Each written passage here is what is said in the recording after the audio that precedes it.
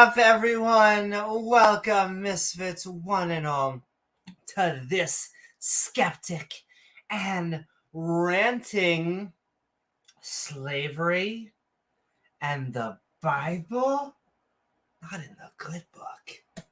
Where, yes, tonight we are watching a video from the channel Mike Wigner called Slavery and the Bible Explained. Oh, finally, someone's going to explain it to us.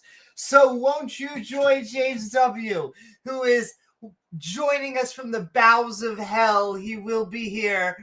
And myself, Amy Newman, for a good time worth enslaving your neighbor.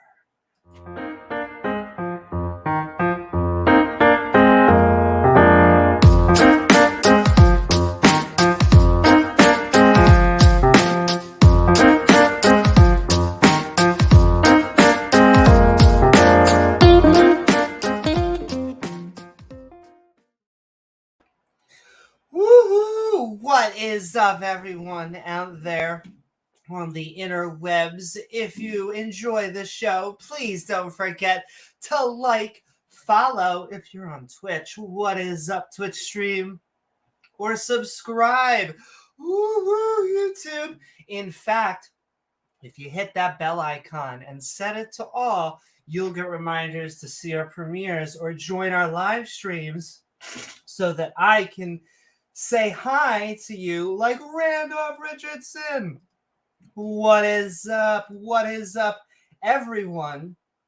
Sunflower. It's a Rubik's.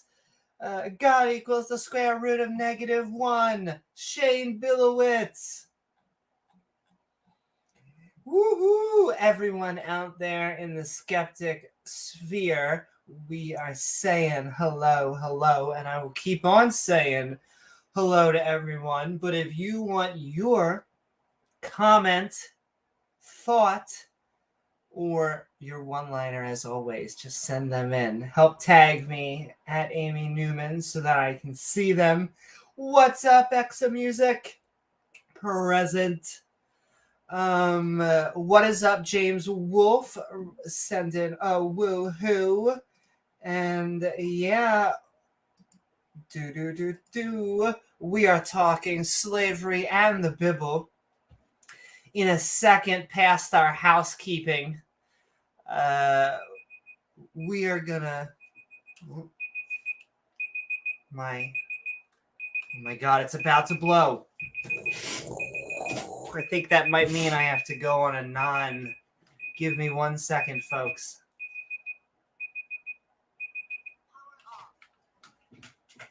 I think you can probably still hear me, though, so I'll just keep on blabbing and sending what is up to the interwebs. Thank you for joining us. I'm going to put myself onto... I have, lovely enough, a backup, a wired that I keep just in case.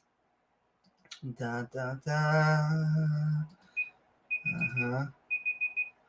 Now I just hear something beeping. Oh. Uh-huh.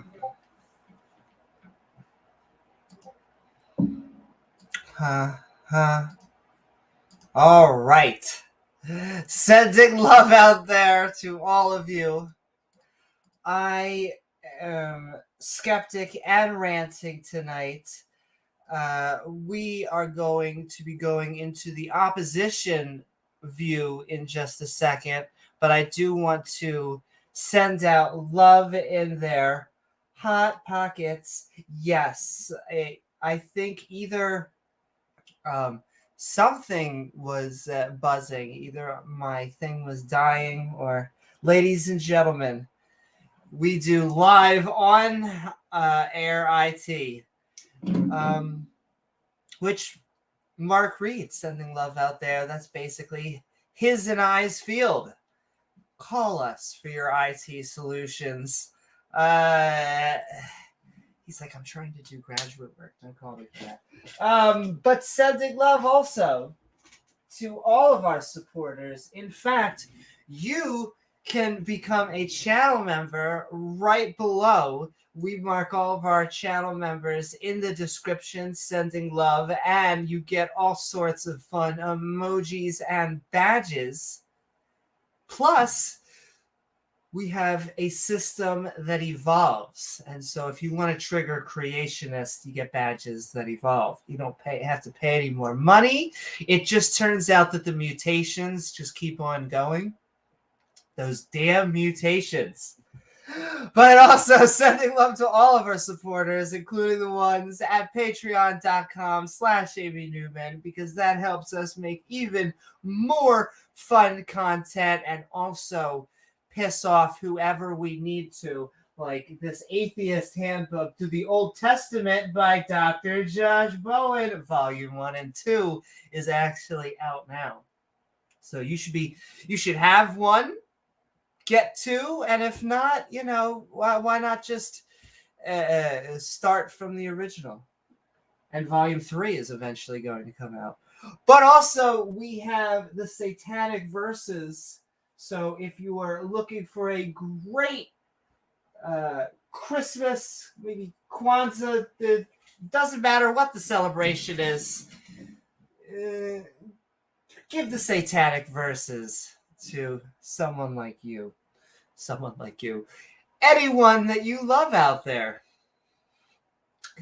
And I think he's almost recovered, or at least he is on the road to recovery. My favorite thing, once again, about that is, first of all, the guy who assaulted him did not read more than 2 pages of the book. So, as we like to say, about as much as your American Christian reads the Bible. Oh, I'm just kidding. I love you all. But 2 pages, really? You were like, okay, I read the opening flap, and you were convinced that he needed to get stabbed. That was it. No, it's ideology. It's brainwashing. It's religion. And he was also surprised that he's going to live. And that would be because Mr. Rushdie has something that you don't have, which is science. You see, after he was assaulted, people didn't rush over and go, quickly, everyone pray. No, you see, they airlifted him via helicopter and took him to the best surgeons in the world. And he will live. And you just help him sell more books. That's what, okay. Enough of ranting, though this is a rant, I will say. Though if you guys have any comments out there and want it shown up on the screen,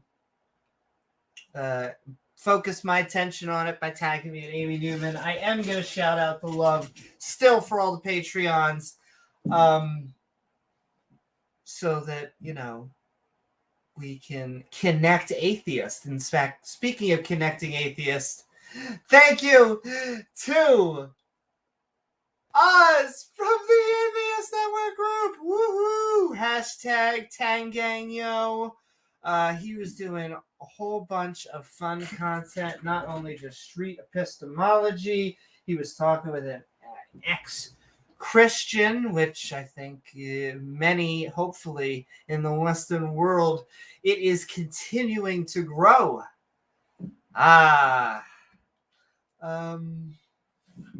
Just like there are many ex-pastors out there. One can wish. Ken Hovind. But also, so sending love to Oz, sending love to Jena, sending love to Biddy Buddha, Shane the Skeptic, everyone out there at Tangang. Reading Randolph Richardson says, read somewhere just the other day, Senator may be losing one eye from the recent attack. Yes, I did see that the attacks very specifically were along, the body. There's one other area missing, like a neck or an arm or something. One other place and an eye. And twice, another guy got hurt in the eye but he won't lose it. It looks like Salmon will lose that eye, unfortunately. However, I still remain hopeful because I'll take it as a win that the medical science is actually going. Liver, thank you. Yes. If it was a kidney, I could be making like an RPG reference. It's a kidney shot. It was a rogue that got him. Damn it. But I'm just happy that, his entire shtick was I'm going to make a martyr out of this man for this old fatwa that even the Iranians were like, dude, we have to... Right. We did do that. And AOL was really big. Right. Where did you find that? Okay. But sending love to him and all that. And sending love to Oz and Tangang and all of the atheists out there. You have a home. Woohoo! What is up, Pat? Boom, boom, boom, boom, boom, boom. In fact, I'll send this out equally to any person with expertise. I'm sending this out there to you, Pat. I think this pertains to you. If you are in sweatpants, feel free to keep just being on sweatpants. But I am maybe just going to just sneak a link in there if you want to comment. We'll see. How about this? We'll see how angry this gentleman gets you, and then maybe we'll get you. Do. But you also have a link, just in case. Sending love out there. If anyone else has expertise in this field, we specifically love bringing, because sometimes the Christians or Jews or Muslims get a little bit angry, like they're not having experts on, especially when you're reading something like the Quran and you don't have someone that can translate Arabic. I'm annoyed I have to be wearing pants at this time. I completely understand, Beamsy. Wearing pants. Gavin has the same problem sometimes. Sending so much love, Gavin. I don't think he's ever been on the channel. I wonder, except for below the channel. He's been below the channel. What field are we discussing? We are talking biblical slavery tonight. Because I got in a discussion on with a few Christians that were basically just trying to convince me that this was the good slavery. The good slavery.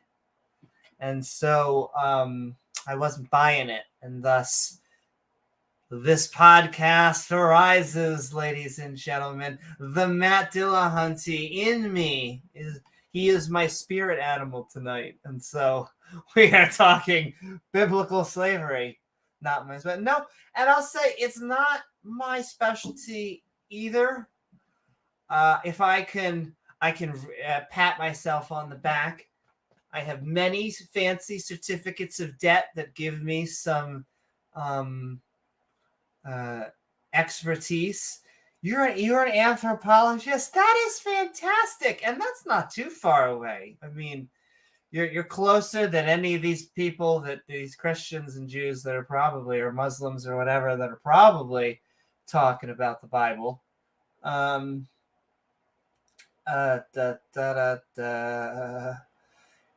know James Wolfe is a archaeologist. I know Pat is an archaeologist.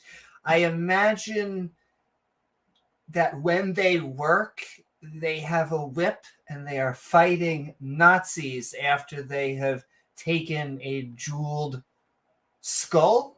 I imagine that is basically what is going on. But yes, my expertise, speaking of patting on the back,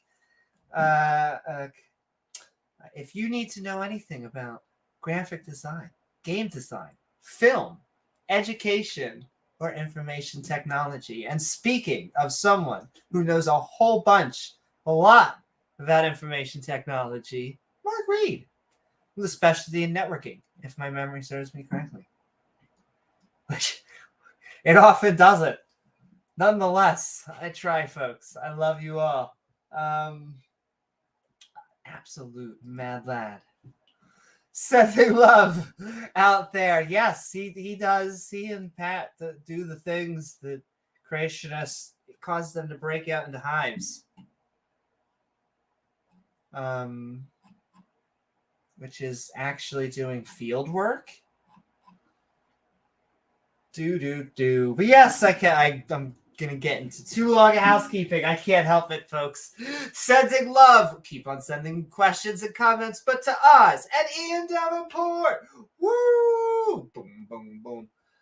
Thank you so very much, Ian. Reminding all of us how shitty creationist talking points are, and are they shitty? And this isn't really just creationism as much just the people trying to defend the Abrahamic faith. Now listen, I love Jews. I hear the Louis C.K. bit. First of all, I have to say this. There's a basically says, it's the only word you can use where that one word is just the emphasis. If you want to be good or bad, you could be Jews or Jews.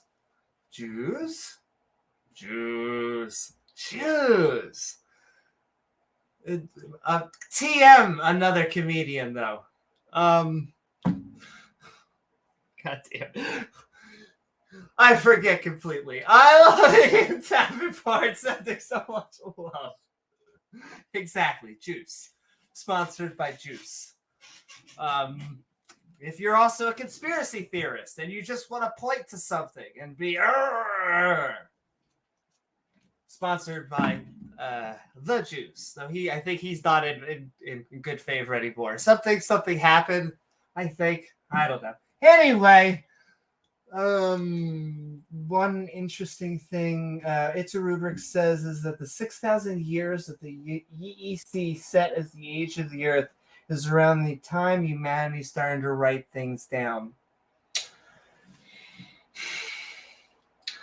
I disagree with that a little bit, or I would say, or maybe I could contextualize in that. Oh, what is up? I hear James' thing.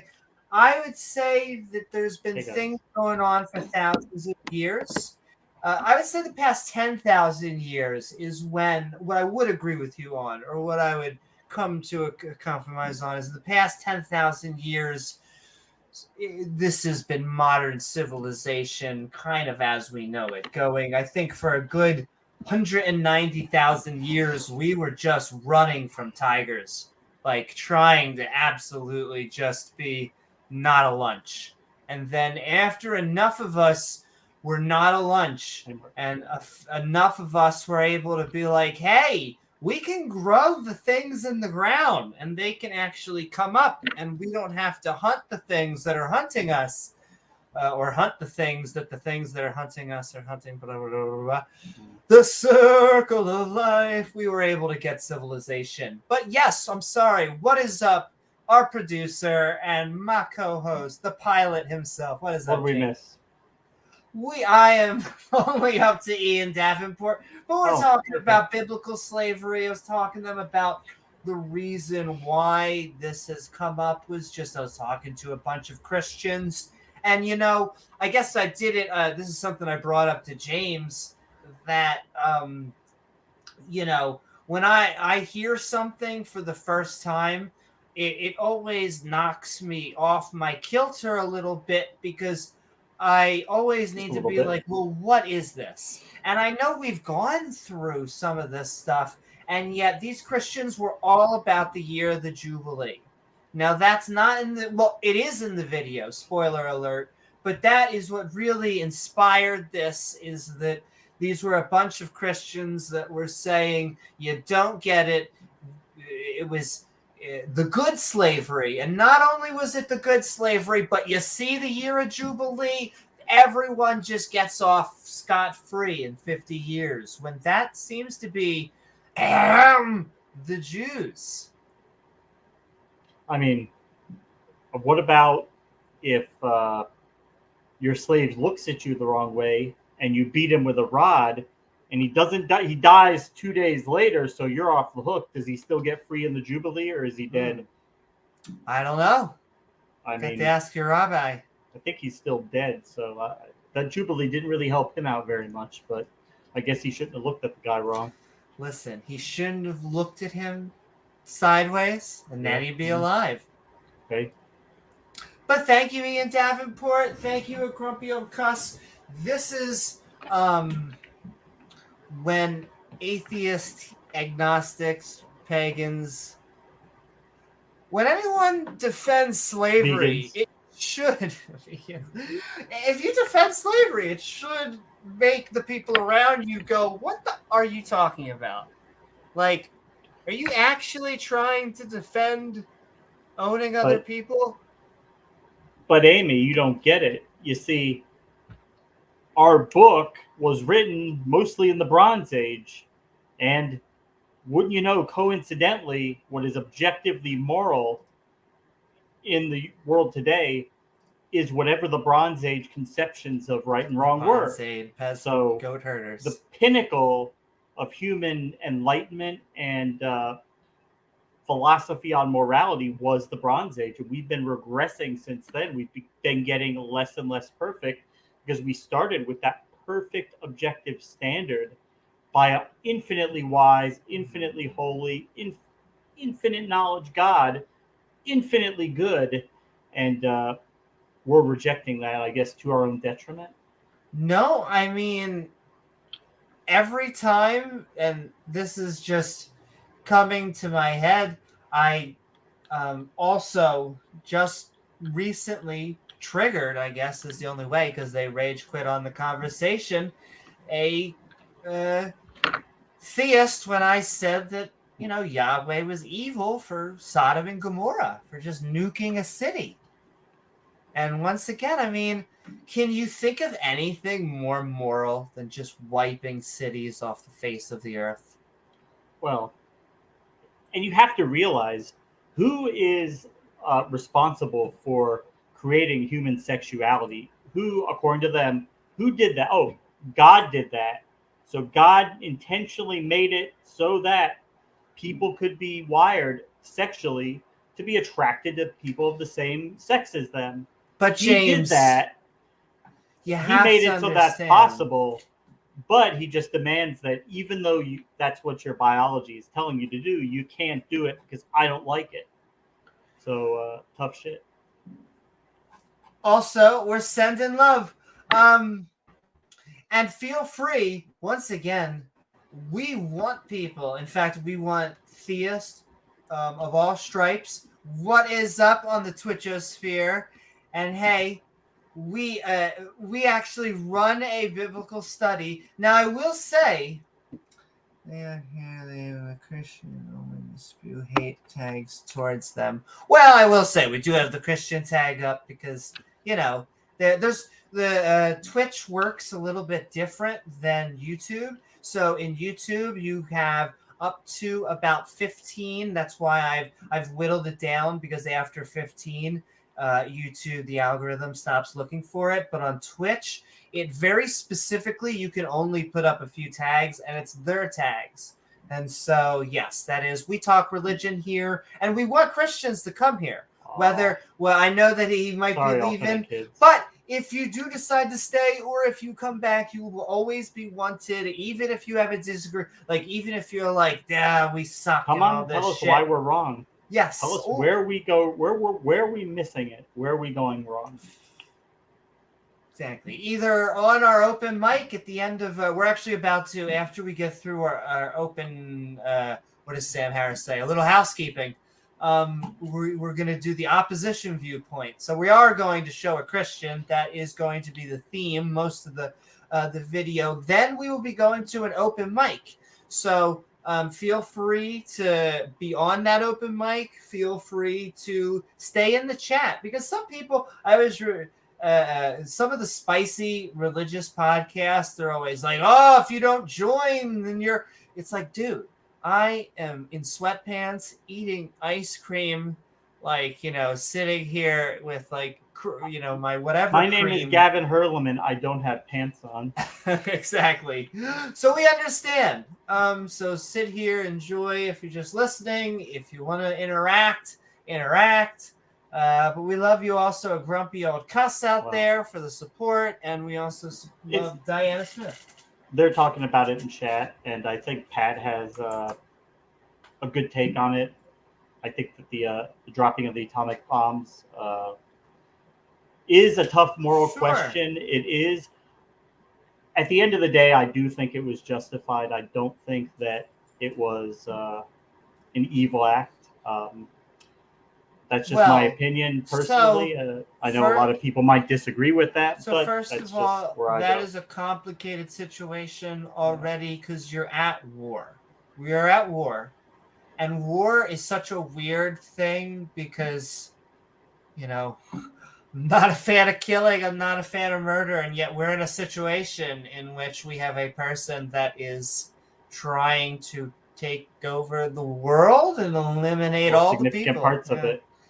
Well, the thing is, I think we are so sheltered today because most of us in our lifetimes, all the wars we've been in are against tin pot dictatorships and third world countries. It's been so long since we faced like a world power in war where we had a legitimate chance to lose that war. It was not like we're guaranteed to win like these little incursions we do now. And even if we lose, we retreat, and then it's not like our country is under attack in the homeland. It's not like our way of life is going to be threatened. But back then it was threatened, and we could have lost that war. Well, let me just say, it means that also a lot of civilians died. And we have to mourn that. You have to acknowledge that. But we were in a situation where it was going to, I think, that what they were saying is you're just now going to draw it out, and then there's going to be civilian casualties. So it's hard to tell. They were preparing to hunker down and go through a long guerrilla-type insurgency, which is what they were afraid of. And well, the Japanese would not be the type of people that I would want to go to war because it had, at least at the time, they had a pseudo-religious element to what they were doing, especially with their empire. You don't want to fight against. It's like religious people. Once people think that they are doing things beyond death, it makes for scary things. Though it was a scary war because once again, we have probably one of the atypical. No, it breaks Godwin's law twice. These were terrible people in terrible times. The Japanese, you really have to understand their mentality. I don't know if you know this, but there were Japanese soldiers who got cut off, separated from their units in the various islands, and many of them held out into the 1970s, I believe, was the last holdout. This is a guy who's been in an island in the jungles fighting a war that's been over for like 30 years. Really? And he refused to surrender his weapon until they got his commanding officer, who had been retired from the service for like 25 years, get him back in uniform and come and order him to surrender. That's the type of fanaticism that you have to admire, the tenacity and the never giving up. But that's the type of enemy that we face. Yep, and once again, there's been a lot of bad that came out of it, and a lot of good. There's been a lot of peace, and there's been a lot of wars since then, but we have not had a world war since. And that to me is to say, I know everyone thinks we're in the brink of World War III, brink of Civil War, brink of blah blah blah blah blah blah blah. I don't think so. But I don't think we are at all. Now, we are very divided as a country.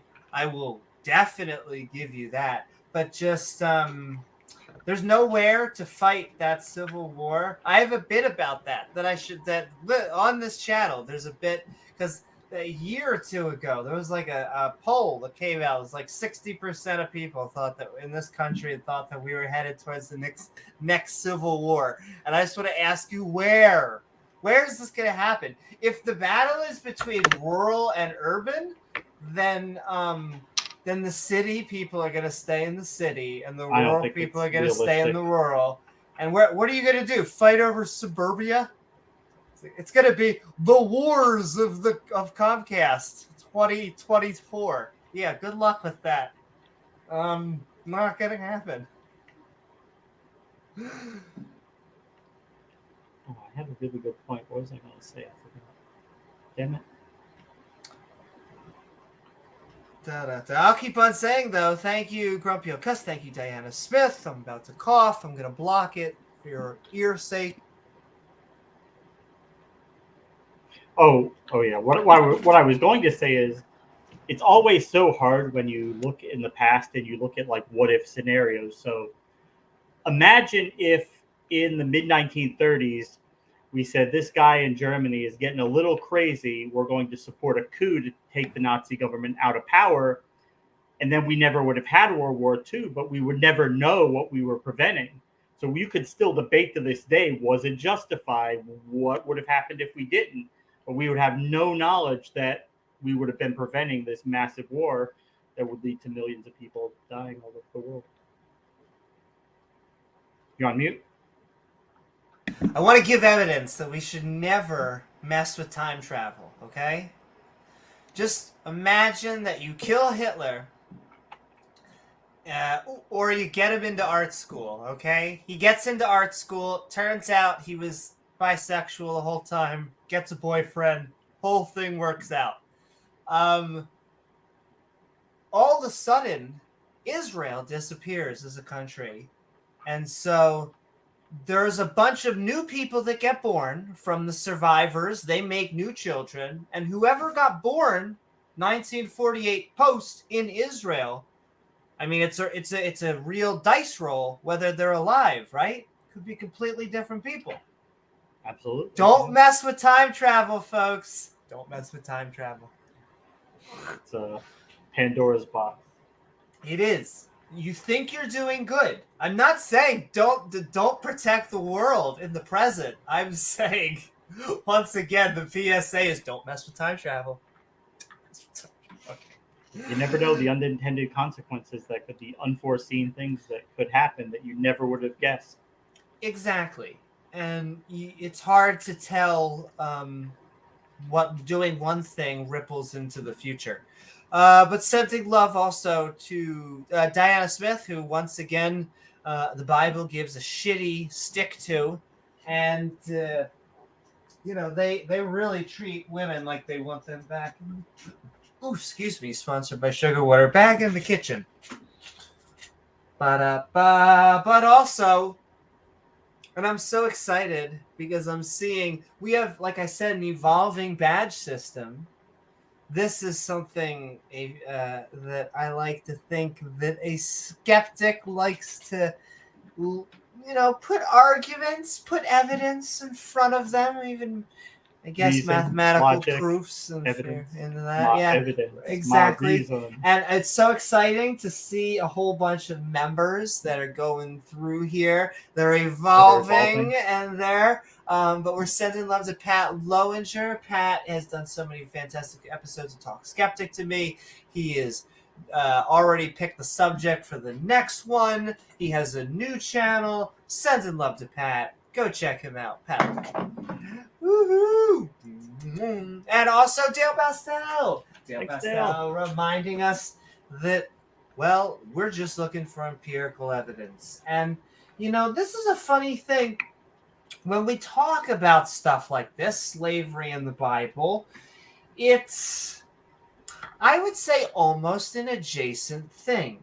Because it's almost like, for this episode, we are accepting that Harry Potter is real. because we're delving into Taking the that face realm value. of it.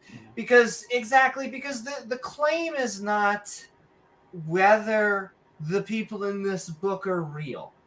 That really has nothing to do with it. We are looking at the morality that is supposedly given from God. Hey, Doubting Tom, it's good to see you, man. Woohoo! James Wolfe on Twitch. Boom, boom, boom. What is up, James Wolfe? What is up, everyone? A Doubting Thomas. And thank you, Yeah. Dale.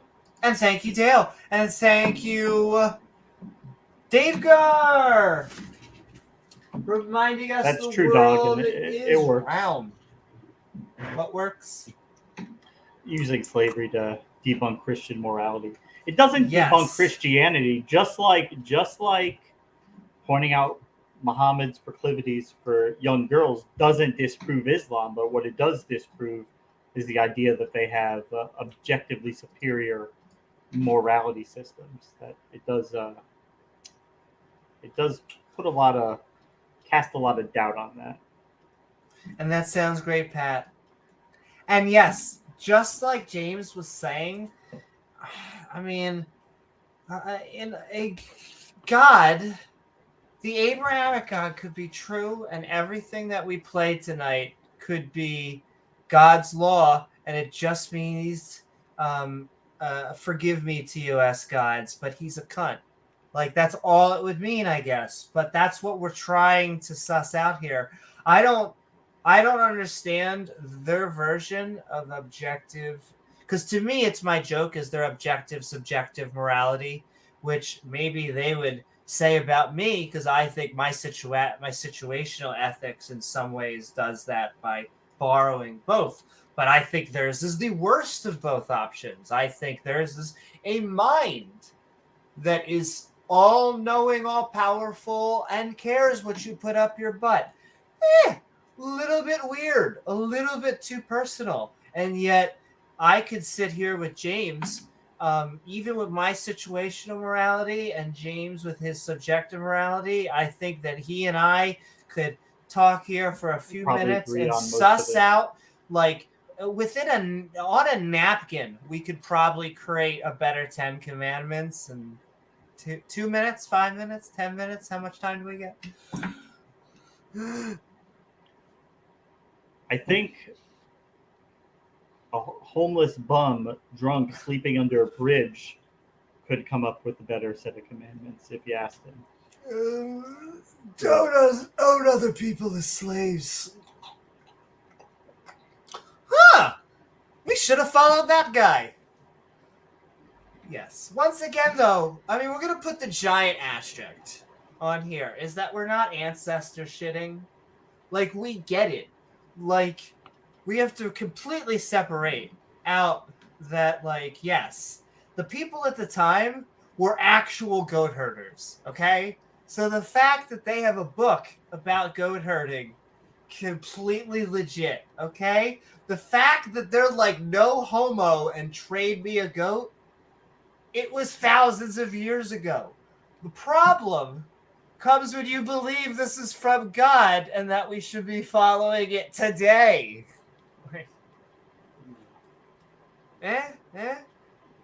Speaking of which, what is up, Terry?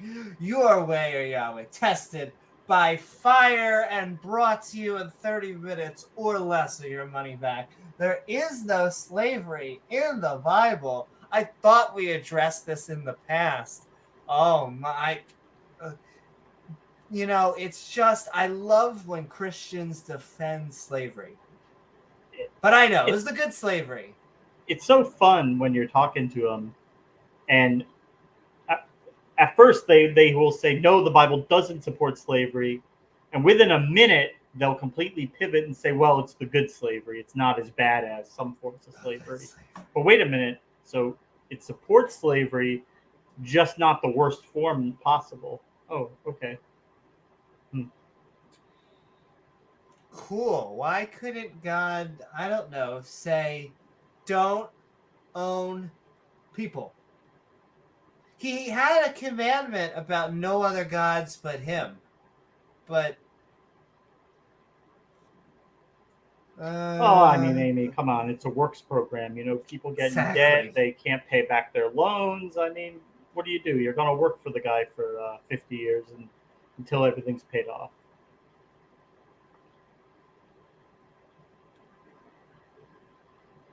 Biblically speaking, of course. And Beamsy says Facebook has over 2 billion users. That is as big as the whole of Christianity. Forget that. It is bigger than Hinduism and Islam. All praise the Zuckerberg. Although Facebook's Messenger is probably the worst. Oh my god. I miss the AIM days, the AOL Messengers days. Yeah. Those were good days, ladies and gentlemen.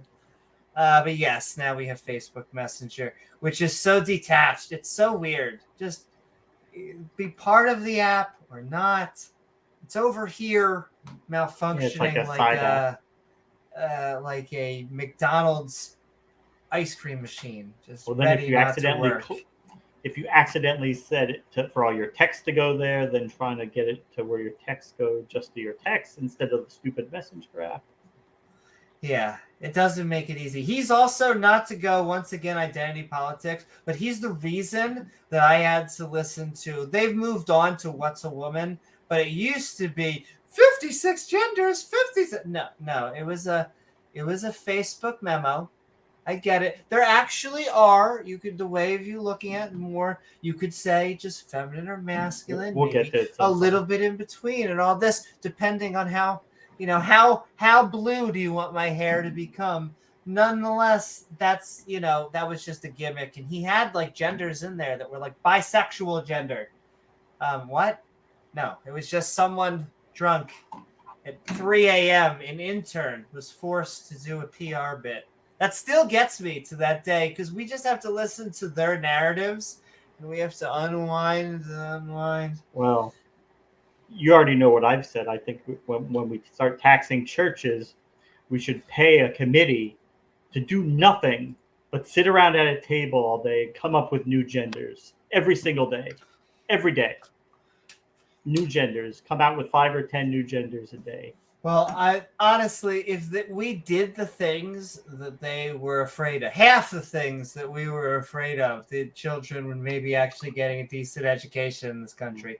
Nonetheless, we get, like an algebra teacher that has to like basically saw her own fucking whatever those things are that you have to do. I used to have one. Basically saw their own tools so that students can learn. But besides that, yeah, I'm sure they're teaching gender studies in between then. What's up, to Freak? What is up, everyone? Keep on tagging us, even if it's really spicy. I saw someone a whole bunch ago. I think it was Doorknob Hammer. Someone was like, "You're channeling your Matt Dillon." It's like, yeah. There is one thing if he has that I think he is just fantastic on, because I know why are oh Jesus. Well, let me start. You want it? You asked for it. Well, yes, and first of all, that monkeypox. And hold on, thank you, YouTube gods. Hopefully, we're about to bestow information, not misinformation. But monkeypox is not an STD. It is a virus. It opens it spreads by any open womb. Nonetheless, if you are a straight man who pets a dog with a wound on your hand, just pets it, just hi Fluffy, you will give the dog monkeypox because, once again, it is not an STD. Do a lot of gay men, are they having unprotected sex? And because unprotected sex is a transfer of blood, is that a great way of transferring monkeypox? Yes, it is. But it is actually, once again, you shouldn't blame HIV and AIDS for gays, but we should at least understand what monkeypox is. It's not an STD. Many STDs are viruses, as they say. Yes, but you do understand that if it's an open wound on your hand, and you know, Well, that's why, like, you say we're not addressing governments. Why are they asking gay people to stop having? Well, they first of all, I'd love to see them say stop having gay sex. What I assume they said, and what they should be saying, is safe sex. Epic fail. What is an epic fail? I'm sending love out there to you, Sunflower. I can show you the world. Okay, show me the article. And I know you don't have whatever. So figure out a way. Send it on VC or Discord or something. I mean, which government? They literally called gay people. The government of North Korea? I mean, they which said international government? Yeah, show me. The United States said Iran? gay people should not be having sex. They didn't say gay people should. Yes, I want to see not be having safe sex. Because everyone should be having safe sex. Unless you know the partner, unless you're married or they're long-term. Committed or relationship, monogamy. Yes. You'll find that James and I are very either centrist, independent. We're very... I can sit here and talk to you about the value of tradition, of family and community, and I get scuffed at all the time. And yet, you see those people in the chat, that Skeptic and Ranting community? Because it's the best thing that religion has, the only thing that religion has, and we do it better. Strategies adopted by gay and bisexual other men who have sex with monkey then try. Okay, strategies. Well, let's look it up. Let's look at I mean, you've now said it, so now let's find a quote that says they should not. I'm gonna mute myself. That's from the CDC. So you don't hear my clickety clack. Yeah.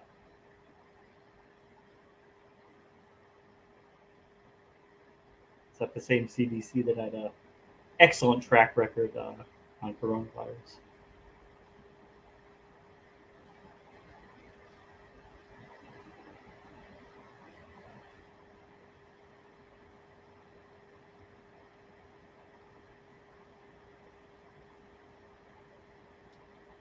La la la la la la la.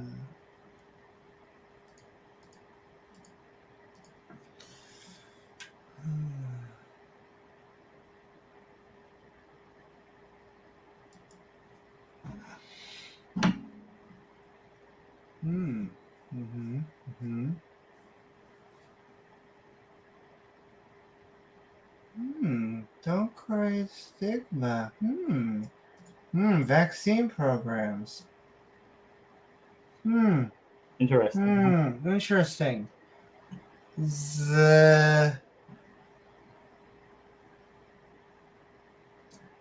Sunflower vindicated. Can you show me what the vindication is? I'm waiting for the not having gay sex. Read and weep. Yes. That's the problem. We're reading. We're waiting for the weeping. Where's the weeping? Where is the not having gay?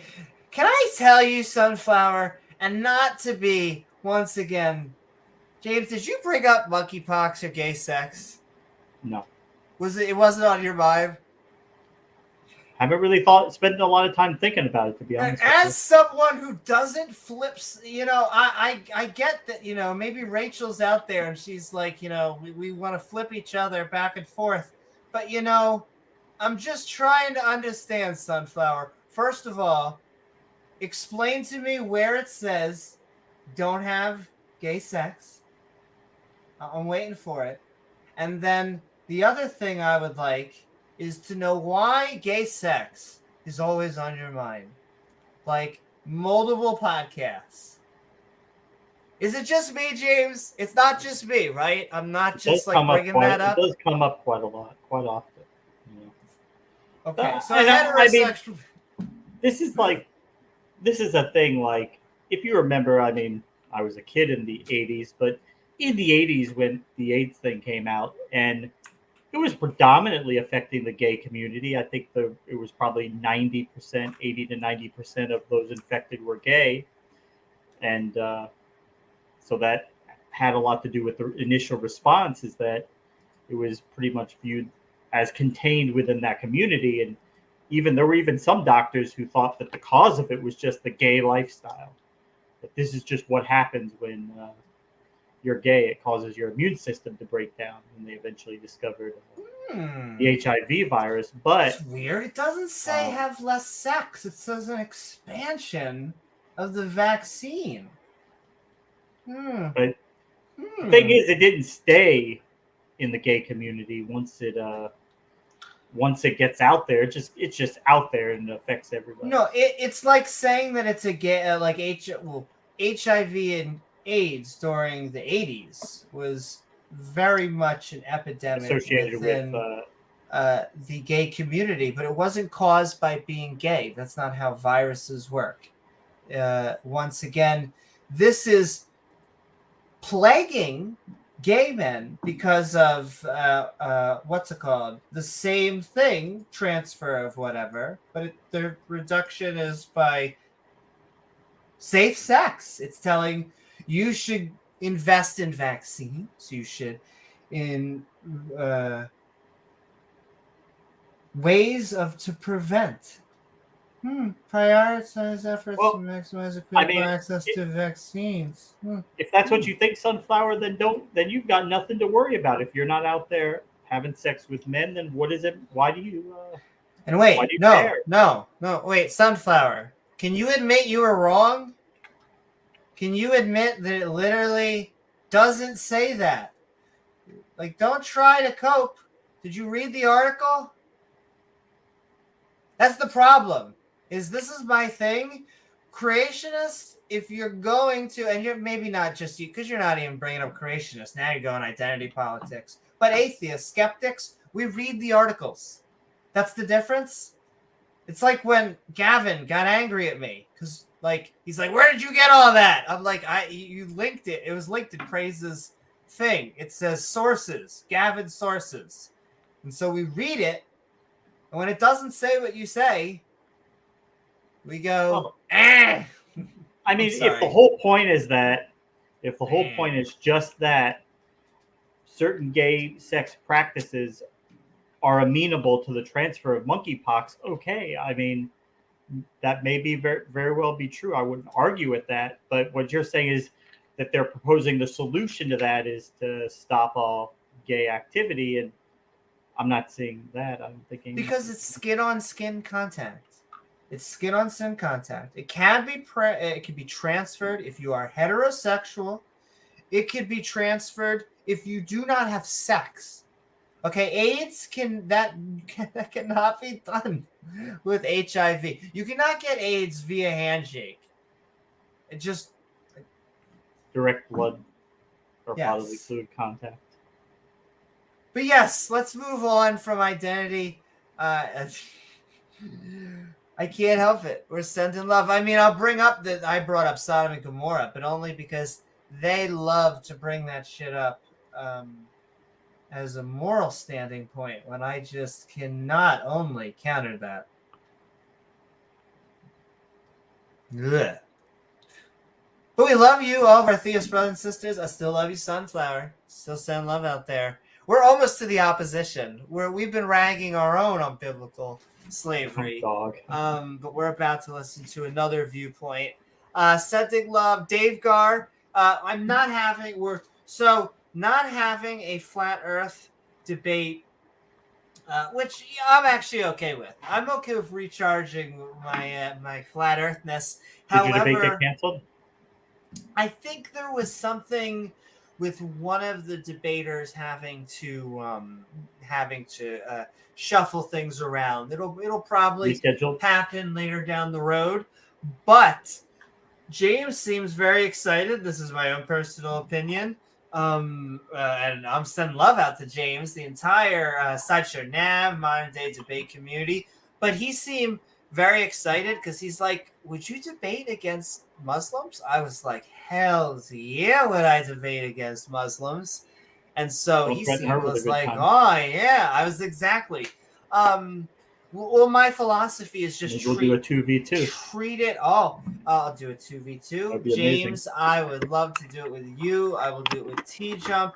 My philosophy has been, if you treat religious people, if you just treat it as theism top level, I just disagree with doesn't matter at all levels. So Christianity, Abrahamic religion, deism, We're whatever all they just as want to wrong. say. Yes, I disagree with almost all of it. So bring it on, baby.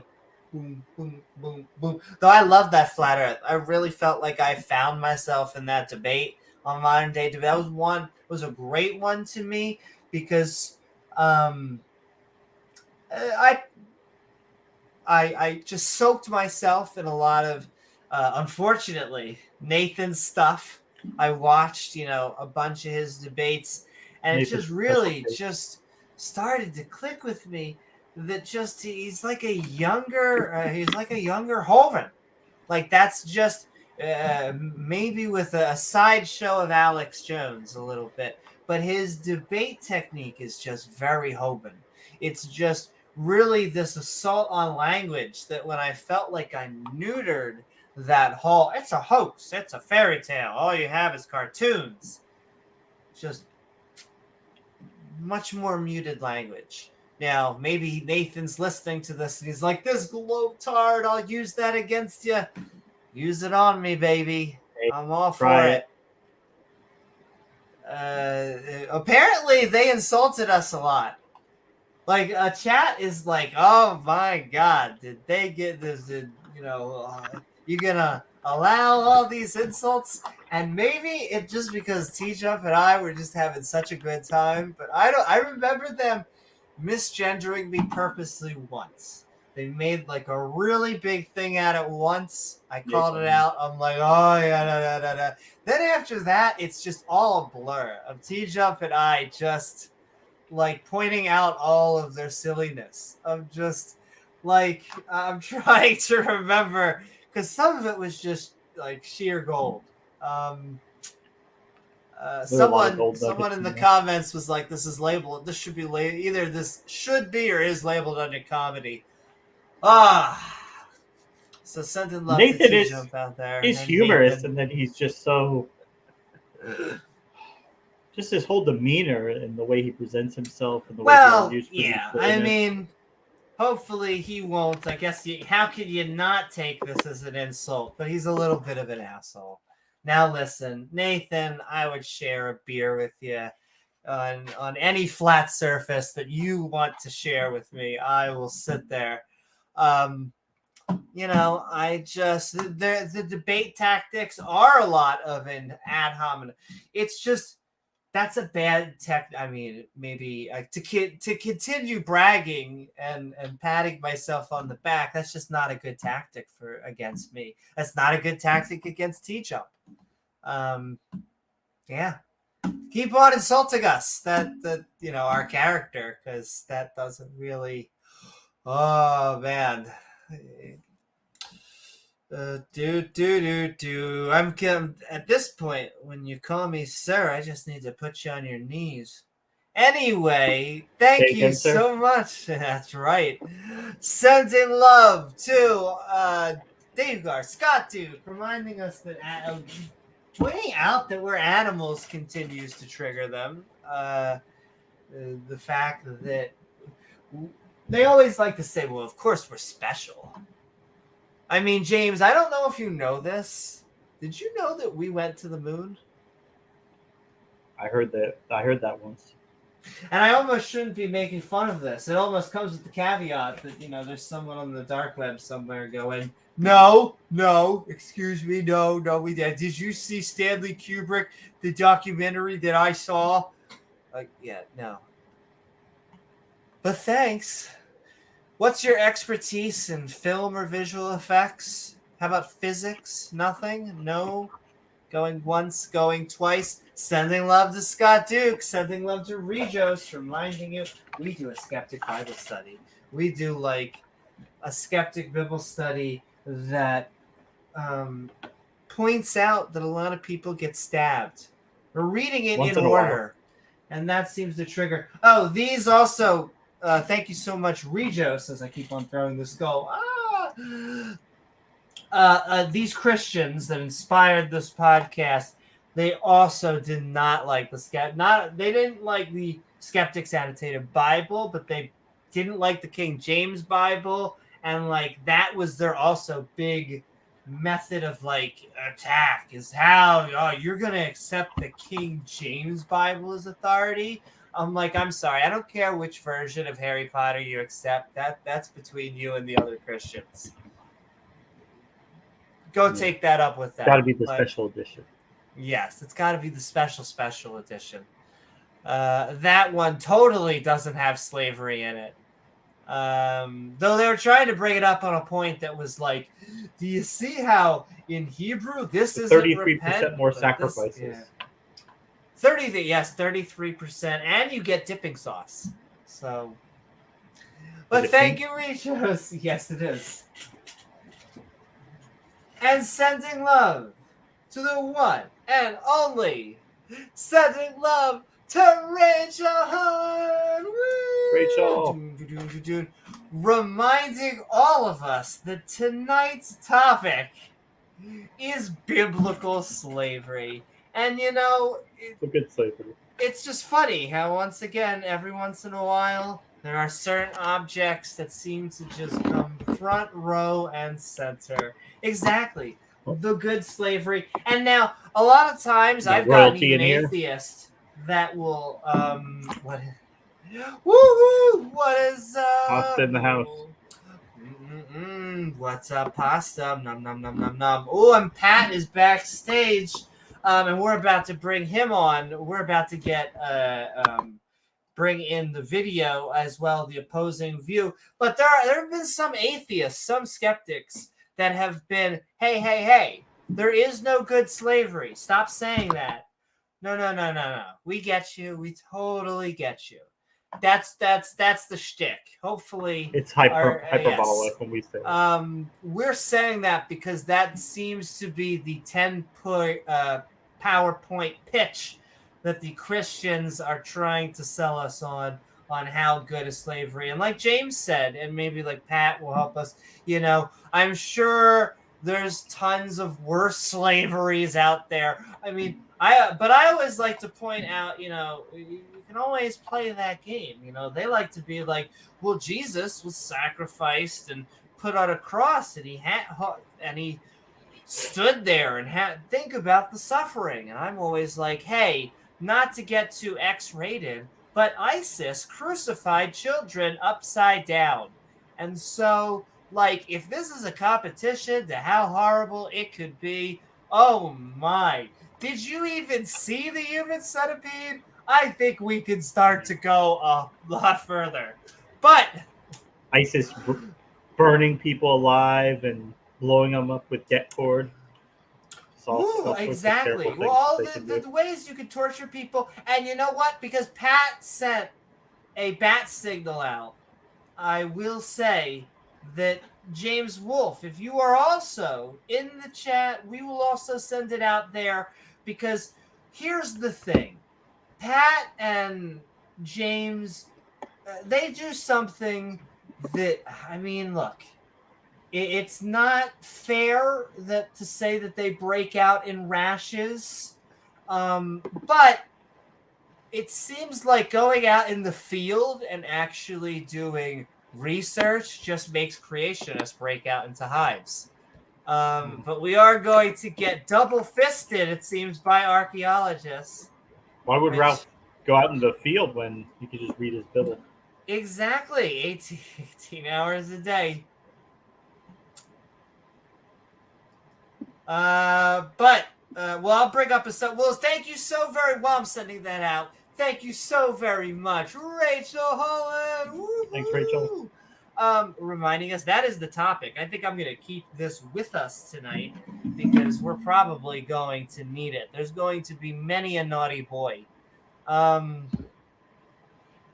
let's get, while I'm sending that out, and while we're sending, there says nothing that should keep us from bringing people in with our housekeeping, a little bit of Sam Harris housekeeping.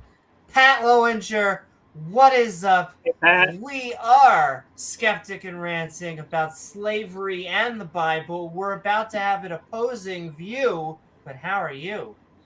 I'm good. Thanks for having me on. Just a little bit of note taking. We earlier there was a comment made that the structure of the Hebrew Old Testament is a Bronze Age book. And I hear a lot of people say that. It's actually not.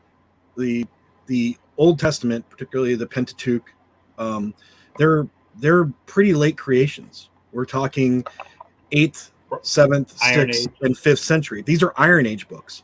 The problem is, and the reason a lot of people who study the ancient Near East typically classify them as Bronze Age legal systems, is because they're taken from their contemporaneous neighbors that had codes similar to that written much earlier into those Bronze Ages, that late Bronze Age and Middle Bronze Age period. So the Hebrew or Hebraic legal codes that are contained within the Pentateuch are actually a much later adaptation.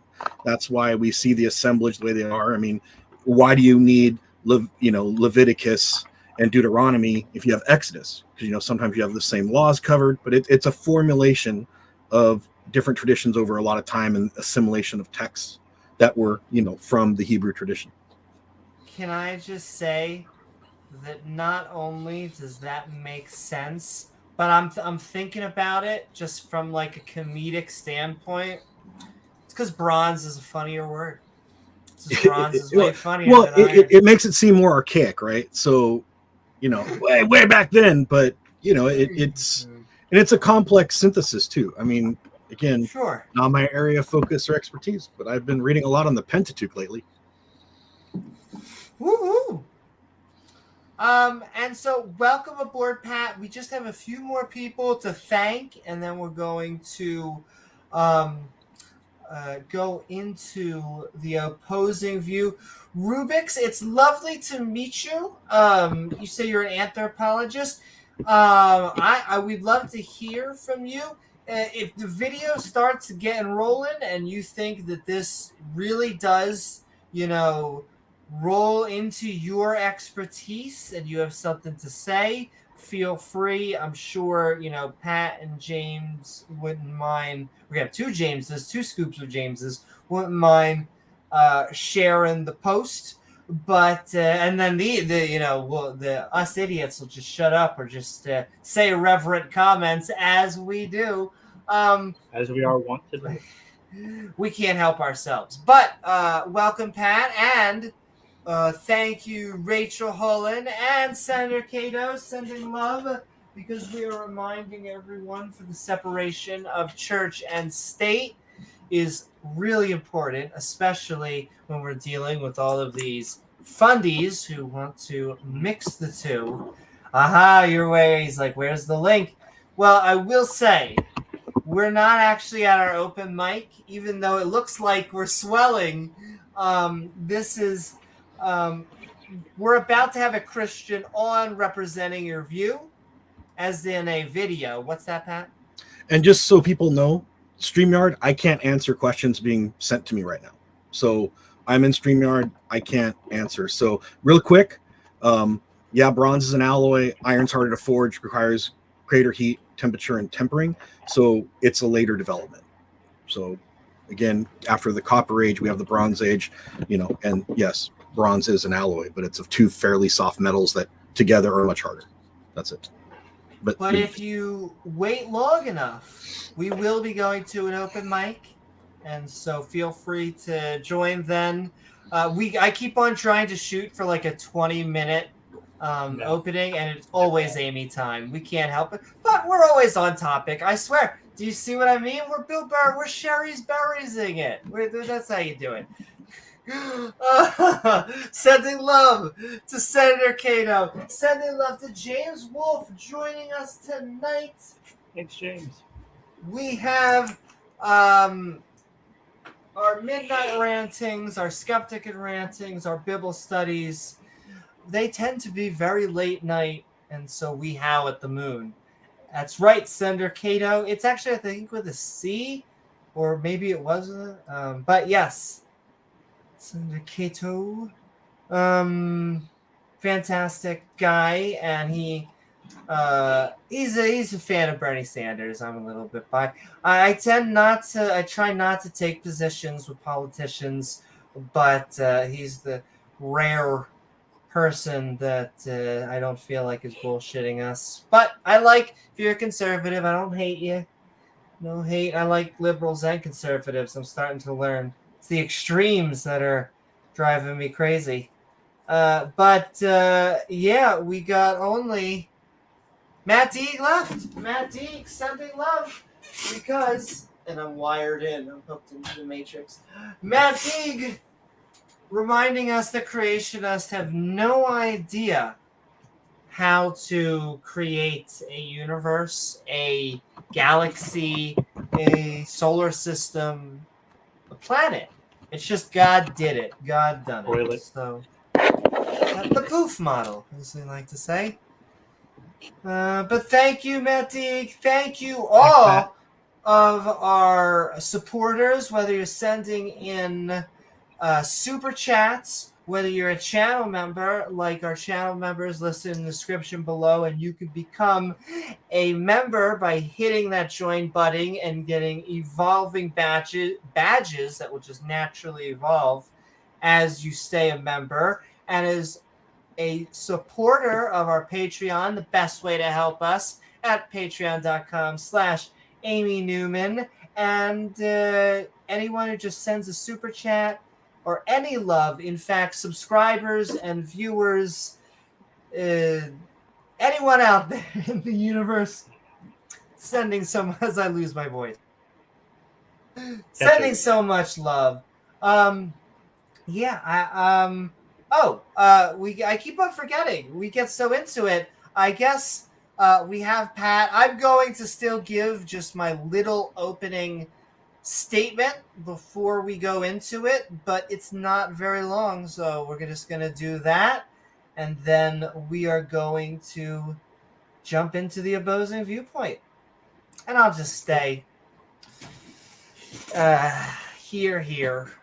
And queer. Actually, let me get a drink and then I'll start reading.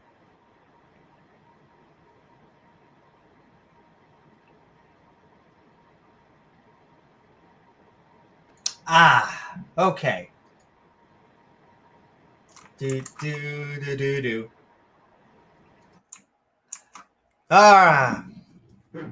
Slavery and the Bible goes together like peanut butter and jelly.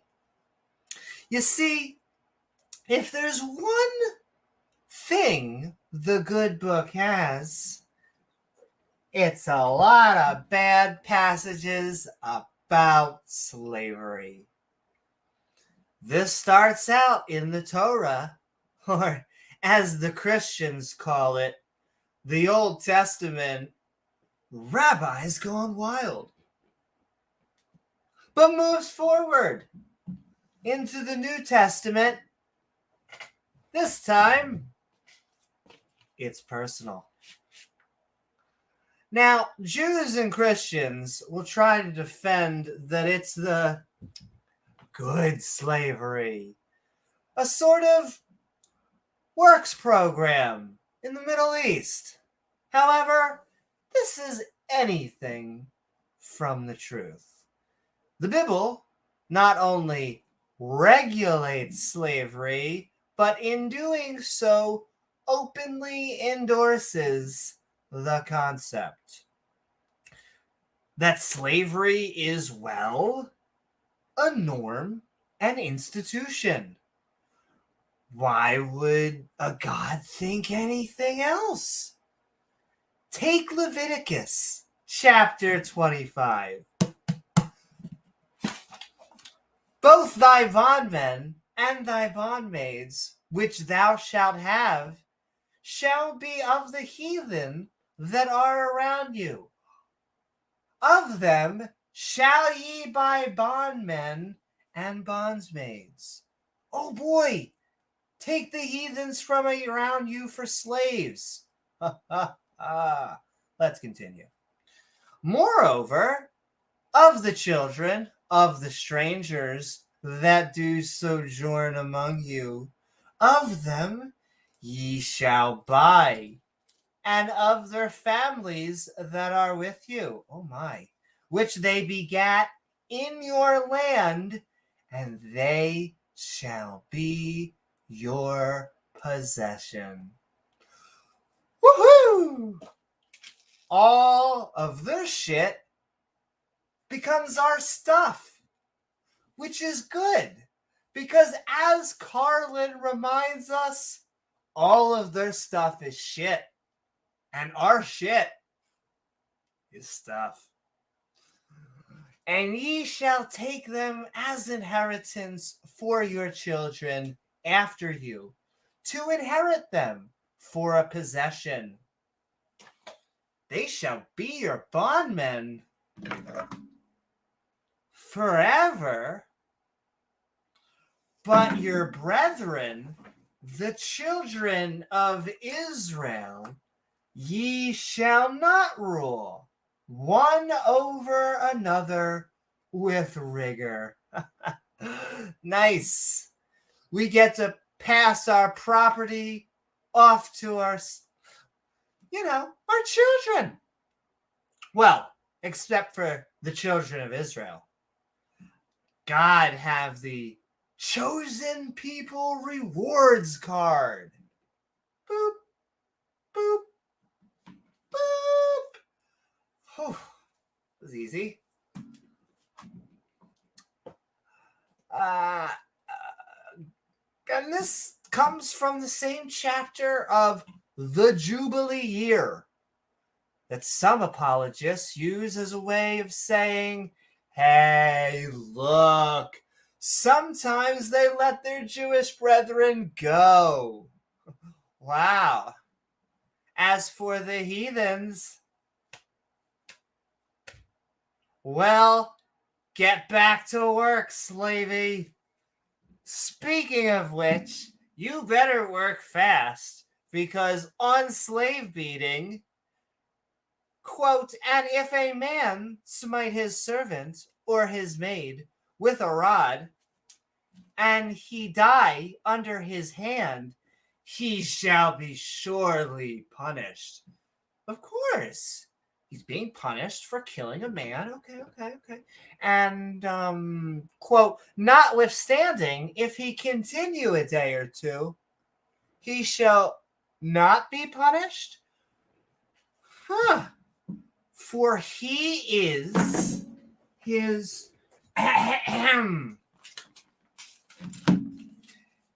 his money.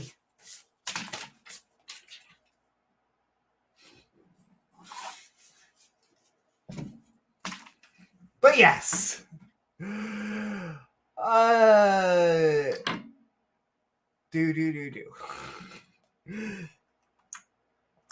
Well, there you have it. Ladies and gentlemen. That's it. That's all, folks. That's all, folks. He is his money. Seems like a stamp of approval for me. But if you weren't sold on the morality going on here, well, and I quote, if a man sells his daughter to be a maidservant, she shall not go out as the men servants do. If she please not her master, who hath betrothed her to himself, then shall he let her be redeemed. Did you just say if a man sells his daughter? Why, yes. The Bible did. But the gospel just reaffirms, I guess I should say the Torah, but the gospel just reaffirms all of these teachings on selling your daughter. Paul states in Ephesians,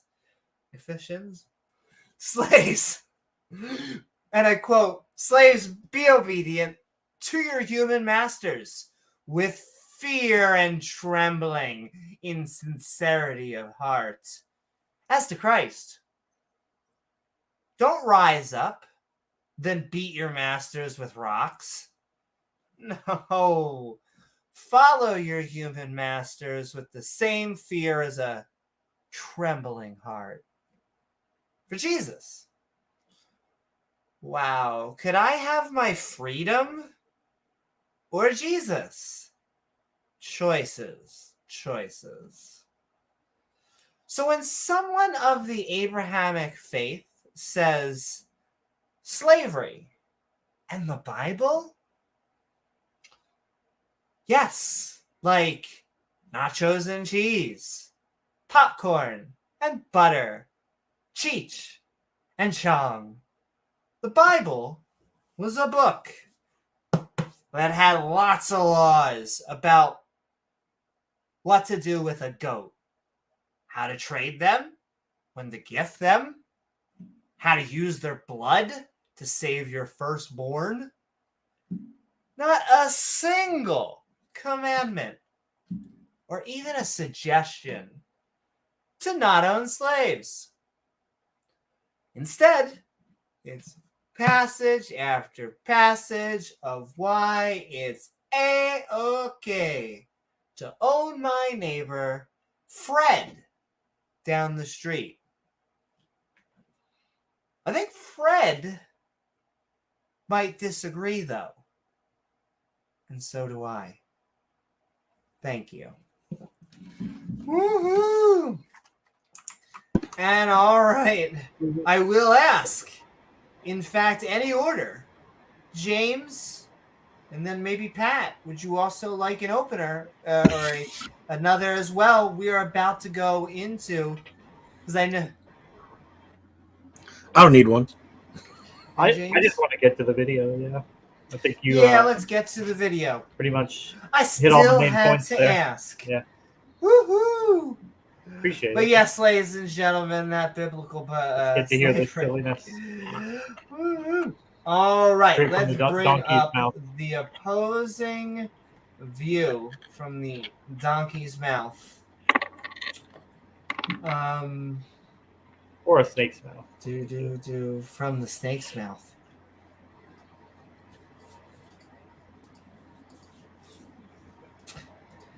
La. We are getting into the fun, ladies and gentlemen. Our bodies are ready. We are going into slavery and the Bible, and apparently we're about to have it explained. Right now we're going to deal with a really hot topic. That hot topic is slavery. Specifically slavery in the... And a Pretty warning, low. I do have it. Hey, he is pretty low. I'm pretty sure this is on... What's it called, though?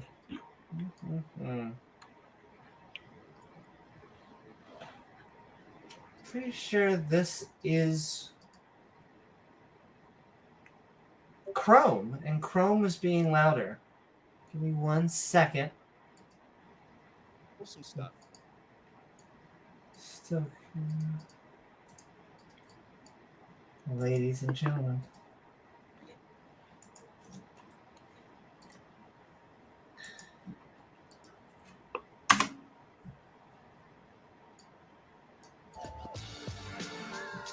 Thank you, capitalism. I do love all that. See, that sounds just as low. I'm going to bring it up one more time. To Philemon. I'm going to say Philemon, and if I'm pronouncing I don't know.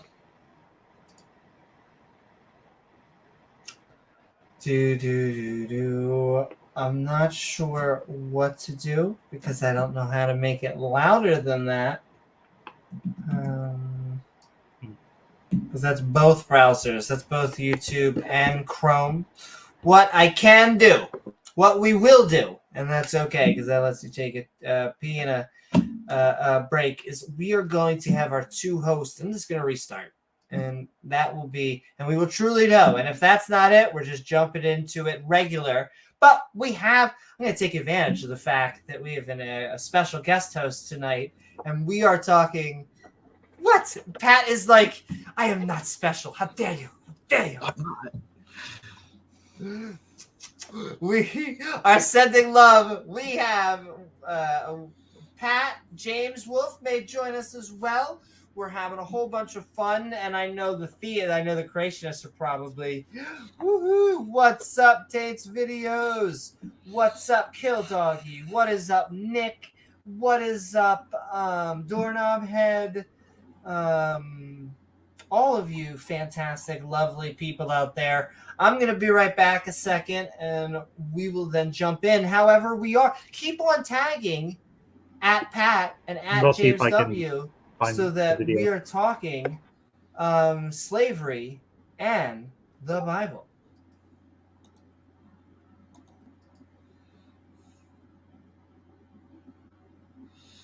All right. So we're just going to hang out.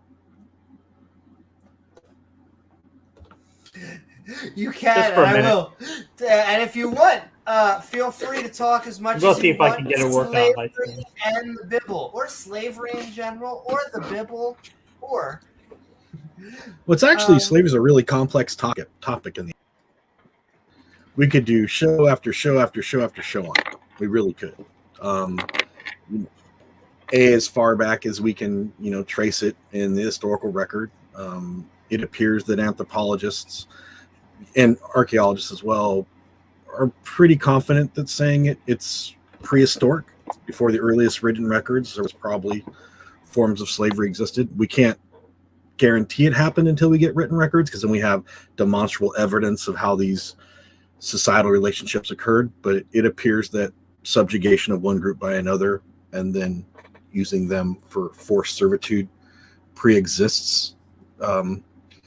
Many early societies' written accounts of the practice probably goes back to even the beginning of the transference into an agrarian system in the Eastern Mediterranean. So it's possible that even hunter-gatherer people engage in this type of the taking and dominance of another group, and then it just proliferated through and became Post-war kind of and particularly with agrarian systems developing, a cheap and secured labor force for the hardest labors are problematic, and there's always work that societies have that were deemed the least preferable work. Like in some systems like Egypt, farming was not the worst job.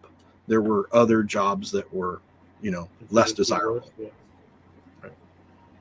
Well, I mean, if you look back at our history, like a lot of times, when slavery started becoming an institution, one of the things that they said is that the black race, they're able to work in the southern United States because they come from a warmer climate, that Europeans just aren't suited to do that work. That was one of the justifications that they gave for it. Yep. Pretty silly, but was one of the things that they did say. Yeah, and as agrarian societies became more and more complex, i.e. what we call, early settlement, and then what we call city formation, right? Because, you don't just all of a sudden have cities. But as we see these more complex systems develop as far as social systems in an agrarian society, the dominance of elites over non-elites, and even then the suppression of surrounding people, become kind of normative. I mean, the one thing about ancient Israel, and I'm not apologizing, I'm not acting as an apologist, is their system was pretty much the status quo. In some ways they were no better. Some plays they may, in some ways they may have been a little worse by modern perspective. Again, but generally, what the Israelites were doing was just standard practice throughout the Mediterranean. Every society that they were contemporaneous with had some part of their society were slaves. And again, even in other systems that we can use in history, the stratification of one type of slave to another type of slave happens too. So when we're talking about non-Hebrew slaves that were taken from the quote unquote heathen around you, those were a different caste of slaves. So even within societies that had slavery, you can see stratification within that system as well. So it's not an easy question. Some more protections and typically, another example, because I know Greeks and Romans, systems better. Like the Romans had a system where even a Roman citizen can voluntarily, due to debt, give up his citizenship and become a slave, like a real slave, and work for a certain period of time till he was paid off, and then return to his normal status. Now, sometimes he only returned to a freeman status, and sometimes he was allowed to get his citizenship back, depending on how the time period it occurred in and the contract, so to speak, that he was working under. Sometimes he could enter a bonded status, and sometimes he actually accumulation of a certain amount of debt could reduce a Roman citizen to the status of a slave. So it's a wide variety of institutions throughout the Mediterranean. You can look at some places in Greece. There was no form of really bond servitude. There was just slavery, not like a slave or non-slave. It's not a bond issue. But the Greeks also had smaller systems and conquering their neighbor and turning those people into sometimes subjected people, like the periodikoi that were servants to the Spartans, right? Like when people talk about the Spartans, there were a lot of city-states that were subject to the Spartans that are actually part of Spartan society. And those soldiers that, quote unquote, fought with the Spartans were known as the periodikoi. But then there were the helots, right, which were actually people that had been taken as slaves and were the lowest rung in Spartan society. So Spartan society had all these different rungs, depending on if you were a citizen, but not a citizen, but a subject resident, kind of how we translate it. Right. And then there were slaves, right? And so even the subject residents were required to pay taxes and do military service. They weren't free to go outside of their own city, but they weren't slaves. But they weren't free either. They weren't closer to like serfs, maybe. In a way, yeah. I mean, that's, they within their own city, they operated kind of, I won't call it free, but in a way where they were allowed to have their own house and they, have their own little city government, but was totally subjected to, Spartan dictation of how they operated and acted. And Athens did that with some of her colonies as well. Like certain Athenian colonies had pretty, quite a bit of freedom. Some Spartan colonies had, Athenian colonies had garrisons in them to maintain local control. So again, you got to kind of look at each case and try to figure it out. And sometimes we can't figure it out as clear as we'd like to. And so we talk in more general terms. And of course, we had the famous servile wars that the Romans had to deal with. Right. Well, and that's because the servile wars are very interesting, particularly when you look at it from the Roman side of view, because at times the Romans saw it coming. They knew there were problems, and one of the things that they were having problems with, and again, I'm just quoting what the Romans said, so this isn't Pat's opinion. They were enslaving the wrong types of people, and they would reflect on that. For a while, for nearly about half a century before the Servile War, the conquests in Gaul and Spain were enslaving a lot of people from those regions. And Roman historians of the time and afterwards talked about how the Celts as a people weren't really good slaves because they didn't understand that they couldn't fight once they were in servile state, that rebellion was something they were prone to do. And so the Romans would actually warn young men that were buying particularly female Celtic slaves not to let them around bladed weapons in their house, because women, the minute they were near a weapon, unlike Greek slaves and slaves taken from the East, they weren't docile. They were more prone to murder their masters and mistresses. And the men were even considered more violent than that. Part of the reason you have so many Gaulish slaves that are taken and put into gladiatorial arenas, by the way, was because the Gauls were known to be warlike. And then once the Gauls are good fighters conquered, then we see Germans, right? Then Germans become the new big, bad, scary in the Roman world. And the Germans were big, bad, and scary in the Roman world. And okay, we're going to try it again. And it's okay, even if it's... I get a video to full volume and then I put it to half so we can do commentary. So if it's at half, you'll just hear our lovely voices on top like normal. And so it is going to be at 1.25 speed. If this annoys enough people, we will turn it back. There's some videos that handle that better than others. There's some people, I mean, I'm a slow talker myself. Sometimes it takes a minute to get to a sentence. And so sometimes it works out, other people. So tell us in the chat, but we're getting into it. We are talking slavery and the Bible, and we're apparently about to have it explained to us.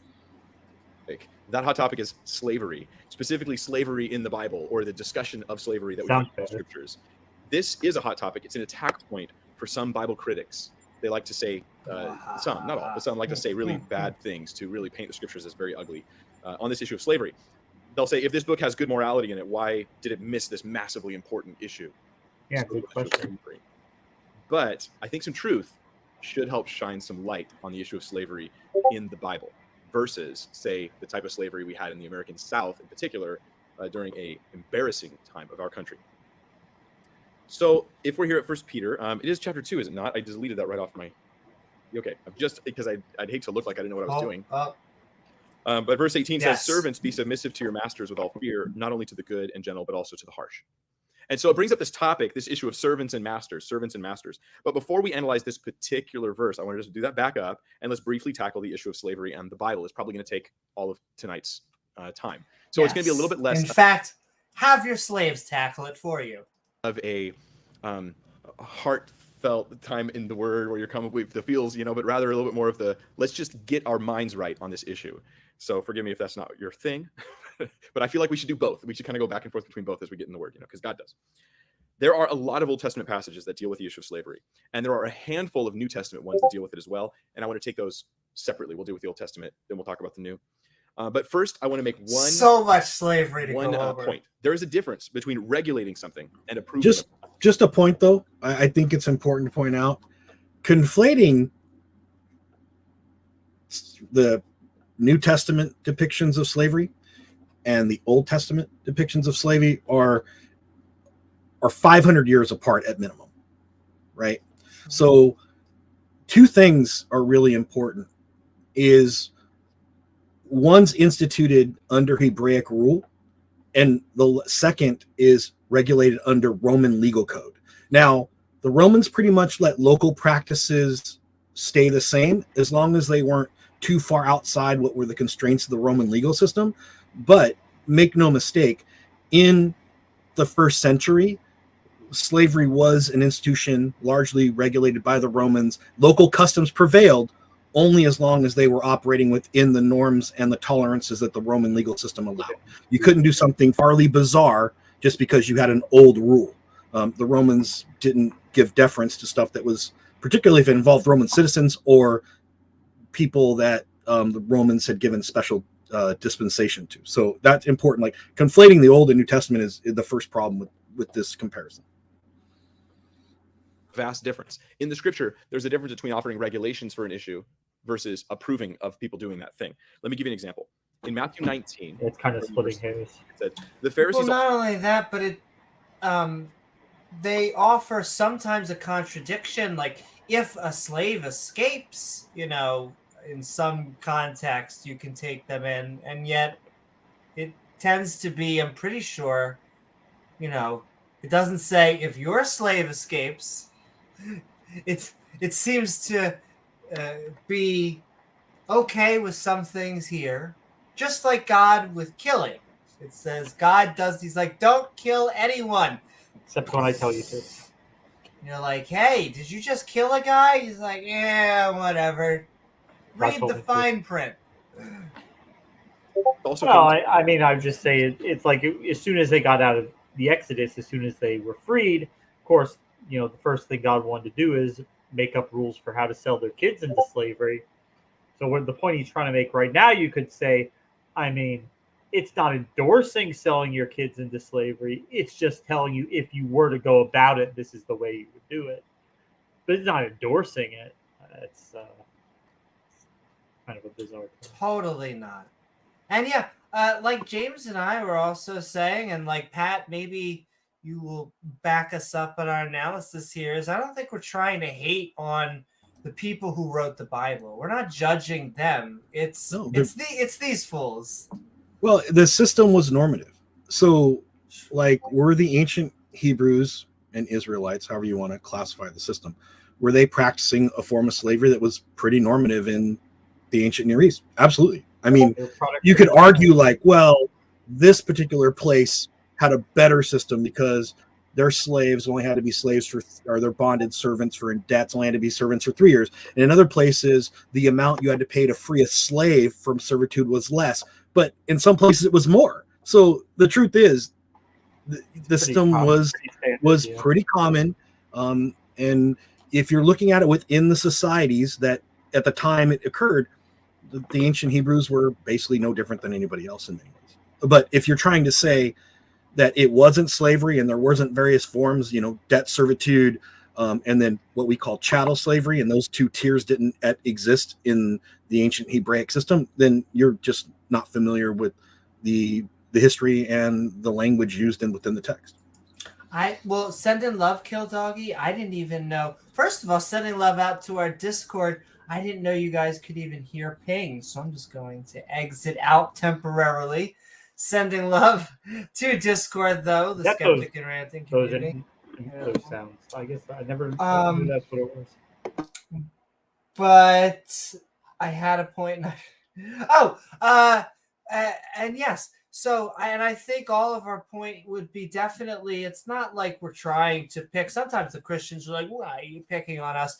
And it's not that we think that it's any particularly more evil slavery than the time. It's just it shows that it has the customs of the time. It's just odd that a God, an all-knowing God, would just pick something that we would view someday as clearly immoral, though.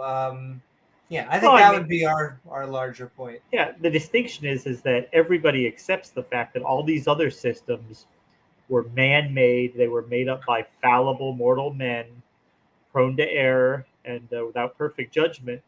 But all of a sudden, when we get to the Hebrew one, we say, no, that is not man-made. That is established by God. It's perfect, it's just, it's good and holy, yet it's very similar to what the people around them were doing anyway. So exactly. It would be foolish to judge our ancestors on standards that we live by today. However, it is not foolish to judge people living today trying to push those standards onto modern people. Yeah. Is it lawful for a man to divorce his wife for just any reason? Just the irony of the question. And he answered and said to them, have you not read that he who made them at the beginning made them male and female, and said, for this reason, a man shall leave his father and mother and be joined to his wife, and the two shall become one flesh. So then they are no longer two, but one flesh. Therefore, what God has joined together, let not man separate. Which seems to be like, well, then divorce is wrong, period, in all its ways, shapes, and forms. Then they said to him, well, then why then did Moses command to give a certificate of divorce and to put her away? And he said to them, Moses, because of the hardness of your hearts, permitted you to divorce your wives. But from the beginning, it was not so. And I say to you, whoever divorces his wife, except for sexual immorality, and marries another, commits adultery. And whoever marries her who's divorced commits adultery. Again, in Malachi 2:16, God says this about divorce. Many of you know this verse. He says, I hate divorce. And I think anyone who's been through a divorce also hates divorce. It's a hateful, difficult, horrible experience. So God did actually give them the option of getting divorced, or you might say gave them the methods if they were to get divorced. Then here's how you do it. But this was not God endorsing divorce. God's your legal buddy. We're seeing clearly that God doesn't want any divorce to happen, but he knows the hardness of hearts. He knows at some point in marriage where you're going to get divorced. This is going to go down. And so God gives instructions as to I just like that an all-knowing God is like, divorce is going to happen. He's doing divorce court on TV. Shit's hard. It's just funny how they anthropomorphize couples things. Court. Exactly. There's a good argument to be made. I think the best argument apologists can make, though, is this one. Like, I mean, I'm not trying to help the guy out, right? Oh, no. But talking about the nuances of endorsement versus permissible, right? And legislated as allowable, right? So, no, I didn't tell you could do it. I just allowed you to have a system in place that lets you do it, right? Like, and so it's a really interesting nuance, right? But it's the only thing apologists really have on this topic. can I say the word that they kept on bringing up that James and I like to talk as much as we can here, and that's the context. Pat, you just got to understand the context. It'll all make sense then. You'll love the slavery once you get the context. Right. I mean, sure. Drink the Kool-Aid. Because of the hardness of man's hearts. So if we just get that one principle in place, then we can delve in and start to look at the issues of slavery, because it's going to come back up in a moment. But first, let's talk about New World slavery versus Ancient World slavery. And and before because I want to talk about this, but I also just want to say, and keep on sending, tag James W, tag myself and Amy Newman, Pat, tag at Pat. Randolph and James, slavery was a part of the Canadian legal system. Less than holy shit. But there's a lot of our systems that we like to push slavery off is, Pat, please correct me. It was only like a few hundred, like two, not very long ago. People could be 60 years ago, roughly. People could be sentenced to prison for owing. This is not my area of expertise. And I know you're Mesopotamia. But there used to be debtors' prisons, and there was times throughout the world where, and I think there's some countries where debtor prisons still exist. I mean, you give me a minute, I can look at some databases, but I still think it's legal in some countries today. If anybody wants to Google it out in the audience, that'd be great. And I think I saw my anthropologist friend bringing up something. He was saying it's still legal. Do you? I'd be interested to know what viewpoint you're taking there. I know that some say it's still illegal because we do that to jail. That is our version. I think that is a use that is different from gathering the heathens around you. I think that is more of a, almost like we're protecting everyone in that situation. We're protecting society, but we're also protecting themselves, hopefully. Our system generally does a crappy job and just kind of pushes people off into, how spicy do I want to get? We need to do a much better job with our jail system, and yet I don't gets people trapped in the system. They can't get out. Can I tell you, it's like a criminal factory. It kills me on the inside. And I'll just keep on saying this because can I tell you, and I just, that's all I could think about, because just a rant. I don't want to go completely off topic, and people will know if you know. I just saw a random streamer last night that was like, "Did you go to jail? Did you go to jail? Go to jail? Go to jail?" And I was just, all I could think about in the back of my head was like, yeah, I did. And it was just a bunch of people all faking to be tough. I hate our system. Everyone is just fucking sweating, not trying to be traded for cigarettes and trying to be, yeah, it's terrible. The guards are trying to be like that, and then they probably have to go home and like hug a giant teddy bear or some shit. I don't really care. We need to treat. No comment. Yeah. Sorry, Pat. I'm Pat saying, knows all about it. Pat knows it. And let me tell you, this is what I'm saying. My heart goes out for everyone in that situation. I feel bad for the prison guards. I feel bad for the prisoners. I feel bad for the prison guards. I feel bad for just everyone needs to be treated better. We should. I will be. This is my last thing. This will be maybe the spiciest I'll get. Is that because I saw a recent moderate come out for it. So I will say that once again, I'm not a bootlicker. Okay, not a bootlicker. But if you do want better police force, if you do want better government employees, pay them, fund them. It is true that someone said that out there. I don't know. He was like I think a governor, a senator, of some state or something. New World slavery versus, say, the biblical kind was very different. In New World slavery, it was racial. You were enslaved because of your race. Oh, in fact, they looked for scientific justifications for this. Oh, my goodness. It was fueled by one particular illegal process in most countries called kidnapping. People would be kidnapped. They would be hoisted away. They'd be brought into slavery. Runaway slave could be killed or would be returned to their masters for punishment. I remember when I was a kid watching the Roots program and learning and following the story of Kunta Kinte. And man, I was like glued. I was just like glued in. It was. So yes, slavery as a concept did not exist as we know it today thousands of years ago. It's only a few hundred years old. However, slavery has been going on for since then and even much further back. And so to try and separate this out, to be like, oh, it's the bad slavery, the transatlantic, that's what they like saying. It's not the transatlantic slave trade, nothing like that. And yet the Confederates were kind of like, yeah, about that. We kind of like our, and I almost brought them up in my, yes, I kind of brought, I almost didn't want to bring them up because I thought it was another thing, but I do want to at one point, if we have time at the very end, just go over their constitution, because it annoys me in that not only do they enshrine slavery, but they have one really different amendment, or it's not an amendment, amending in their constitution that also just sneaks God in there. So God just seems to come up with slavery. I do want to point this out. This is another apologetic that I think is a bunch of bullshit. Again, this person is obviously illiterate on history, because they forget all the Native Americans that were enslaved during the colonial era. Like, it was not just black people. Part of the reason we had so much conflation among Native Americans and Africans that were brought over was because that these two groups were forcibly enslaved together, and then so we saw mixing among those groups because people didn't really care if people liked each other, because it was about whether or not they were going to get usable livestock, because that's how they saw these people, right? So, and this is another distinction I think is very interesting. He's using the term race. Well, I hate to break this to people, but in the ancient Mediterranean, the concept of race isn't what it is fixed at the time of the colonial era. Race is a term we've created. Again, in the Iron Age, it was all about ethnic distinctions. So if you're saying, well, there was no race, yeah, there was ethnocentrism.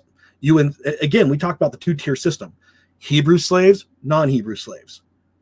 Who's in, who's out. So if you want to say it was entirely skin tone, well, it was as much about skin tone as it was about the language people spoke and the gods they worshipped. Period. That's really it. And so it's, again, this is a splitting the hair when there's really no difference to be actually had. Well, Pat, I like to think tribalism finds a way. Right. Well, if you read the, I think it was the state of Virginia, that act passed by the state legislature that established slavery, it didn't, I don't believe it even mentioned race. It said that any indentured servant brought here who is not a Christian in their native land is now a slave, except for Jewish people. In certain situations, they didn't enslave the Jews. But basically, if you were from another country that was not Christianized, you're going to be a slave. Well, and that's an important thing, too, because I think people forget that we see different groups of people being treated different who were non-Christian. Like, in North America, there were Jewish people who had immigrated to the United States, some of which owned slaves. There were certain societal norms that were normative for quote unquote early Jewish colonists in America. We see a very different reality for Jewish slave owners in the Caribbean, who racially integrated sometimes with their African slaves in the Caribbean. And you had, again, people who were mixed ethnicity, who had some cultural ties in one way or another to Judaism, right? I mean, there are realities of our history that people just want to ignore today. And if you don't look at the region it occurred, the time it occurred, have some nuance, and you just want to be an apologist, it's really problematic. Again, not my area of expertise or focus. I find topics like this fascinating, and I go down rabbit holes. But making the argument that colonial slavery is somehow worse than slavery in the Old Testament is actually a really hard argument, by the way, if we actually look at the historical context in which it occurred. But I mean, that's just, once again, an academic. If And- you're a real expert, then your way, Yahweh tested by fire, will be back when we want to know when he need an expert to address your concerns about so-called slavery. And look, we're ready. I will say, if you keep on tagging us, we'll keep on reading whatever your apologetics you got. But of course, that's right, the open mic at the end. I know Pat is, I know you've said it before, that Dr. Josh has pointed out that just because the Old Testament establishes certain kind of safeguards or mitigating factors in slavery, does everybody always go by the book? Well, no. Do we know that these were necessarily universally practiced? Probably not. We should look at some of the legal codes from the slave era in the United States. There were many states that were slave states that prohibited you from killing your slave. There were certain states that said if you believed a state needed to be quote unquote executed, you had to bring them before a magistrate and say what crime they had committed to get like a special permit. You couldn't summarily execute your slaves. Why? Because some people in the South were worried about slave insurrection. So again, to say, well, the ancient Hebrews had a rule that says you can't kill your slave, which apparently they did. You know, if he didn't die within a certain number of days, or she didn't die within a certain number of days, which is also an important distinction. A lot of people, apologists, will often use the masculine pronoun when talking about beating someone to death, but it was gender neutral. That's important for you to remember, and did not distinguish age. No. So these are things that, like, when we look at the Southern construct, yes, there were laws, but do we know that it occurred? Then the truth is, yes, we know that in the South, landowners and slave owners would sometimes execute slaves extrajudiciously and against what was established law at that time. But the difference is we have photographs of it, you know, or we have eyewitness accounts that have survived history intact. And that's the difference between what we're doing today and what this gentleman's doing here in this video. There was, I think it was, well, you learn a lot when you read like the court cases that dealt with it. I think it was a case out of Alabama. So there was a rule that if your slave was too sick to work, you could not force them to work. And so there was absolutely right. Right. And there was a slave. He was not out working, so of course the master went by his cabin or whatever to ask him why he's not out working, and he said, "I'm sick." And he's like, "You're not sick. Get to work." He said, "No, I don't have to. I'm sick." So he raised up his implement that he was going to hit him, and the slave actually like defended himself, and then he went to court. And the court said, no, it is a rule that you can't force your slave to work while they're sick.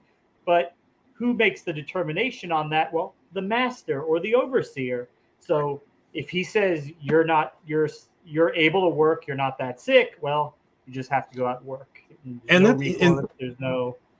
I do want to point out something before we get too far down this rabbit hole, because like I told everybody, I have an appointment in England at 9 a.m., which is 1 a.m. my time, should be 4 a.m. your guys' time, right? So I'll have to jump off. The one thing I do want to point out is this is a tiered system, even among the people that aren't subject to this system. In the South, the colonial South, there were overseers. There were landowners who technically owned the slaves. There were other people, we'll just call them free white men, who acted as laborers and overseers. Their job was to oversee the plantation system. So there was a multi-tiered system, even between the master and the slave, so to speak. And that's important to understand too. Even in the South, there were slaves that were in charge of other slaves. They were called, and just because that system exists, those two slaves were not on even kills. And it's important for you to understand how complex these systems can be. And just to say the system didn't exist is really problematic in the analysis, but that's goes beyond, I guess, what we want to talk about tonight. So I'm gonna hang out for another half hour and then I gotta go. Sounds good. We'll keep on getting into it because we are talking slavery in the Bible. That's right. But keep on tagging us and we will read your comment, question, or one-liner on screen? Just really Wisdom intense. worth getting beat over. I think that program helped to sort of bring to at least my generation a fresh awareness of the brutality of it and the horror of the impact it had on many people. And so I appreciate it for that. Absolutely. It was atrocious. Also, the absolute crocodile tears. And he does this in Islam coming up, where he's just like, Quran, slavery, You're like, yeah, dude, that's how we look at all religions. Stop pretending like you're the other holy book. It's so now, once again, I hopefully I get to debate a whole bunch of Muslims sending love out there soon.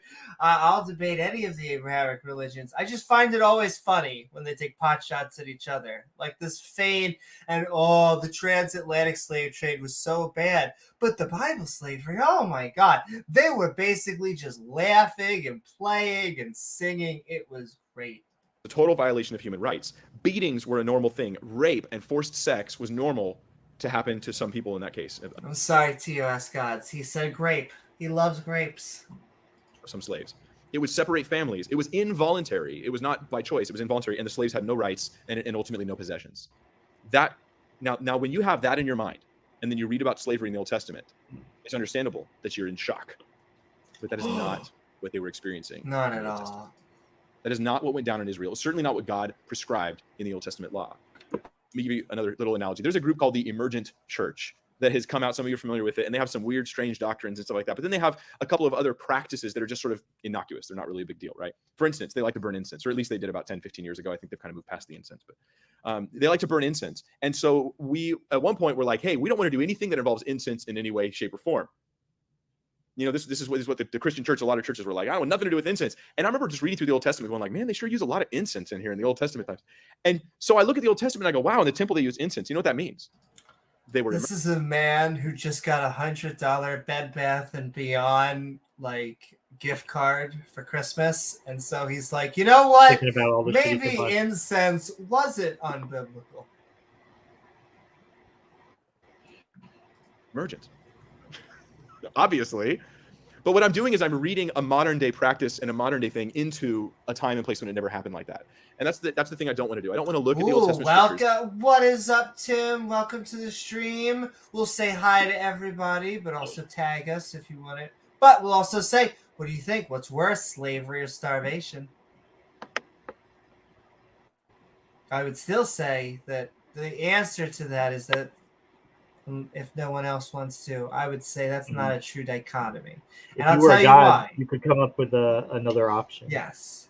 The answer is, what is up? For me anyway, it's just in my opinion, is that, you know, if you come across someone, you know, to help them. I mean, at a certain point, they can't be a leech forever. I mean, if they're living there for a month or two, their leg is healed, and you help them just rest and, you know, give them food until their leg healed, and they're still there, then okay, maybe they need to help you do something, get a job or something. But I don't know. It shouldn't be like held over your head, like starvation or slavery, in my opinion. Anyone else? Well, Paul did say that he who does not work should not eat. Yeah, I think that's what Ken Hovind said. And have roots in my mind projecting that image onto the things I read, because I will come with a prejudgment that is actually incorrect. So let's look at the Old Testament slavery. I'm going to use the word slavery because the translations will alternately use the term slave and servant. Sometimes he was this close to being like, I'm going to use the term slavery only because they do, but like whatever. Translate the same word. They'll just call it slave, they'll call it servant. I'm not sure always why they do it back and forth, but I'm going to use the term just so that we're used to hearing it. Oh, please. Well, how did slavery exist typically in Israel back in the day? It was actually an indentured servitude. It was less than a slavery, like you are kidnapped and brought over and you're put into service. Rather, it was more of an indentured servitude or a work for a contract. Go, ladies and gentlemen. It was the good slavery. The work program. The jobs program. A period of time. It was voluntary rather than starving. I would say hook myself up with someone who had the money. I would say I will serve you for X number of years. And provide for me housing and clothing and perhaps a wage above and beyond that. You can think of Jacob and Laban as being an example of this. Jacob leaves. Esau is chasing him. He's got nothing, just the clothes on his back, basically. He finds Laban. He ends up coming into a 7-year contract with him. 7 years was the maximum, right? And then so he gets in the 7-year contract with him, and then he gets his pay, changes. And Laban was a bad owner. He would have been rebuked under the Old Testament law. But there's an example of how somebody moved into that position. So it was an indentured servitude. And if you have questions, I'll actually take them at the end. But please have them and please save them. But I don't want to interrupt because I won't be putting your questions on the video, so I don't want it to get all choppy and weird. I like that. I don't know why. I like that little bit of fourth wall breaking. So typically, it was voluntary. Look, Rather than Normies, starving, don't you hook up ruin with my someone in your, video. family and become their servant for X number of years. That's But the I context of understand. a father selling his daughter. She wouldn't have been able to become a servant without his approval because he's overseeing that family. So he's not actually selling her in the modern sense like sex slave or some horrific thing like this. It's rather, it's like Kobe Bryant's up for a new contract. What? I mean, they're That's What? the union. That's a very Wow. Do I get taking anything with a that bit of reach license with around? that. This number of years, you're getting your training period. You actually get less pay than normal, and yada yada yada. This is actually happens all the time when people have a contractual work agreement. Now they actually had a wage, and it was initiated not just by the owner but by the servant as well. It was a mutual thing. It was caused by poverty, not racial status. It was not caused by racial status, but by poverty. There was no rape involved in God's regulations of slavery. Firstly, because rape was punishable by death, and you have the same law for the slave as you did for the free in Israel. And rape is punishable by death. You don't do this. Okay, well, you do it once, never again, which is nice. There was also no sex outside of marriage, so there would be no outside of marriage fornication allowed, whether they were a slave or not a slave. And I'm sure that never ever happened, not even one time. Everybody followed those rules to the letter. Married a servant girl, then the Bible requires that he give her And the is full that status. is that true? What are laws about having sex with your slave? And this is an apologetic reformulation of the text. This is someone not willing to admit that concubines aren't wives, right? Or that women could not be used as sex slaves. To say, yes, in ancient Palestine, there were practices that formally identified someone as a wife, right? Yes, but there was also concubinage. Again, these are people that engaged in polygamy, and he's saying, well, no, this is right. He's you only have one wife. Well, no, that's you. People back then have multiple wives. Again, we just have to look at Abraham, right? Like all these biblical patriarchs, right? Their wife can't have a kid. Take my slave. Causes problems later. They're different places at different times. Different people are actually identifying a woman who's identified as a slave as the person that they're going to have offspring with. And then, miraculous miracles happen or something happens, fate intercedes. And then a legitimate steps between the error that is presumed and then, backs out. But that's, someone's watching the new Game of Thrones. What Exactly. are we talking about? I'm just kidding. Sending love also out there on Twitch, on YouTube. We are talking slavery and the Bible. And yeah, I always love this kind of pitch. Because first of all, it doesn't matter what kind of slavery. I don't know. There's no first of all. I guess it's a first of all, only of all. Slavery is evil. So I want to address a comment a freak just made.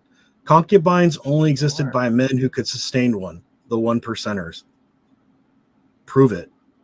This is when we look at slave owning societies. Well, yeah, there were people who didn't own slaves in those societies. There were Hebrews that could not afford a slave, right? And I'm willing to say that. But owning a slave in many ways is analogous to owning your home and 2 cars today. They were necessary for you to be able to sustain a better lifestyle. Again, Romans are a good example. Not every Roman owned slaves. Some were too poor, but a lot of Romans who were not upper class owned a slave or 2.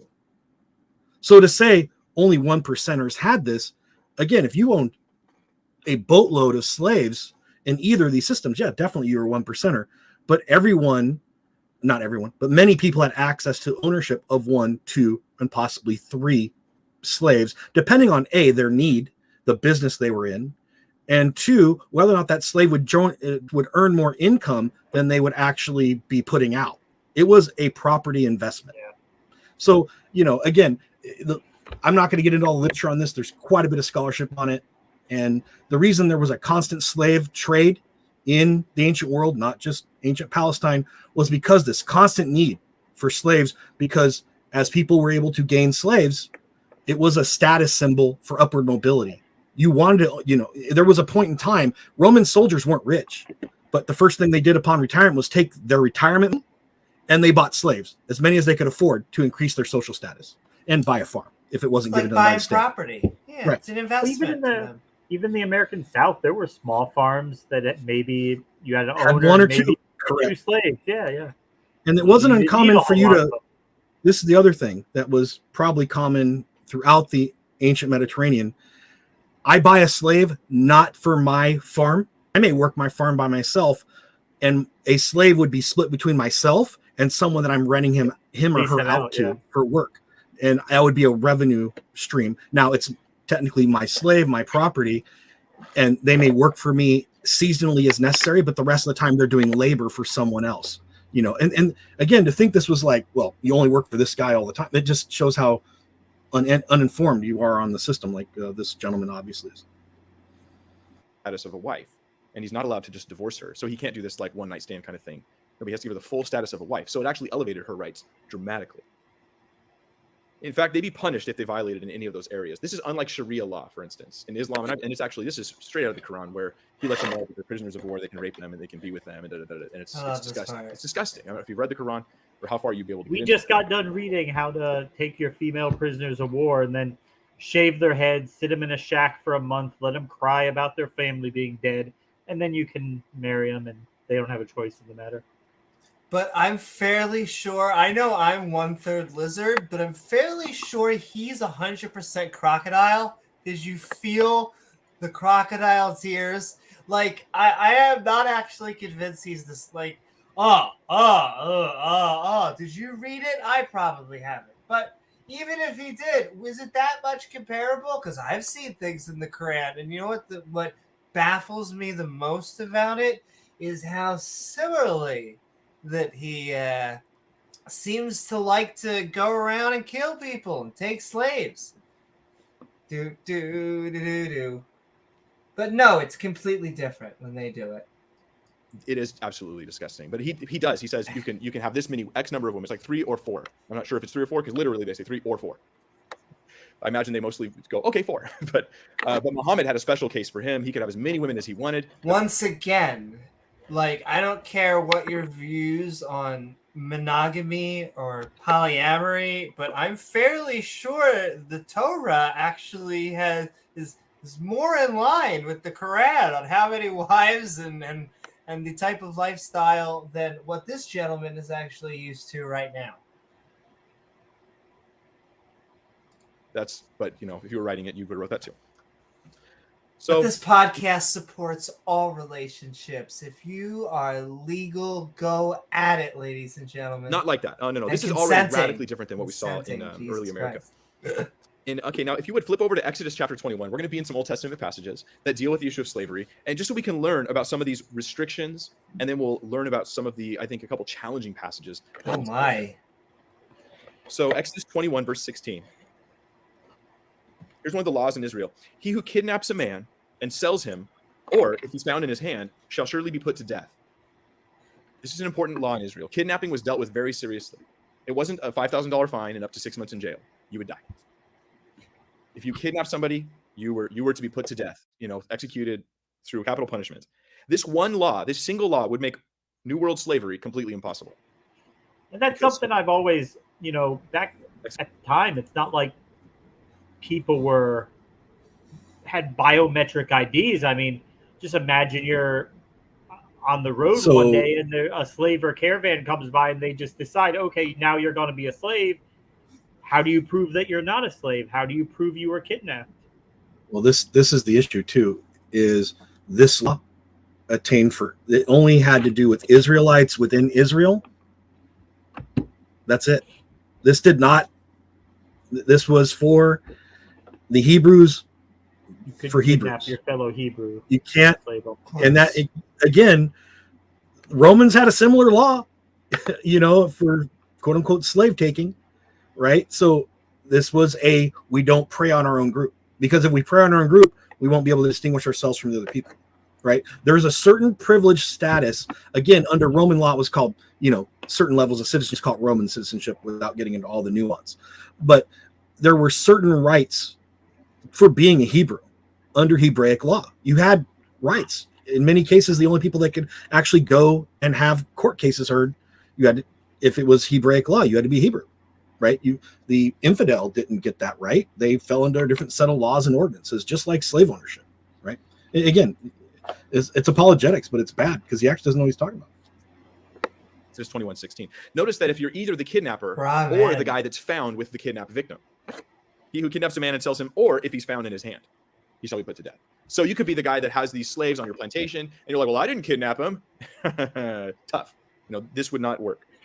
What about abuse? What about when the slaves were being abused? Well, Exodus 21, verse 26 and 27, it says, if a man strikes the eye of his male or female servant and destroys it, or damages their eyes so they can't see, he shall let them go free for the sake of his eye. And if he knocks out the tooth of his male or female servant, he shall let him go free for the sake of his tooth. Now, is God only concerned with eyes and teeth? Or it seems to be that the point is, if he does some sort of serious permanent bodily harm to this person, although you wouldn't consider losing a tooth to be seriously, but your point is it demonstrates abuse. I love this apologetic. It's basically like, they beat him, time to be punished. But he goes free. Abject? They go free. They break the contract and they go completely free. This also would be really protective and really actually elevating the rights of those who were servants during that time. Verses 20 and 21 says this. And here's one the critics will quote, and wrongly, I think. And if a man beats his male or female servant with a rod so that he dies under his hand, he shall surely be punished. Notwithstanding, if he remains alive a day or two, he shall not be punished, for he is his property. So let me dig into this, because here's the...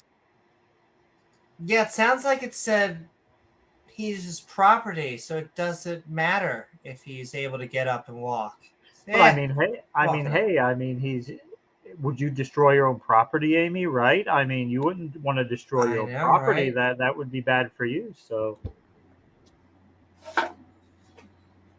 skeptics say you can beat them within an inch of their life, and it's okay. You get off scot-free. But that's really not the context of the passage. Let's look at it. First off, if he beats a servant and they die, he shall be punished. That is the word nakam, and it's specifically used regarding the death penalty. The point here is that just because you are the quote-unquote master, you don't get off scot-free.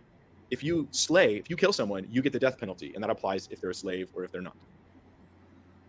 Wow. This is just unheard of in that time. Wow. There was no nation that had laws like this.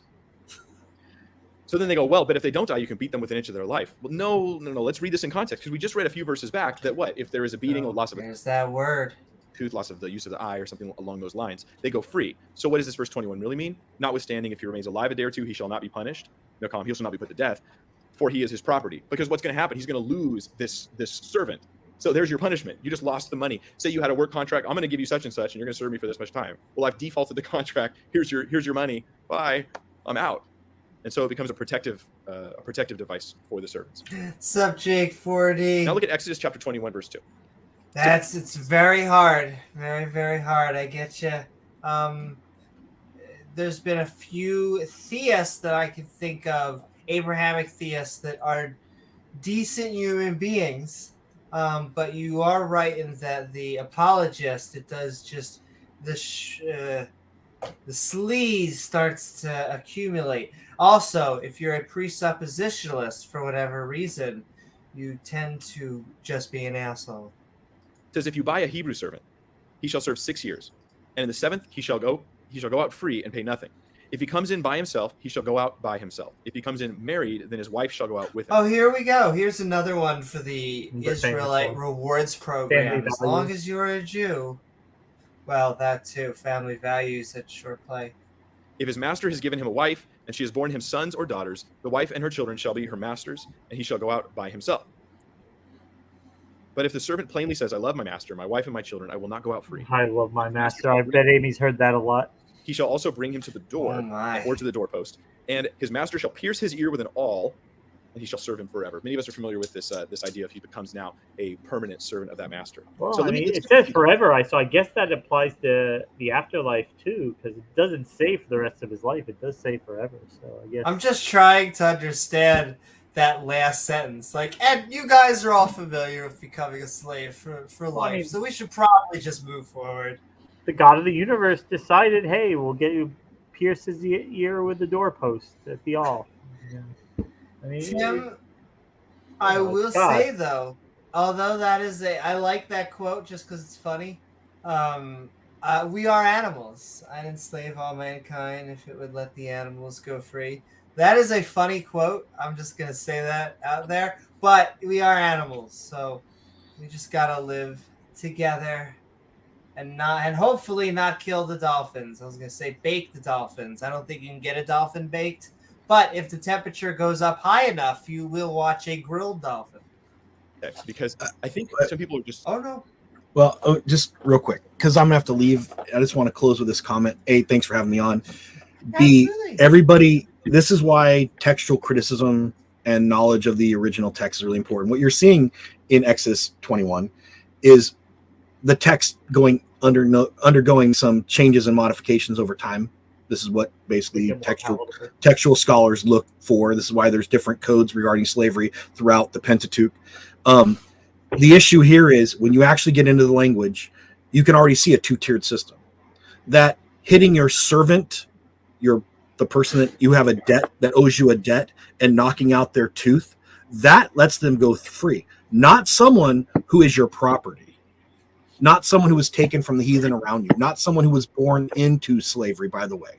They are property. You can't treat a Hebrew the same way you treat a non-Hebrew. And you can see that. It doesn't, again, you don't have to be a rocket scientist to go through and figure this out, but you have to take some time. You have to read outside the text. You have to look at people who are well-versed on this topic. And again, I would love to stay, but I have to go and I got to log in and do some stuff. The time you gave us, Pat. Yeah, James, would love to wrap with you sometime. Again, my degrees are in archaeology and history, so would love to wrap, but I gotta run. So you guys take care and thanks for having me. Have a good night, Pat. Sending love, Pat. I'll try to come back if I can, but I don't know how long the meeting's gonna be. Okay. We'll probably be back in 7 hours. Have fun. So, no. Woo-hoo! We're gonna keep on moving forward. It will probably go. I can't even explain how appreciative I am for Pat to be on. Great. Because we're probably just gonna roast this guy, and yet Pat actually comes with the expertise and the knowledge, the information and knowledge, and sending love to secular pagan mom, sending us $1.50 super sticker, sending us a rainbow. Woohoo! A rainbow, which triggers exactly, I assume, every fundy out there. And that is what we want to do. I think secular pagan is good at triggering. Exactly. Hold on 1 second. She needs to have that effect on them when she comes into a room. Wow, they're so easy to trigger. I do have to also just put that up because I saw a rainbow. But thank you so very much, Secular Pagan Mom, for the support. Remember the stream we did about reclaiming the rainbow? This was like one of our first few streams. Well, yeah.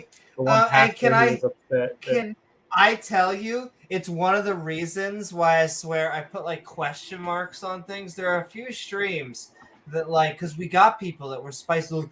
Why are you reclaiming the rainbow? Why are you reclaiming? It's no, it's not us. We already took back the rainbow. The rainbow is ours. This person that we're doing a video on got really triggered by that and made a video called Reclaiming the Rainbow. And now they were yelling Skittles and Tang Gang. I don't know what, there has to be some sort of inside joke to that. Sending so much love. Oh, remember they used to do the moo on the on Smokey's thing with the cow thing. I saw his producer was making like a video the other day, but he doesn't do long form podcasts anymore because his producer is just he doesn't care about that shit. That's what happens when you are a secular Jew. You don't care about religion. They don't do long form podcasts about coming to Jesus. But I guess that's for the best, right? That is probably for the best. Skittles. But yes, thank you so very much, Secular Pagan Mom. We're gonna jump back in to slavery in the Bible. What's up, John? What's up, everybody? We're having fun. So worried they'll find something bad that they find it because it's what they're looking for. I don't know. But let's look at it. First, it's a 7-year contract. He can serve 6 years. On the 7th, he's out. He's free. So I guess it's technically 6-year contract for the Hebrew servant. No matter when the contract starts, from the starting now, I can serve up to 6 years, and then I go free. Now, when the man comes to the end of his contract, if he has a wife and kids who he didn't bring in, but rather they are also contracted servants. I love this because, as Matt Dillahunty will point out, this is basically a trap, and not the good kind, like right here. Like the bad kind of trap where it's like not your kind of trap. The dick. No, not the girl dick trap. The just being a dick trap. Just being a dick. Yes, just basically setting up a family and you have a family and child in that now. But you never want to see your wife and kids again. I guess you never want to see them again. I mean, that's up to you. I mean, if you want to leave, it's up to you. I mean. Is that true that Skittles like to cancer? I feel like probably all candy is going to make like my entire colon burn into the sun. I'd be interested in seeing. But we're moving on into slavery and the Bible. Of the same guy. So his wife's a contracted servant, so is he. But I started my 6 years. Maybe I re-upped. Now I got another 6 years. But she's she re-upped. Sorry, my hypothetical scenario is falling apart on me. X-Music's saying that Skittles are now back in a safe form. Maybe there was a recall or something.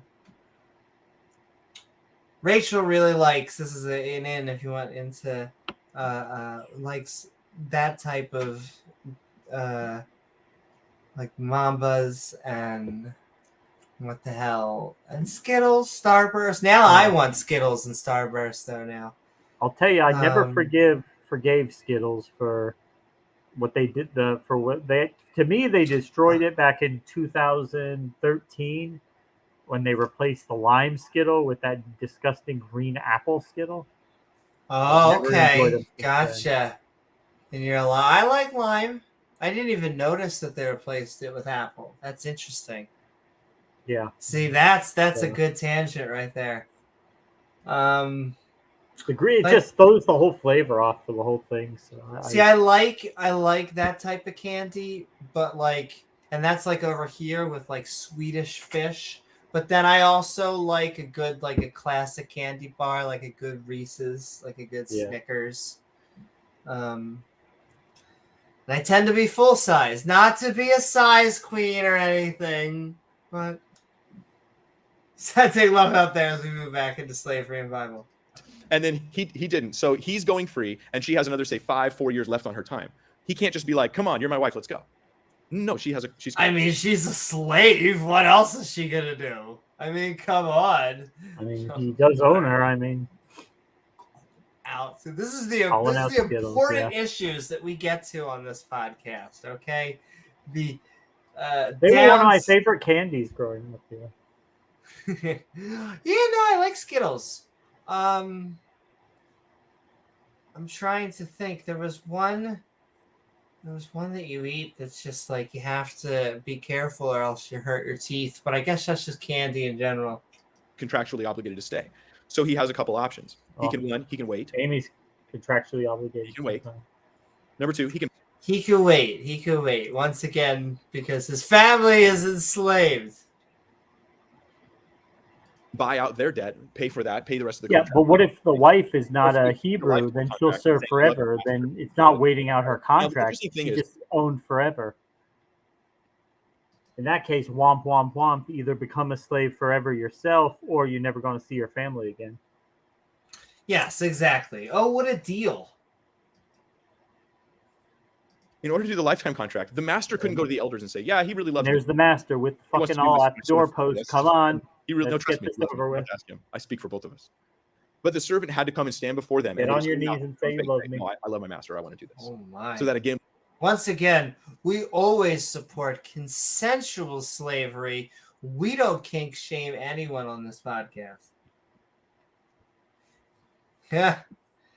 Now listen, can I tell you the joke once again? Not to, I just have a, because I feel bad. People have different views on him, but this is also a Louis C.K. joke. So, you get into a marriage, and you're like, oh shit, I can't leave this person. This is real. Like, I am stuck, and there's nothing I can do to go. And then you have a kid, and you're like, oh man, I could have left. The door was right there. I could have just barked up and went right out. What does that have to do with the price of tea in China? I know. I just can't have. They already know my stance on marriage. Once again, just a TM. I feel I can't do a bachelorette joke without being married myself. But would protect them from this being an involuntary thing. oh my! So it's actually he's regulating it. What he's doing is everything he's doing seems to be giving more and more rights to the more those and in more certain position. The more a slave you are, the more freedom you have. I mean, that's basically what God does, Yahweh. He just sits around coming up with new rights for slaves all day. He's very concerned with them, making sure he's very concerned. Their time in service is just the best it can possibly be. When you're going to be a slave, you just have to love life, or else, the slave master is going to beat you. But if he leaves and she is still a slave, the master can make her a wife to someone else. Exactly. It's just how they swindle someone into being a slave forever. Yep. It's bullshit. Now, this is really telling. Turn to Deuteronomy 23. Dude. The Bible here actually talks about... I heard this and I'm like, hey, that's where we're reading. Runaway slave. What happens if the slave has run away, gone from, say, one location to another? He's fled his master for whatever reason. Apologetic incoming. Deuteronomy 23, verses 15 and 16. Talk about this. It says, "You shall not give back to his master the slave who has escaped from his master to you." Let me read that again. "You shall not give back to his master the slave who has escaped from his master to you. He may dwell with you in your midst, in the place which he..." Does that mean that you should... Ooh, it's a baby girl. Does that mean you should give up your slaves? Well, I mean, if what he's saying were true, then all the slaves could do is just all run over to the next person, and then they're free, right? Hey, we all ran away. Here we are. You can't send us back. We're free now, right? No, it's just that one slave.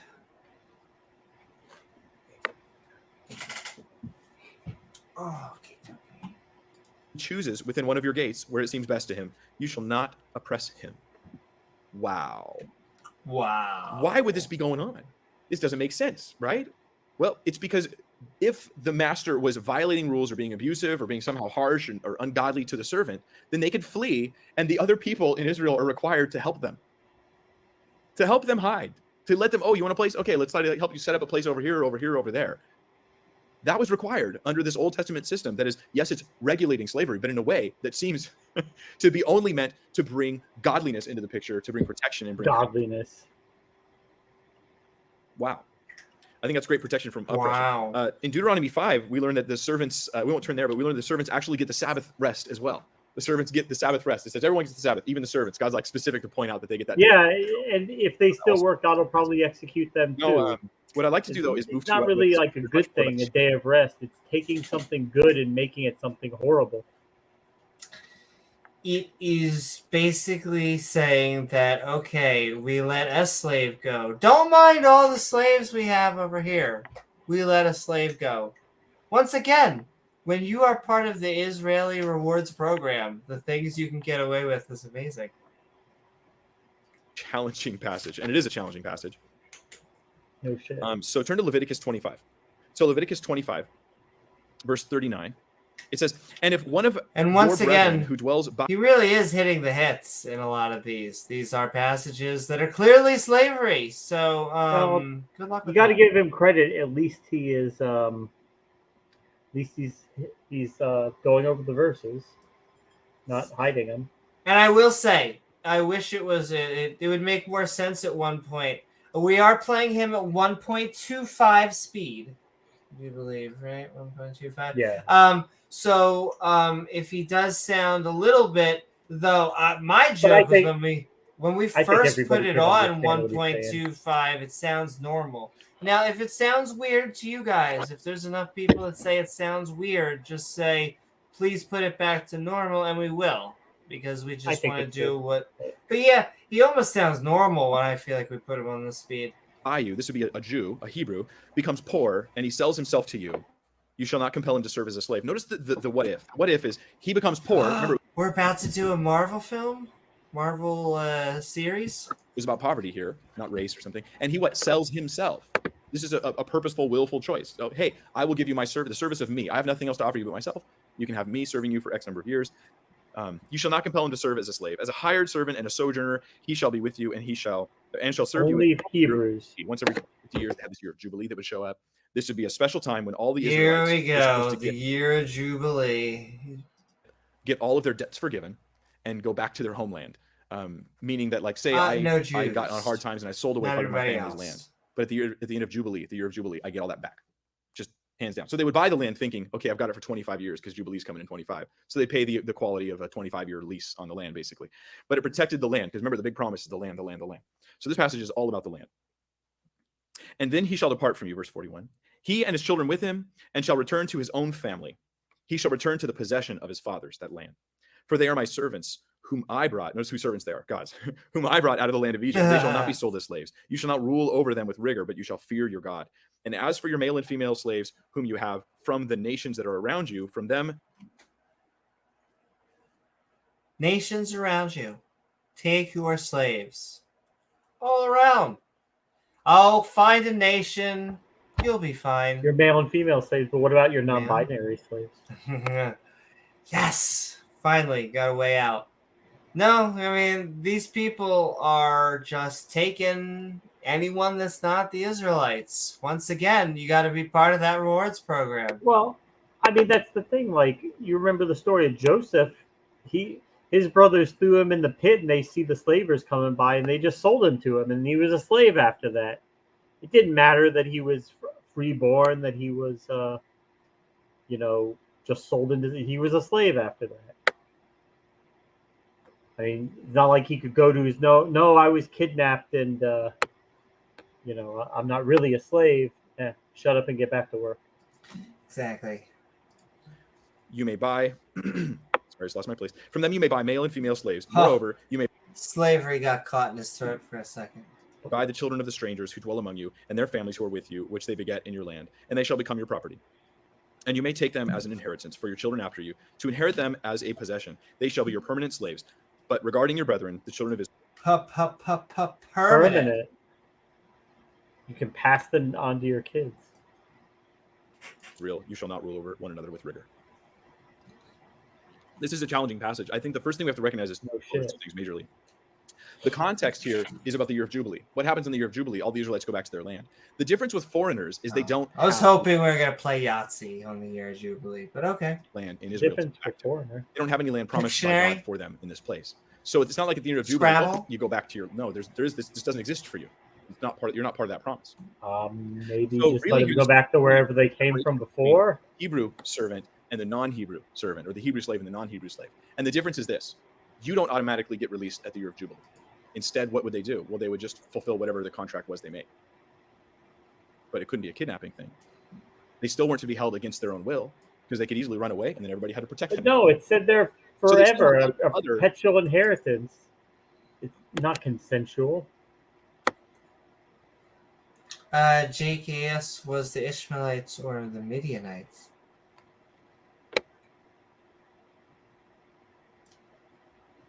For what? I don't know the context of the question. Ishmaelites, Mishmaelites. Which makes it totally radically different. Can I remind you? Different than what we Completely have different. in the antebellum slavery of the South. Oh no, Totally that was and the completely bad utterly slavery, different. James. It's like seeing incense in the temple and thinking it meant they're part of the emergent church. It just doesn't make sense. I'm reading it, I think, incorrectly. Now, was there atrocious, horrible slavery at the time? Yes, but it was not part of God's regulations to Israel, so we shouldn't relate it as though the two are the same thing. So once again, he's like, Quran slavery, totally bad. Biblical slavery, it was basically they had McDonald's for breakfast every morning. Well, I mean, Amy could take her baseball bat of love and crack you in the head with it, and that would suck. That would hurt. But I mean, I guess compared to getting run over by a Mack truck, it's not that bad, right? I mean, exactly. You got to take everything in context. Between being run over by the truck, you might just take a lump in the head. So line up now, folks. That doesn't mean it's good to get hit with a baseball bat just because you can think of worse things that could happen to you. I mean, still not good. Yet we put here, there's no supposedly came from a good God, a perfect, all-knowing, all-wise, all-loving, all-just, perfect God. Humans, we could get away with saying that humans do things. We don't understand the ramifications, the consequences. We don't. Things have unintended consequences. We can't account for all the variables. And humans are flawed creatures. We make mistakes. We make errors in judgment. God can't use any of those excuses because he always knows exactly what the ramifications are. He knows everything that's going to happen, and he does it anyway. Omniscient, omnipresent, gonna make a fantastic music video. He's all of them. 7-year Jubilee release for the foreigners who were slaves. Now, if you would turn to Leviticus chapter 19. In fact, as we turn, we'd rather not turn. But keep on sending in those comments, questions, and one-liners. We'll say hi to everyone as they enter, but keep on tagging us so we'll show all that fun up on the screen. Leviticus 19. We're almost done with our Old Testament survey. We're going to look then at the New Testament. Leviticus 19, chapter 19, verse 33. It says, if a stranger dwells with you in your land, you shall not mistreat him. The stranger who dwells among you shall be to you as one born among you, and you shall love him as yourself, for you were strangers. Does it say to kill him if they walk by the tabernacle? I love when God says, I am the Lord your God. Strangers? He's just asserting, It's like that song, the mom song. You guys remember hearing the mom song? True story. At the end of it, she just probably. It doesn't matter what language it is. I am fantastic at mispronouncing things. But I do. The funny thing is that I say a bunch of Yiddish because of my mother. Like, if you got something like here, I'm gonna say you got a little schmutz here.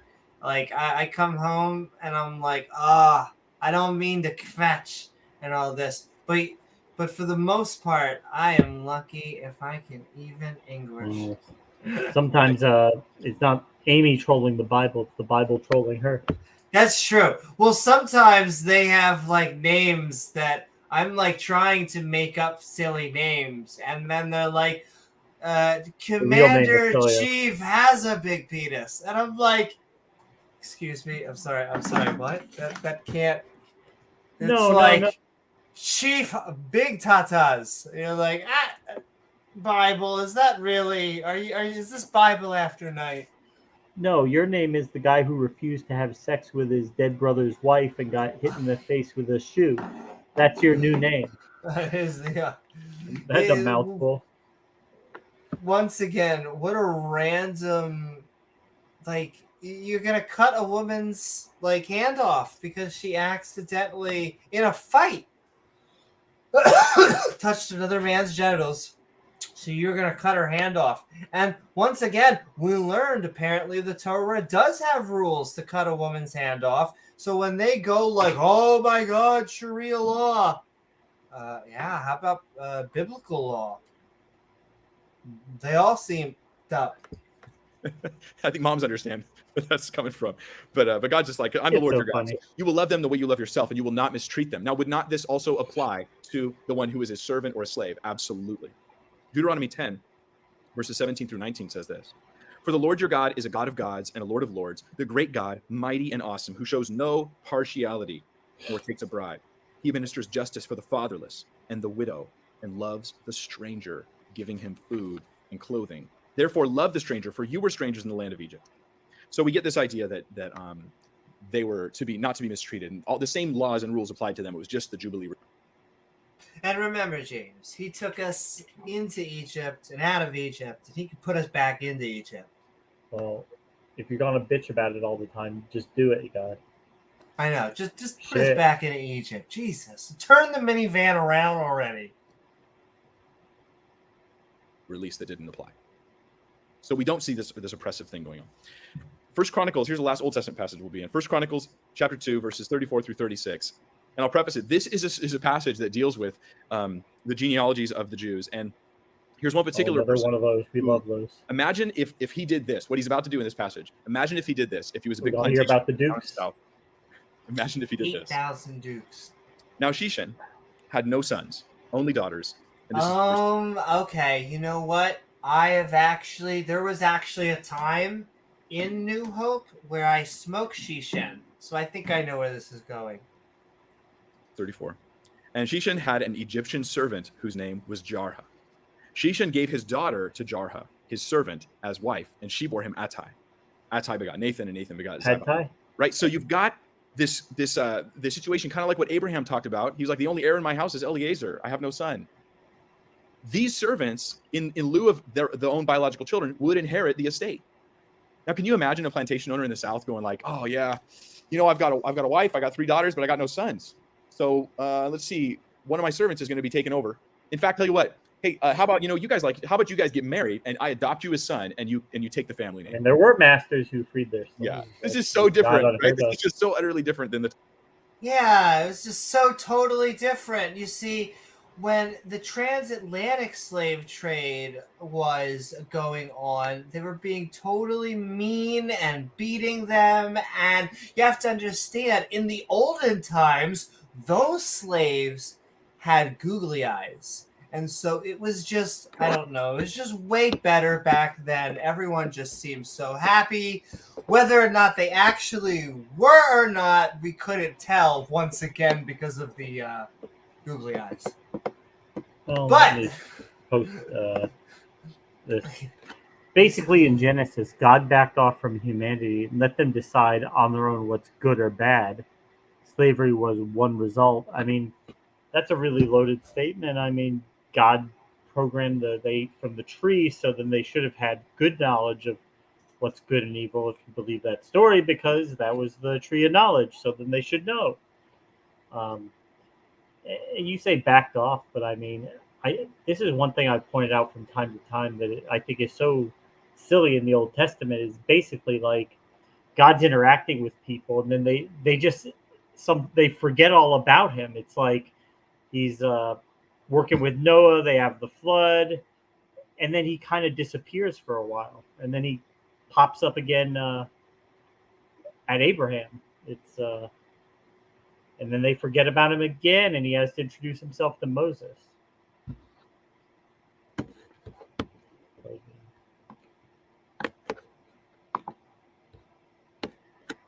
But also, a $5 super chat from I'm Sorry Wilson. It's a fact that stairs are the worst invention in human history. They're always up to something. Woohoo! Thank you so very much. I'm Sorry Wilson. Woohoo! For the support and love. I could not agree more at those pesky stairs. It also reminds me now of, just if I keep on quoting comedians, of the Mitch Hedberg. That is the thing about escalators, is that an escalator cannot break. It can only become stairs. I'm so sorry to interrupt that the escalator is still working. Okay. But send so much love. Go check out Mitch Hedberg. Thanks, So much thank you. I'm sorry, Wilson, for the support and the love. And we're going to keep on going into it as we continue to talk about slavery and the Bible. The good slavery. Thank you so much. I'm sorry, Wilson. Thank you so much, all of our supporters, Secular Pagan Mom, everyone out there, this entire Skeptic and Ranting community. And once again, I have to keep on saying it, because if anyone joins in and they want to be like, oh my God, did they just say the good slavery? No. There is not only is there's only one type of good slavery, and that's if there's consent involved and hopefully ropes and chains, if that's what you're into. But that is the only. If there is you can like try to play around, and I only mean metaphorically, but if you don't have consent, then you are a douchebag. I think that's the technical term. I think the scientific term. But yes, moving forward. Type of thing that we saw there. So, yeah, I think that's a wonderful thing, actually. So the Old Testament here has really some of the most ancient appeals for human rights in literature, period. It's a beautiful thing. It was different than even the slavery of other nations at the time. So God's regulations serve to protect and provide for people while still allowing for a poor person to say, hey, rather than starve, I'd like to attach myself to a family in this way. But it protected the person who did that. So these regulations are a beautiful thing. And I did actually make a point of trying to bring out. And I love this. Once again, do you notice what he equivocated then? He said it's slavery regulations. Didn't say it. Didn't use that word, but then he said these regulations are beautiful. So let me finish that sentence for him. What he just said is, this slavery is beautiful.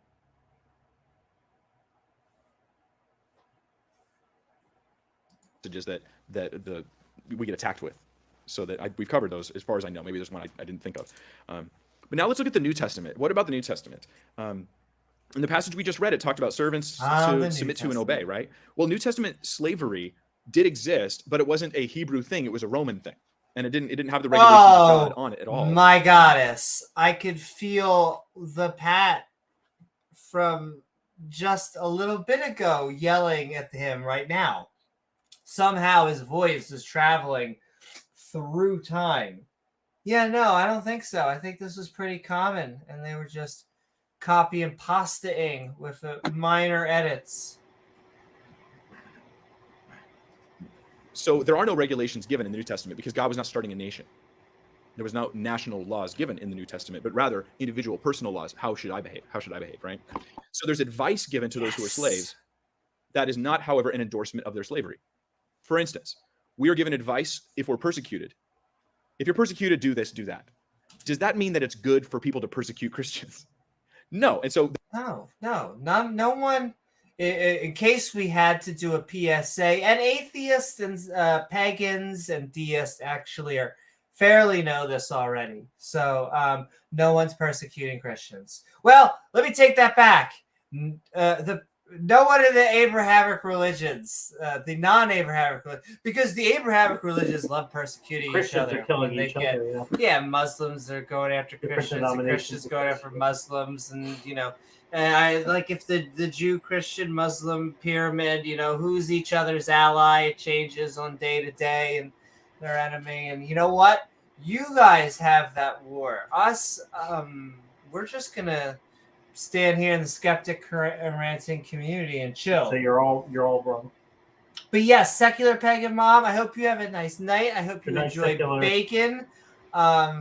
Rachel, among other people, they make fun of me for how much bacon I actually eat. I've been eating a ridiculous amount of bacon. No joke. I can't help it. Now, I make it with like a breakfast. Like I will make a waffle or a bagel or something else, milk and something.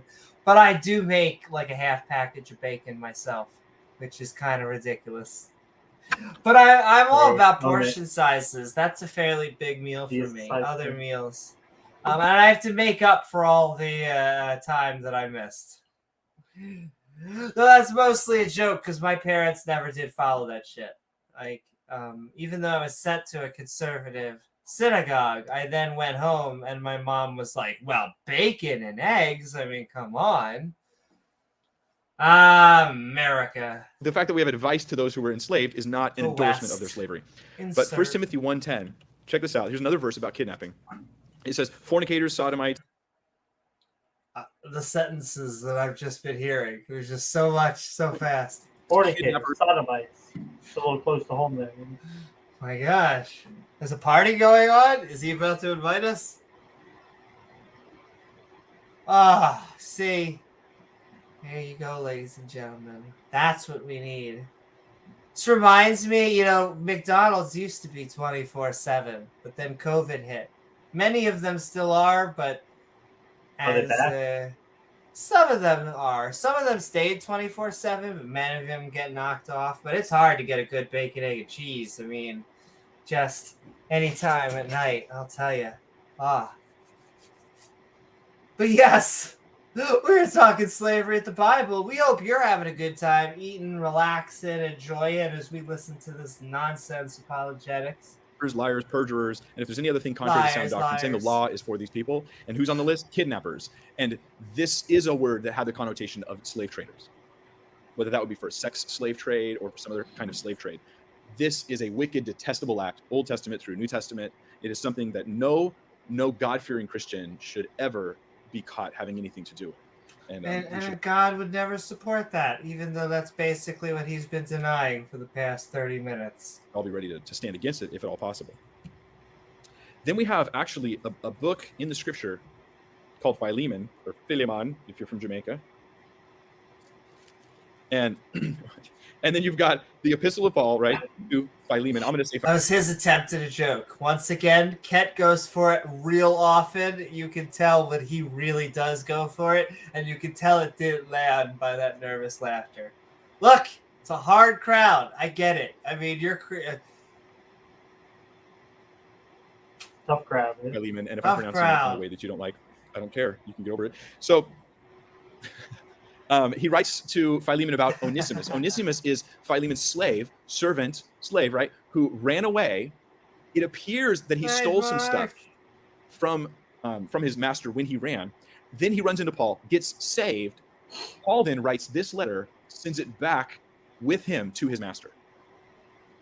So this is the letter we're tucking you all in because we at least can enjoy that we are not slaves. There's something to be thankful tonight, that we are not in slavery endorsed by the Bible.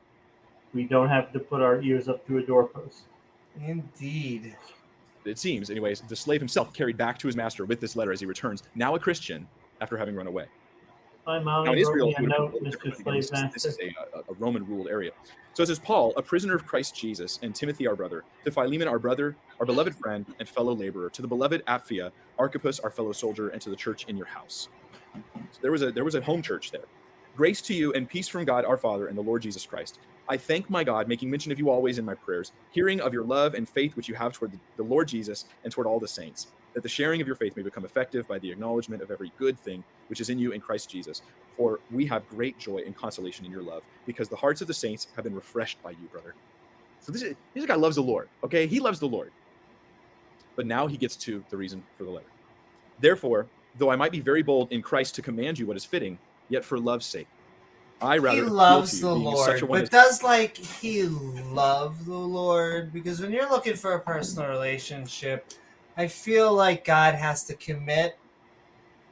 Put that ring on that finger, God. It's a big step, As Paul the aged, and now also a prisoner of Jesus Christ. I love this, how he's like, maybe when I was younger, I would have been like, you know what, Philemon, here's what you should do. But now that he's like Paul the aged, he's like, I just appeal to you. And now that I'm Paul the aged, there's just more, I don't know, it's a different method for him to go about himself than maybe you would have seen the younger Paul, do. I think it's just really interesting. Then in verse 10, here's his appeal. I appeal to you for my son, Onesimus, whom I have begotten while in my chains. So he preached the gospel while he was chained up, while he was in prison, and Onesimus got saved. Who once was unprofitable to you, but now is profitable to you and to me. I'm sending him back. You, therefore, receive him, that is, my own heart, whom I wish to keep with me, that on your behalf he might minister to me in my chains for the gospel. I wanted to keep him with me, but it just seemed wrong. So we sent him back. But without your consent, I wanted to do nothing. He wants his consent to bring Onesimus back, is what it is. That your good deed might not be. Oh, sure. Now talk about consent. Sure. After, like, we've been just enslaving people left Well, it's and an right. important part to God. By compulsion, as it were, but voluntary. For perhaps he departed for a while for this purpose, that you might receive him forever, no longer as a slave, but more than a slave, a beloved brother, especially to me, but how much more to you, both in the flesh and in the Lord, because they were of the same group of people, so in the flesh, just like he was Roman and he was not a Jew, he was a Gentile of some kind. But I love this. This is actually where we get the song, O Holy Night. Verse 2 comes from this verse. Chains shall he break, for the slave is our brother. And what does he say, right? No longer as a slave, but more than a slave, a beloved brother. So that's how he appeals to Philemon to bring Onesimus in as a brother, not as a slave, but as a brother. Now, does he tell him you have to do this, but it's the appeal to his heart, because again, we're not making state regulations. God is appealing to the hearts of believers on how he wants them to follow. Verse 17, if then you count me as a partner, receive him as you would me. So to receive him as he would Paul. Yeah, I guess, once again, but I'm going to need a ring on that finger. I'm going to need, like, what are you into? Do you like walking on the beach, long walks? For if he's wronged you or owes you anything, put that on my account. I, Paul, am writing to you with my own hand. Okay, now I'm starting to like it. You're going to let me put it on your account. I feel like that's good for a first date. However, the fact that you don't seem to show up or exist, I don't know. It's those little things that get to me.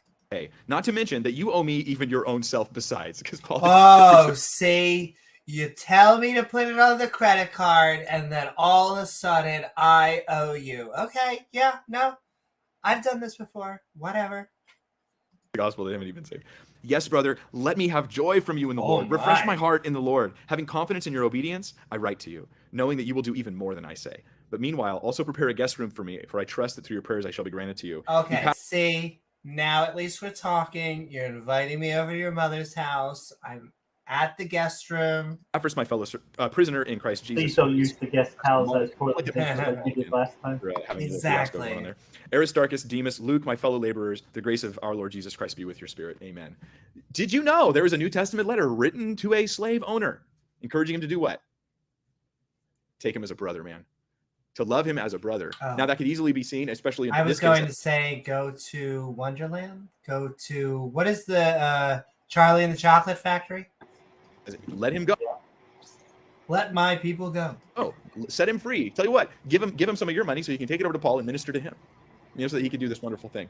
But do you see that the New Testament attitude is something a little different than what some people would think it is? And I think Philemon is a great example of this. But there's more. There are lots of scriptures, or several, a handful, that give advice to masters. But wait, advice to there's servants. more. And it's both sides of the coin, so we shouldn't quote one side and forget the other. But for instance, what advice is given to masters? We'll just look at one verse on this. It says in Ephesians 6, verses 9 and 10. And you masters, do the same things to them, giving up threatening, knowing that your own master also is in heaven, and there's no partiality with him. What does that mean? That you and the slave are actually equal. So stop threatening. Finally, my brethren, be strong in the Lord and the power of his might. He goes on. Wait, you're telling me I'm free? I'm equal? Well, no. No. So the masters were to not threaten, not to rule with harshness or with cruelty. This was something that he specifically commanded them. Now, did he command them all, you masters, all release your slaves right now? That is not in the scripture. That command is not in there.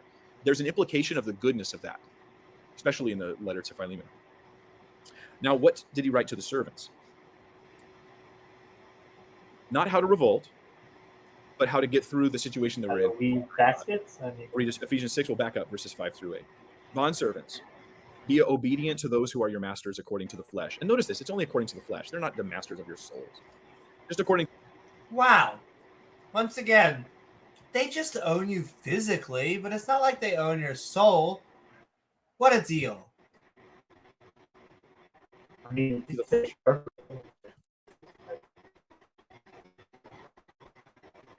with fear and trembling, in sincerity of heart as to Christ, not with eye service as men pleasers, but as bondservants of Christ, doing the will of God from the heart, with good will doing service as to the Lord and not to men, knowing that whatever good anyone does, he will receive the same from the Lord, whether he is a slave or free. So he asks them, look, walk in submission and godliness. Don't have a rebellious and hateful attitude. Do your work and do it well unto the Lord. Now, does this somehow make okay cruel treatment or something? Of course not. Of course not. Because what would his word to masters be? Well, just to love one another. There is no partiality with God. So don't be treating them with threatening or treating them harshly, but rather with godly love. James, the more you beat them, the more loving it is. There's other scriptures that basically say the same types of things to the master and servant relationships. But let's turn to one more. 1 Corinthians chapter 7.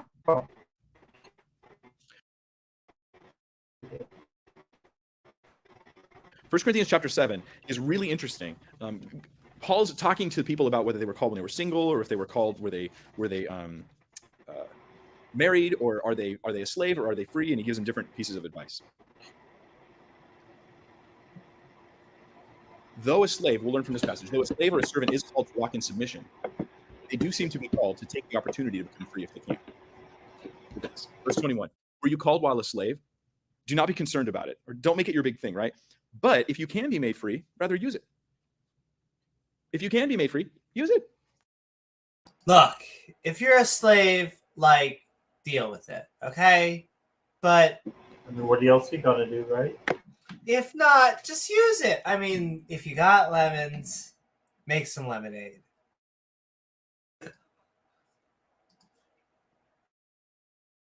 Woo! Oh, hey, Doctor. That's even better. Great. What is up, Dr. Josh? In fact, right behind me is the Atheist Handbook to the Old Testament. Volume 1 and Volume 2 is out right now. Can I tell you, Dr. Josh, that you were like name-checked so many times in an argument that inspired this podcast? Like, they're like, and Dr. Josh thinks that biblical slavery was fantastic. So why would you even use that argument? And if I'm like, I don't think and I pulled up basically a podcast that was like Dr. Josh on Myth Vision saying, yes, slavery in the Bible. Oh. They were like, well, you got to understand the Have context. Team Mars on slavery. It says it's just servant or employee. But these guys keep on bringing up these arguments, like the same tired. Yeah, and it tends to come up like with these Jado-Christian. That's the label that they like to go to, that inspired this podcast, and it was just very interesting. It was that and the year of Jubilee. I'm trying to remember what else, because they brought up, even though the year of Jubilee, that passage is where we also had some very ugly slave rules. And so for whatever reason, they're like 50 years. It's like, yeah, but that's the Israelites. Oh my. But sure. We're about to actually, it seems like, jump into the end of the opposition viewpoint. We have been listening to Mike Wigner as he has been talking slavery in the Bible explained. I'm almost saying Bible naturally now. Does it feel explained to you, James?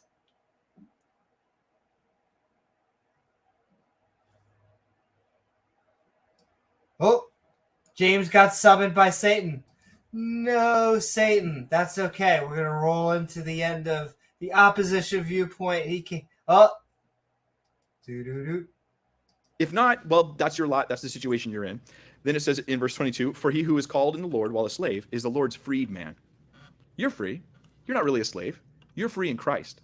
Likewise, he who... You're free in Christ. Listen, I know that you're not wearing a shirt. You have no shoes. You never were even given a name or know a birthday. But listen, you have Christ, which is one of the things. I should bring it up. The books by Frederick Douglass, written by Frederick Douglass, and just one of the things of the horrors of understanding. Oh my God, we're about to have two. Of understanding the horrors of slavery is to not know your birthday. They, purposely sometimes withheld a lot of information to keep slaves ignorant. But that was the bad slavery, the transatlantic slave trade. I'm sure that never happened to other slaves. Who is called while free is Christ's slave. So like whether I'm free from him, but I'm a slave of Christ. And so, Lord, if that means as I serve you, then I'll be serving these people, then fine, I will. But if I can get free, well, great, then I can do even more for the Lord. Verse 23, you were bought at a price. Do not become slaves of men. So we're actually told not to become slaves of men. So if you're in that situation, that's one thing, but this is not something yes, you we want can. to do. I felt bad. I was adding you while you were adding you. It was a double adding. Don't move into this. Stay away from this. Brethren, let each one remain with God in the state in which he was called. So whatever your state is, glorify God there. For instance, like Joseph. Joseph was not voluntarily putting himself in slavery. He was sold into slavery, but then God used it for his glory. And a lot of that had to do with the God fact that he was just so used it he for hadn't his been faithful, glory. hadn't served God, and hadn't done What well. did he say God used for his glory? Go back. Joseph. He used Joseph for his...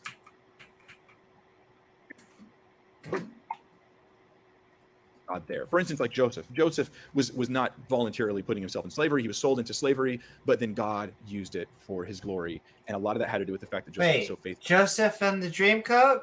No, I'm pretty sure that was God. I'm pretty sure, actually, that was the brothers who were jealous of Joseph's dream coat. I have that story, unfortunately, seared into my brain because there are a few stories that when in my Hebrew school, I got like the glossy, like happy version. Like there was a Torah, they passed it around and we kissed it and everything, but like it was definitely the happy-go-lucky versions, where like everyone in the Noah story is screaming, but they have smiles. Yay, Moses and Noah! You're so amazing. Well, I guess not Moses, Noah.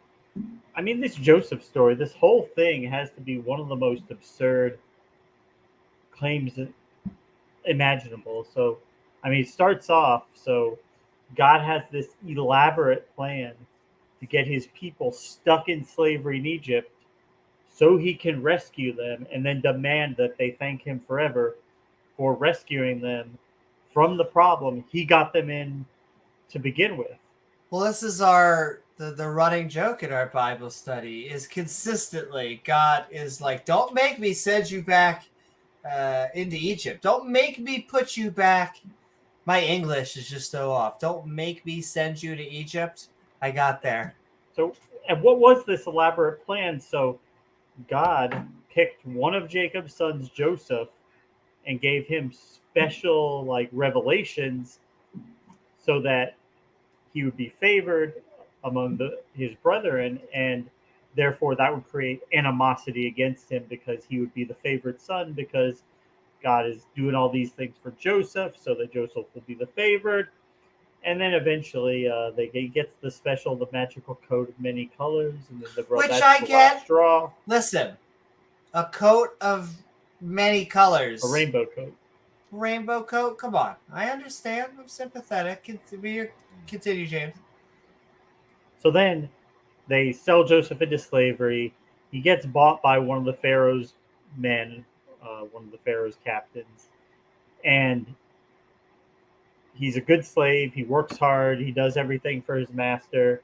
But then comes along his master Potiphar's wife, and she wants to have some sexy time with Joseph. Now, Joseph, of course, is a righteous man, and this woman is married to his master. He can't have sex with her. That would be adultery. That would be wrong. So, of course, Joseph is going to say, no, I'm sorry, I can't have sex with you. And, of course, then she's going to be pissed off that she got turned down. So she's going to say that he tried to rape her. And, of course, then Potiphar is going to know that that's bullshit because he probably knows his wife is, he knows his wife. He knows it's bullshit, but what is he going to do? Side with a slave? So instead of summarily executing him, he just has him imprisoned. And then this mess with the Pharaoh, and there's a cup. There's something stolen, it's between the baker and one of the Pharaoh's other servants, and Joseph predicts which one of them is going to be executed, and this gives Joseph notoriety among the court. So then God sends all these weird dreams to Pharaoh, and his soothsayers and his sorcerers aren't able to tell him what the dreams mean. God is going to beam that information to Joseph's head, so Joseph's going to know what it means, and then word's going to get around to Pharaoh that Joseph can interpret dreams, and the Pharaoh's like, well, I'm having weird dreams. He's a slave, but hey, I mean, maybe what have we got to lose? Bring him in. And of course, he interprets Pharaoh's dream, and it makes sense to Pharaoh. And the dream is that God just came up with this brilliant plan. I mean, grade A plan, this masterpiece of a plan to impose a famine for 7 years on the earth, raining death, destruction, misery, starvation down on earth. Because why not? You're God. Hashtag gotta love. Yeah, hey, I want to cause a famine. I can do that. I'm God, so famine. And of course, God tells Joseph to tell the Pharaoh that, well, the way you get around this is God's going to have, before the famine, he's going to have 7 good years of good crops. So you need to put somebody in charge of this agricultural harvest to make sure that we maximize the harvest for the 7 years. That way we'll have grain for the famine. Of course, Pharaoh says, well, of course, this person who interpreted the dream would be great for the job. So he makes him like his vizier, prime minister. And of course, then the famine hits. And there's this elaborate revealing where Joseph reveals himself that he's one of their brothers, and he's talked to Pharaoh, and the Pharaoh's like, no, bring the whole family over. Come on, bring them all in. Pharaoh's like, hey, no, we've got plenty of food. You could bring your whole family in. And of course, that Pharaoh dies, and there's another Pharaoh after that. His name is Pharaoh. And when that Pharaoh dies, it runs in the name. The name runs in the family. The Pharaoh after that is Pharaoh. And when that Pharaoh dies, the next Pharaoh is Pharaoh. They're not naming them for some strange reason. I can't imagine why they wouldn't want to name the Pharaohs. But anyway. But can I just point out before you go on that Pharaoh actually has Pharaoh's eyes? It's just they're stunning. I just want to point that out. Exactly, yes. And so a few Pharaohs down the road, and then this Pharaoh's like, man, what are all these Jews doing here in Egypt, kind of just freeloading? I don't know how they got here. I'm going to enslave them. Why not? And God had to come up. And the rest, they say, isn't history. Elaborate plan to get his people enslaved so he could then rescue them and be glorified. It's glory. For his glory. For his glory. But speaking of glory, sending love at $2 super chat. The spice is real. Digital Habarami. Habarami is just a shill for academia. He certainly is, Pat. That is right. You can find Dr. Josh and his wife's channel, who she is also a fabulous academic. These academic shills. I mean, once again, I hate to say it because I'm pretty sure that Satan wants you to know that the Atheist Handbook to the Old Testament, Volume 1, is a #1 bestseller out there on the Amazons, and #2 is just out, which means #3 coming out. Thank you so very much for the support, Pat. And you're right, just they're shills for academia. They are these people that are trying to push that the world is round and that it's 4.5 billion using years things old. like evidence and reason and logic and actual. It is pretty terrible. In fact, $5 super chat from Mark Reid. Where did all these dang dirty academics Damn come intelligent. from? People may start taking this stream seriously, Oh, and then what will they much do? to our chagrin. Yeah. That is true. Listen, we cannot have people taking this seriously, because then they may actually think that slavery was in the Bible. That would be terrible. Okay? And slavery cannot be in the Bible. Cannot be, never be. Well, they're saying no link. Okay. We'll get it queued up. I'm a crowd pleaser. I can't help it. So I will say, actually, both Pat and James Wolfe, if at this point this gentleman angers you at any time, feel free to jump on. But soon we're also going on to the open mic. So send in love, and we I are would just slavery say, in the right Bible. before you start, really quickly, another thing I've been having an issue with is this whole concept of glory for a god. It just seems very strange to me. Like, humans derive glory from achievements, from doing great things, but it would be like playing a video game on God mode where you can't lose, and then bragging to everybody about how good you are.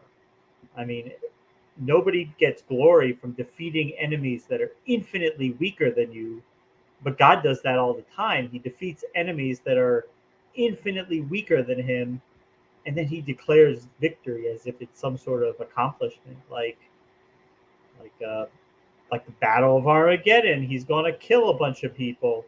Well, I mean, he's God. That's not really an achievement. That's not really anything to take glory in. It's just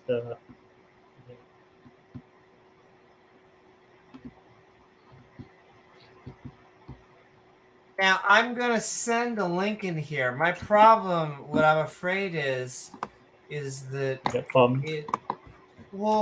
is that it's only going to do that, like, if you're logged into my account. Let's see if that brings it up. I think it'll bring it up. People will tell me. Ladies and gentlemen, we are going to keep on shilling, even if he's blushing. I'm not sure if that worked. We'll find out. I think that link was too big. Maybe not. Oh, Dr. Josh's book. I need to tiny URL that shit. Yes, it is. Tiny URL that as we are moving into the end of slavery in the Bible, at least the opposition viewpoint. If he hadn't been faithful and hadn't served God and hadn't done well for Potiphar, well, it wouldn't have turned out the same, would it? And so it's like, honor God wherever you're at, even if where you're at is a raw deal. We're not endorsing the raw deal. We're just telling you how to be a Christian in the middle of that. So, but God needed him to go through that to get his people to elements of slavery that made slavery so wrong.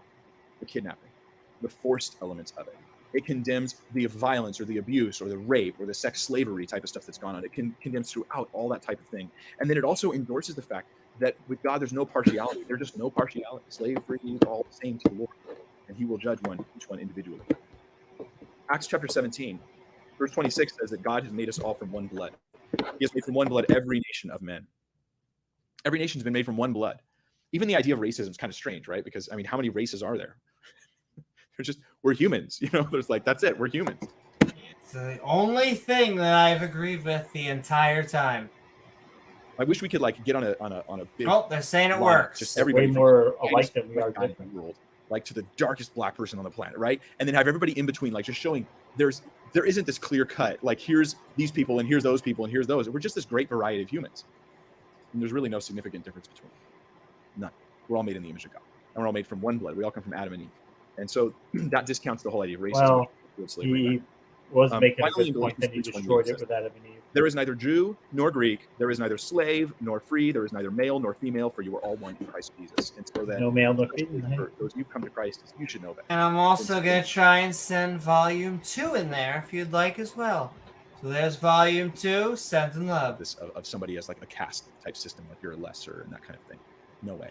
No way. So, I mean, there's nothing wrong with having a contract. It's the good slavery. I think we agree. The best slavery. But slavery of the old kind, of the American kind, I should say, that, well, it wasn't just America. Come on, it was all over the world. There was many even African tribes that were kidnapping others of their own. Yeah, we get it. It was a worldwide thing. It was horrific. Yeah, But bad that's things nothing like what we see in happen, Scripture. but that And so this doesn't should mean the bad ideally things in the forever silence Bible the get off opposition. the hook. But it won't. But hopefully it will arm you with some wisdom and some insight as to be able to deal with the issue, as well as to just know in your own heart so that you could see the difference and not see the incense and think that they're emergent. But this is why, because of all these things, this is why that Christians were at the forefront of so many of the anti-slavery movements that have happened throughout the years. They didn't read I the mean, they were Bible. also at the forefront of the other side of Right. pro-slavery movements too. So, I mean, you can't call one and ignore the other. Indeed. And by following God to do these things, so that that it ended up resulting in If anything, the Christians who were on the pro-slavery side were being more. We're being biblically accurate. Yeah, they were being more in line with the Bible. The ones who, Yep. the more liberal Christians who, went with, oh, well, we'll go with God's love and, over this rigid application of the Old Testament. Well, I mean, I'm glad they came to that conclusion because we did need to get rid of slavery. It is good that we got past it. And it is good that they were able to ignore their book and do the right thing. Actually, be moral. completely over. We still have road to till, especially now when sex slavery seems to be Picky. atrocious and fast growing thing that's going on right now. I don't know if somehow. Oh man, he's about to turn into a crocodile again. But we have to. Those stay tears. fight it if we can. In the name of Christ. So, All right, and man. then we'll do some Q&A if you got some. Father, we thank you. No, I think that's about it. Okay. So, ladies and gentlemen, we have just listened to Slavery and the Bible explained. And I don't really feel it Straight from the horse's much. mouth. Yeah, indeed. But we did listen to the opposition viewpoint from Mike Wigner. We are going to... This video got like 60,000 views, 60 or 70,000 views. So it is a well-watched look at that. 68,000 views, almost 70,000. Though not everyone's a fan. I always like that. Wait a minute. We got the thumbs down. It came back. Oh no, that's not us. That's them. That's him. I have a thumbs up, thumbs down mod, so you can tell. But no, if I were to open this on Firefox, you wouldn't be able to tell. So if I were to go here, boo boo boo boo boo, can't see shit. Huh. That's just a mod you have. So the information is still available. It's just not displayed. That's right. Because a downvote still helps somehow. Just the algorithm, social media, it really is our worst impulse. But it really, a lot of it does have the no attention is good attention. Like you, or any attention is good attention. You do want good attention. I am very happy with our community. We have a very tight-knit, fun community. It's people. That's why even though we tackle very serious subjects, I like to think a lot of these, the only way to tackle them sometimes is by laughing at them. Like that's the water in the desert. That is the oasis of all of these topics. Is that the regular Bible studies, in my opinion, are as dry as Ben Shapiro's. What were we talking about? We were going over Math Pig. How are you? Sending so much love. We're about to be. Oh, look, you're where Yahweh. He came. He laughed. Now I can't even help myself. I'm just gonna tuck this in the chat. Sneeze. Oh my! What just happened? Oh, that's weird. That just went into chat. Huh. Go figure. It's a miracle. Go figure. A miracle. Even though it doesn't seem miracles happen, and we definitely didn't see a miracle in this gentleman's explanation of biblical slavery tonight. Well, I mean, I guess he kind of doesn't have much to work with, so he did the best he could with what he had. But exactly. But he won't get much sympathy from me on that one. We already got the spice. We have both Mark Reid and Your Way or Yahweh. And we got James Wolfe. We got the whole crew. We are about to go into the open mic. And I'm probably going to vastly destroy my wanting to. Though it's my fault. I spent an hour on the what's it called? So we're going past hour 3. We're gonna have some fun in the sun. We're skeptic and ranting on slavery in the Bible.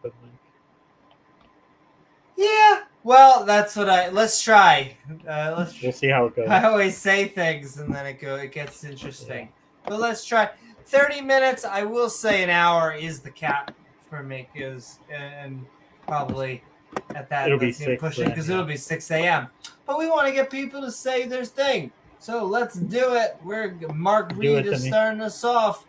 We are Midnight Ranting on the Bible and slavery. Dun, dun, dun.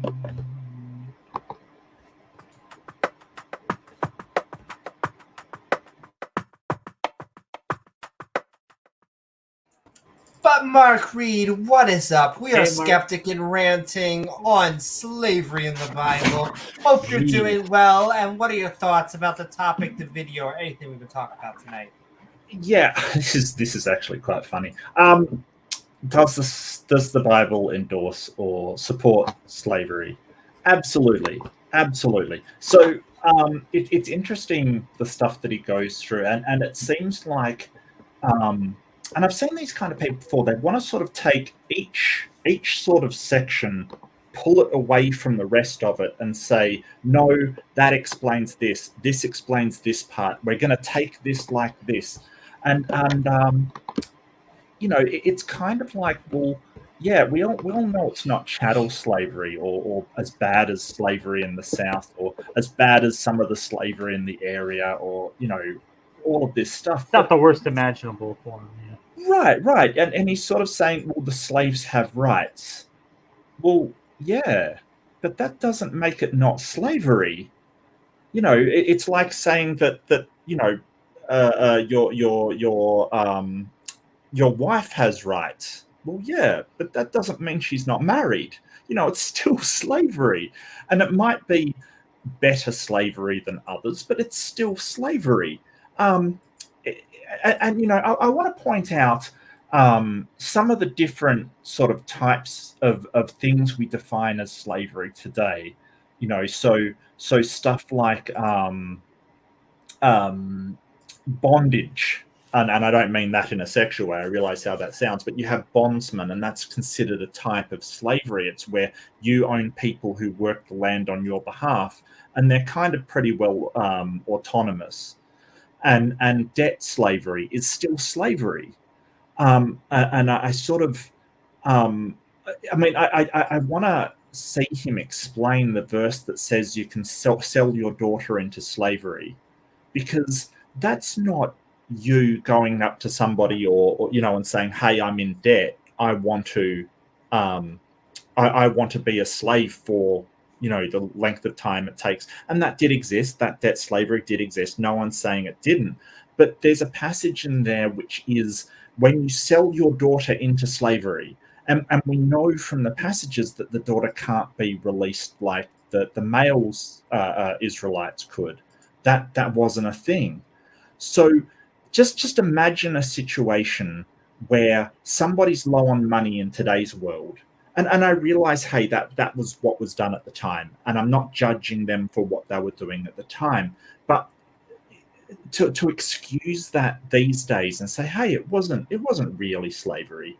But imagine a situation where you can sell your daughter to somebody and then they own your daughter, and that isn't considered slavery. Even debt slavery or sort of bondsperson slavery kind of. It's still fucking slavery. I don't understand this argument that good slavery isn't slavery, it's something else. I don't understand that because we don't consider that these days. If somebody get somebody into debt slavery and they've taken advantage of them, it's still slavery, right? So yeah, that's my thoughts on the matter. I thought the guy was he really was just clawing at excuses left, right, and center. It's pretty bad, but I'll leave it there. And thank you for having me on, and thank you to Pat for coming on. He's always great, always interesting, always gives great information. So I really want to give a big shout out to Pat. Woohoo! Thank you so very much, Mark. Thank you, Mark. We are going to get, I think, James Wolfe in here, and then our headliner, Oh boy. who I think will exactly, and he'll just lead us into open discussion. So thank you, Mark, and then we're just gonna get James Wolfe in. Stick around for the open conversation. James Wolfe, what is up? We are Skeptic and Ranting on slavery and the Bible. I hope you're doing well, but what are your thoughts about the topic, the video, or anything we would talk about tonight? Hey guys, sorry I'm not going to put my camera on because I've got COVID and I look like crap, even more so than I usually do. So, So thanks, James, Amy. Thanks for having me. Hope you're doing well. Look, I don't think I'll bring anything to. I wanted to because Pat really beautifully sort of outlined all the important distinctions between biblical slavery and that which occurred in the ancient Near East and other periods, and so I don't think there's too much original I can illustrate with that. But what I wanted to go over was just some of the apologetics that I've come over the years, and and also what this guy delivered was just, I guess, your classic, classic position where you give ameliorating factors, mitigating factors, try and illustrate it in a way which, I don't know, from where I'm standing, can only come from a place of complete dishonesty or just being badly informed, really, realistically. But what I wanted to do is go through, just some of the apologetics. I mean, and so, sorry, I'm just finding my spot. So, what I used to, one thing that I'd touch on, I think I use this based upon stuff I'd read, and just the idea that during my time in ministry, that the Bible was emancipationist based upon what I call the sweeping narrative of Exodus, and that just being like a broad topic of liberation of slaves, and that from a very symbolic perspective, that was what a cornerstone of a biblical position that supported abolitionism. But also you've got when you look at some of the verses that are commonly cited for supposedly being anti-slavery, you come across ones like Exodus 21:16 is a common one, and I don't know. I can't help but feel this is really dishonestly identified. It's the slave stealing verse, but you come across it a lot when people are trying to identify it. And then you've got Galatians 3:28, which is. For my head. So there is neither Jew nor Greek, there is neither bond nor free, there is neither male or female, for ye are all one in Christ Jesus.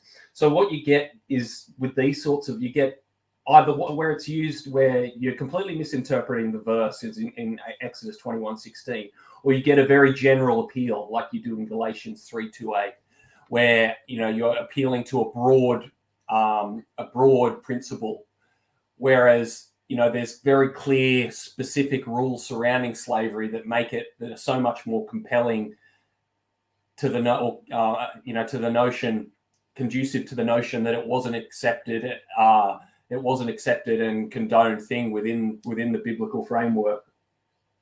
And just the apologetics come around that just relative to other ancient Near East civilizations, there was probably Pat and Josh, if he's still listening, that there's a book that I think it's a bit of an authority on this topic in the biblical and in the Christian community, and that's Is God a Moral Monster? I can't remember the author.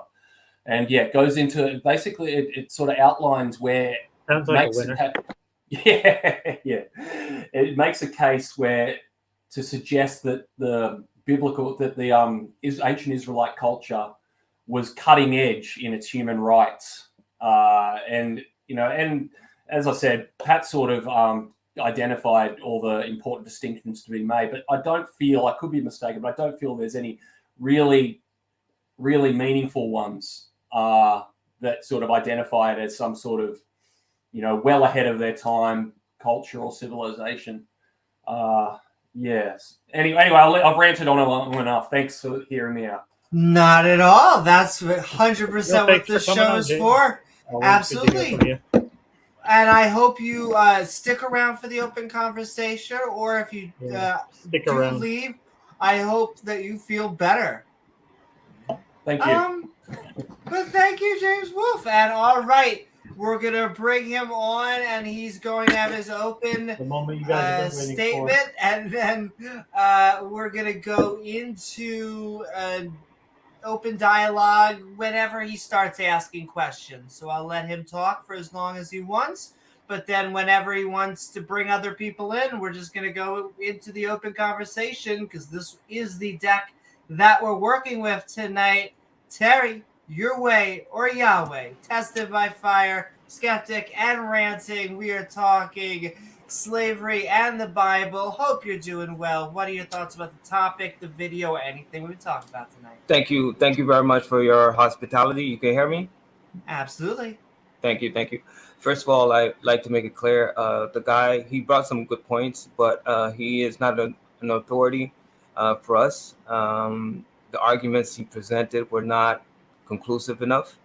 I have addressed this issue in the past multiple times. I have a video exposing the fallacies as it relates to so-called slavery, or the Bible endorsing so-called slavery.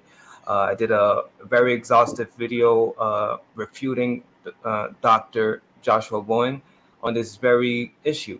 I'm willing to debate anybody on this. I think Randolph suggested that we can debate this on Modern Day Debate or anywhere else. It doesn't matter to me. But my position is quite clear. There is no so-called slavery, or let me make my position clear. There is no endorsement of so-called slavery in the Bible. So I'm willing to hear whatever arguments you guys have. Give me your best argument.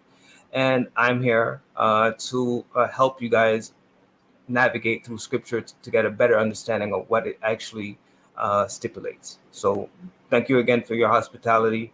And hopefully, if you guys are able to prove there is so-called slavery in the Bible, I will take this Bible and I will throw it out the window right now. All right. So that is my position. And if anybody is confident in their position, please provide your evidence, and we'll see how we can entertain that. Woohoo! Thank you so very much. I can't tell if it was me or you, James, that was roboting. But thank you so very much for your opening statement. And with that, this is the girl deck that we are working with tonight. We are Skeptic and Ranting, Slavery, and the Bible. I will say there are multiple skeptics, and we have a theist Christian, though we are always open. I'll keep on throwing that out there. If any other Christians, anyone wants to join, tell us why we're wrong. Come on. I think you guys have your handful with me already. So, oh my, that's hey. So, what is your best argument for slavery? So-called slavery. Well, yeah, I mean, so when you say condone, I'd like to know your definition of condone, because it sounds like maybe you might be using it in a different way. So usually condone's used in permissible sense. Is that what you're contending with? Exactly. So Are you actually contending that it's slavery, or are you contending the point that it's permissible, or are you contending both? First of all, my position is quite clear. There's the word abed used in the Hebrew could mean slavery or servant, depending on the context. So it is up to you, it's incumbent on you to demonstrate that your understanding of whatever passages you're appealing to, it means slavery, as in your understanding of slavery. So I believe every verse that relates to the law of God pertains to servants, not slavery, not something that is forced. That is my Yes, position. I'm not too concerned about the word used, because our words in English don't exactly line up with the words used back there. It can be a lot fuzzy. What I'm concerned with is what we would call today the treatment of those people back then.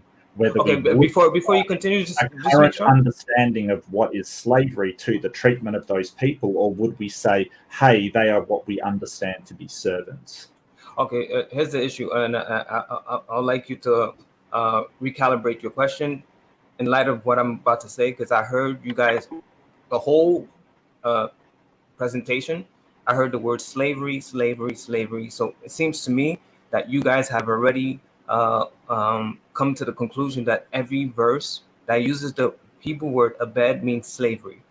I'm challenging you to demonstrate that scripturally and contextually that that's the case. Because if you're not able to do that, We'll get there. We're just sort of discussing definitions and terms at the moment, because I think that's important that we don't sort of talk past one another when we're talking.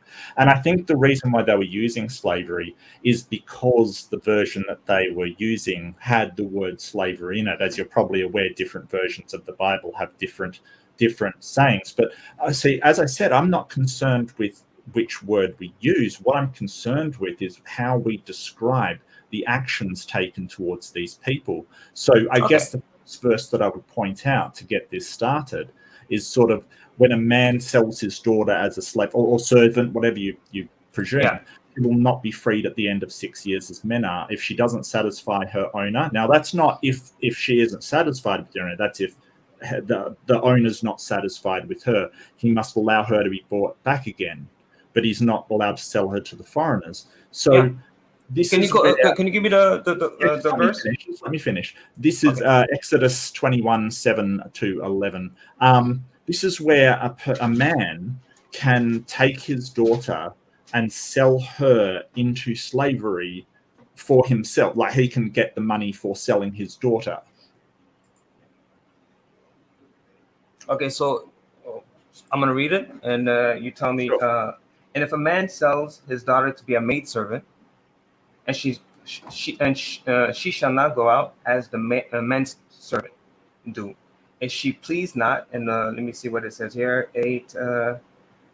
If be evil in his eyes, okay. So if it please not her master who has betrothed her to himself, then shall he let her be redeemed to sell her unto a strange nation. He shall not have no power, seeing that he has dealt deceitfully with her.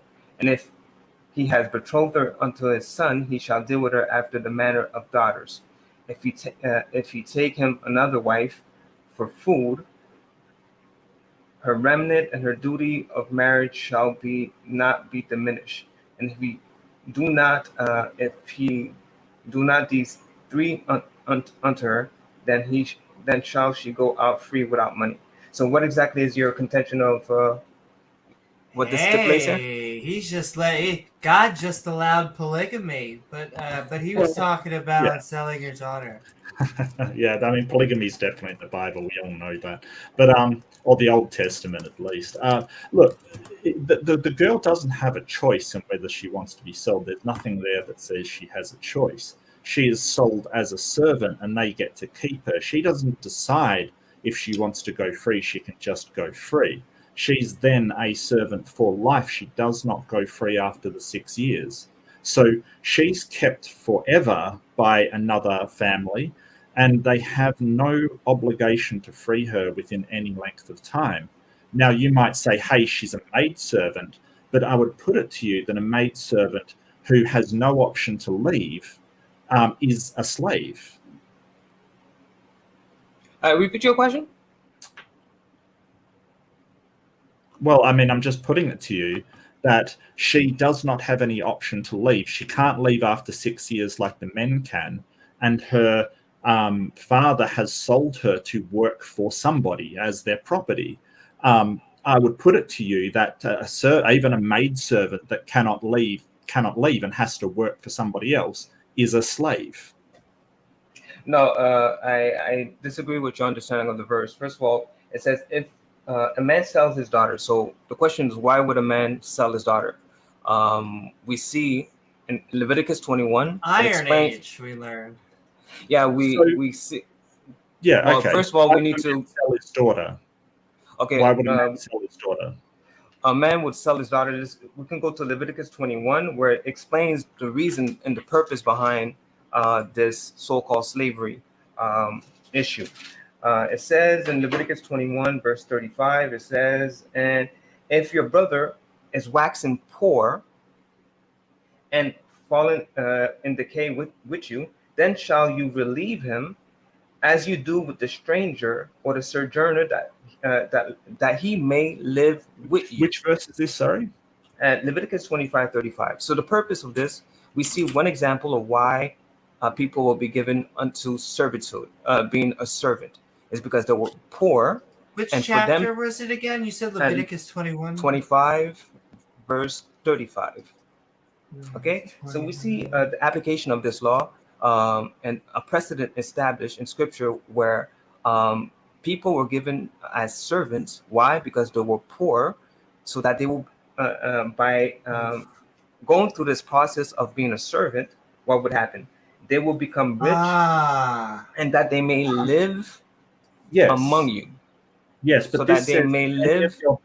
Yeah, but this says, Okay, if any of your fellow Israelites become poor and sell themselves to you, do not make them work as slaves. That says nothing about their daughters. No. Right, and then it says that they will work for you until the year of Jubilee, etc. And that's the rules. That's not the verse I just appealed. That's well, not that's the verse the one straight after it, sort of saying. I know. It says that the woman won't go free after that time. I'm going to get to that in a second. I'm just going step by step. Why? Because now you're going to the rest of the verse. I'm going step by step, giving you an understanding of what is going on here, because you have to understand the context. So number one, why would a person be sold? I'm giving you the example why. Presumably the man would sell his daughter because he is poor and needs money. They are poor. It's not just the man. The daughter is also poor, because if the man is poor, he's the man of the house. Family, okay, so the man doesn't get the money. The man sells her. He gets the money. Who told you they're not getting anything? I just gave you. Can I just make my statement? Girl, as a maidservant, she then works for the family, because we've got family structures here. Okay. Right, so she's supported by the family, but sort of the idea that because she's supported by the family is not a slave, that's not an argument, because you can have slaves that work for a plantation, for instance, and they're still supported by the family running that plantation. So yes, that's slavery. Okay, so can I make my point? Because I don't understand what you're saying right now. I'm going to make sure you understand my point. Leviticus 25:35 clearly establishes why a person is sold. So that's number one. It says here, if your brother is poor, so we see is because they are poor, number one, and fall in the decay with you, then shall you relieve him. So we see there's a process here. It's for them to be relieved, as you do with the stranger. So the stranger is being. Do you think this justifies slavery? No. It's because you're using the word slavery again. I'm saying it's a servant going through a process, a 7-year process, for them to be incorporated inside Israel. And it says it here, so that they may be strengthened and that they may live with you, be part of the Commonwealth of Israel. So they would no longer be a stranger according to this law. They will become incorporated in Israel. And we have a precedent established, the Book of Ruth, same example. A woman is given as a maidservant to Boaz, and she became part of the Commonwealth of Israel. And we see her part of the very genealogy of Messiah. So I'm giving you the application of the law which goes and contravenes or undermines your very understanding of what the law is. Because you're saying this It slavery. It doesn't say that because It doesn't say what. Which part do you disagree with? It says that servant's master can arrange for her to marry his son.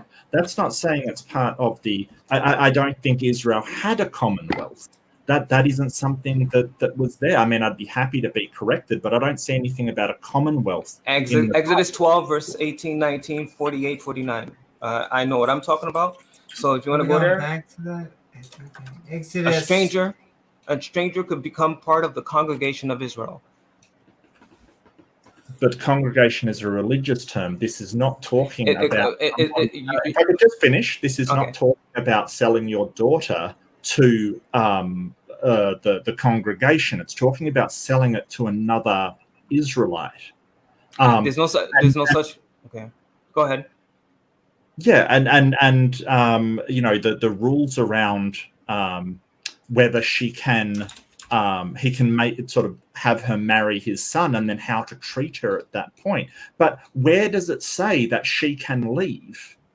Well, it says in Deuteronomy 23, verse 15, if she feels like she's being mistreated, she could leave at any moment. And it says that if a neighbor finds her, he is not to return her or return a stranger. From that slavery passage. No, because he's the one. I'm trying to go step by step. Deuteronomy 23 is what you said. Deuteronomy where? 23 verse 15. The reason why I'm going there is because he wants to go straight to that point. No. When I was addressing one point, 15 doesn't say anything about the slave. What does it say? It says, if a slave has taken refuge with you, do not hand them over to their master. How does that mean that she can leave? We were also making fun of this passage earlier because we were like, can you imagine? Because it's like there's a herd of slaves behind you, and the slave master is like, hey, this one slave got free. Oh, we got to let him go. And the other slaves are like, well, does that mean we get to let go? And he's like, get back to work, slaveys. I'm going to read the verse because I don't know what you guys are talking about. If, what does it say? Thou shalt not... It says, don't let your runaway slaves go. They're your property. No. Doesn't say anything about that? Let me read it for you. Thou shalt not deliver unto his master the servant which is escaped from his master. So I need you to explain to me. If they have no opportunity to leave, how do you reconcile that understanding with verse 15? So it's like we're just saying, imagine it's a slave master. Okay, tell me your argument. 12 slaves behind you, okay? Imagine 12 slaves. Servants. And slaves. You can call them servants. That's we'll call them slaves. That's just a PC term for slaves. Okay. So slaves, he has 12 slaves over here. And then like one slave comes over from a different farm. And he goes, oh my God, we got to let this guy go. We can't have this slave. He lets the slaves go, and then he walks back over, and then he gets his 12 slaves, and he whips them, and he's like, get back to work, slaves. I don't get what changed in this scenario. He let the one slave go, and then he went back to beating his slaves, or trading, selling them. Whatever he does with his slaves, because they're his slaves. Help me out. His slaves go in this passage. His slaves never leave and always stay his, right? Always. Let me get this straight. You're saying that the master let his slave go when it says no. He kept his slaves. He just let like the one random other slave go. Okay. So let me get this straight. Can I respond? Can I respond to her? I'll just finish saying this. The problem you have is that you're conflating an escaped slave with a slave with the opportunity to leave. You may be in prison. Escaped slave with opportunity to leave. You may be in prison. You do not have an opportunity to leave, but you can still escape. That doesn't mean you left with permission. You escaped, and this relates to. Where's the word escape there? Where's the word escape? What I asked was, does that female slave servant, however you want to dress it up so you feel better about yourself, do they have an opportunity to leave? And you're saying, well, they can escape. That doesn't get around the issue of slavery. Okay, let's go because I see that you're the point that I was establishing. If a person feels like they're being mistreated and they leave their master, I'm gonna go check the Hebrew for the word escape. But if they leave their master, they're not to be returned. That is the point I'm establishing. Now you're trying to suggest that somehow the master is able to hold them against their will, which is again against another law in scripture that you're not allowed to kidnap a person. That will go against that very principle. No, So that's not the same law. That means that's not the same law. You cannot kidnap your fellow Israelites. In fact, it says you It doesn't should say Israelite. take slaves from the nations around you as plunder. And on a number of occasions, God commanded the Israelites to take slaves from the tribes that they had conquered. What was your last argument? You're saying that they are allowed to, they're not allowed to do that to an Israelite, but they're allowed to do that to a stranger?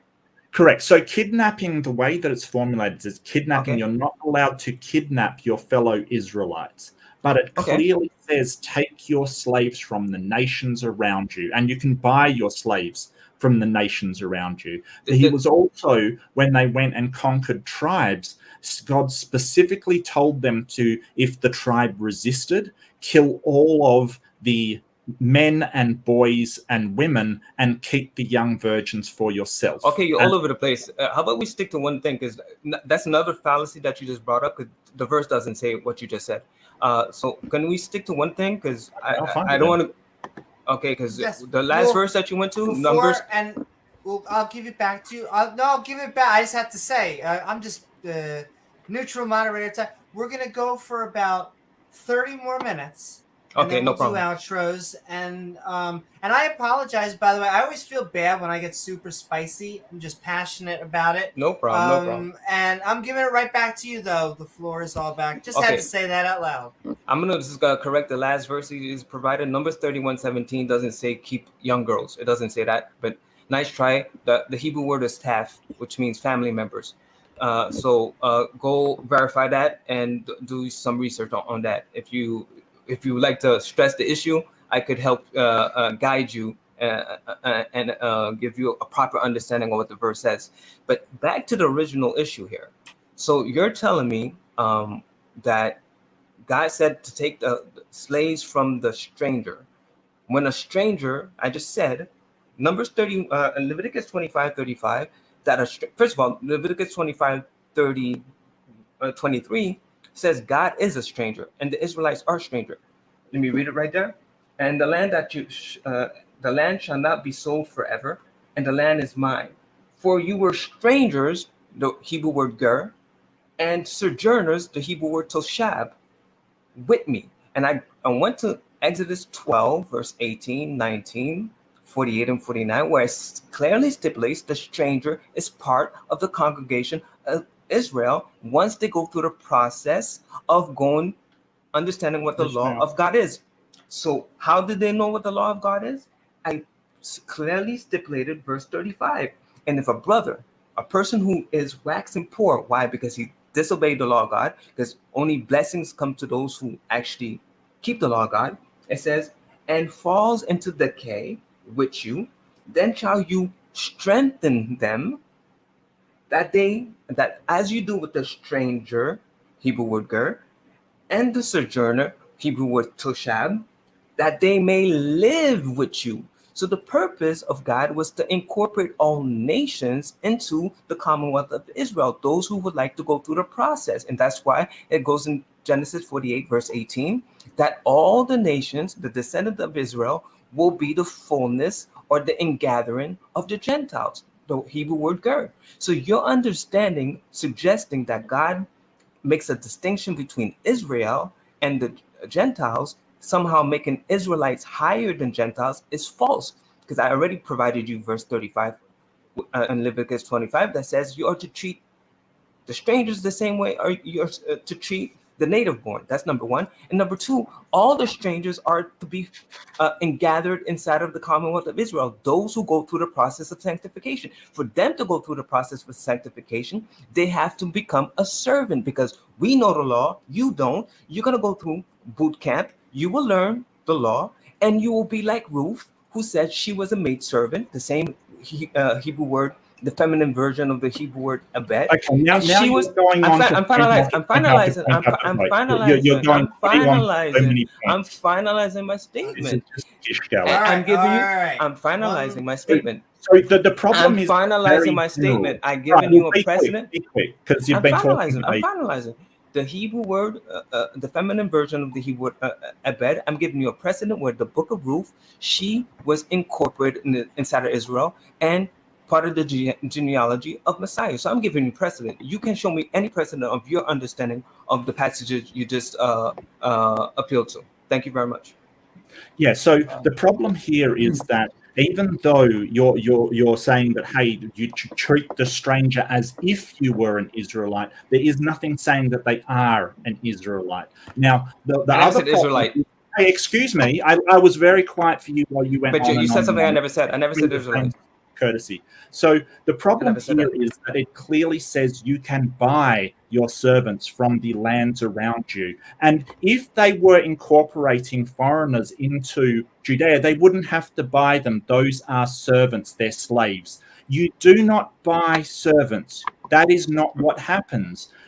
I do not go to employ somebody and buy them. That is not what happens. You employ them with a wage. You seem to want to say, hey, just because they don't use this word, their treatment of these people was the same as today's servants and today's people that are servile, which just is not true, and a twisted, warped version of reality that you've made up for yourself. And I have a question Also, the afterward. problem is that it does say in Numbers 31 to take kill every male among the little ones and kill every woman that hath known a man by lying with him, but all the women's children that have not known a man by lying with him, keep alive for yourself. And that's Good point. without Good going point. into the treatment of a slave, where basically you can you beat a slave? Can you beat a servant? No, you're all over the place. You went to Numbers 31. Let's address Numbers 31 because you misrepresented the verse. I'm asking you a question because before you went like we would regard today as servants. So can you beat a servant? if a person who's Answer the question. I asked you a question. Can I answer your question before you without you being excited? Can I just respond? I'm gonna answer quickly. I'm gonna answer your question. Yes, a person who does something that he's not supposed to do could be beaten. Yeah. So what's your point? Okay. A servant can be beaten. So what's the point? Well, can I go in a different No, direction? that's a servant. First of all, A servant. Night Pagan Mom. But can I ask you a different thing? What would convince you that they were slaves? They were just the transatlantic, which you, because they, okay. In our mind, except for like, sure, the race term may have been new, but as far as we can tell, it was just the same old slavery that's been going on for thousands of years. Okay. And that, as far as we can tell, this God of the Bible just thought it was normal as pie. I'm gonna get to that. Just before I answer, I'm gonna answer your question specifically. But before I go to that, Numbers 31:17. Notice how he went from young girls. Now he's saying the women. First of all, what he said is totally false. And if you continue reading, because they only go to one verse. When you continue reading, we see that these women, especially a certain group of women, were given as an inheritance to God for temple service, which is the highest honor that you could receive in Israel. So did they have a choice? You always have a choice. So the point is, if you're gonna live within Israel, you always have a choice. You could leave Israel if you don't want to. If you don't want to live within the parameters of Israel, the land that they conquered, you could leave. You could live with the pagans if you want to live with the pagans. I give you an example. Ruth is an example. She said, your God will be my God and your people will be my people. So I have precedent. You don't have a precedent to establish your claim or your understanding of so-called slavery. I have a precedent. I give you the book of Ruth. Now, as for what you said, give me your name one more time. I'm sorry. Amy. So I will accept your claim of slavery if you could respond to verse 35 47 and 48, which is something I asked Dr. Joshua Boone, and he wasn't. I'm just gonna read it and tell me, because if you're able to can I interrupt you? Because I know what you're saying is that treat them like the Jews, but I know that the Jews no, that's not the point. That they are under the Jews do not view non-Jews under Israel law. They don't view them as like Israel. Like they are the chosen people, and there are the chosen people and the non-chosen people. And when I'm not talking about the Jews of today. I'm not talking about the Jews of today. That's their issue. I'm talking about what Scripture says. And it doesn't sounds like you're just talking about Christianity. When you talk about it, when you're like, we talk about Jew and Gentile, and they're all the same, and they're all under the law, it just sounds like Christianity. No. Actually, I gave you Deuteronomy. I gave you Exodus 12, verse 18, 19, 48, and 49, which clearly stipulates that Gentiles, strangers who want to keep the law, go through the process of sanctification, are part of the congregation of Israel. They are Israel. Isaiah 14, verse 1, they will be incorporated inside of Israel. Ezekiel 47, verse 23, they will be as if they are born in the land.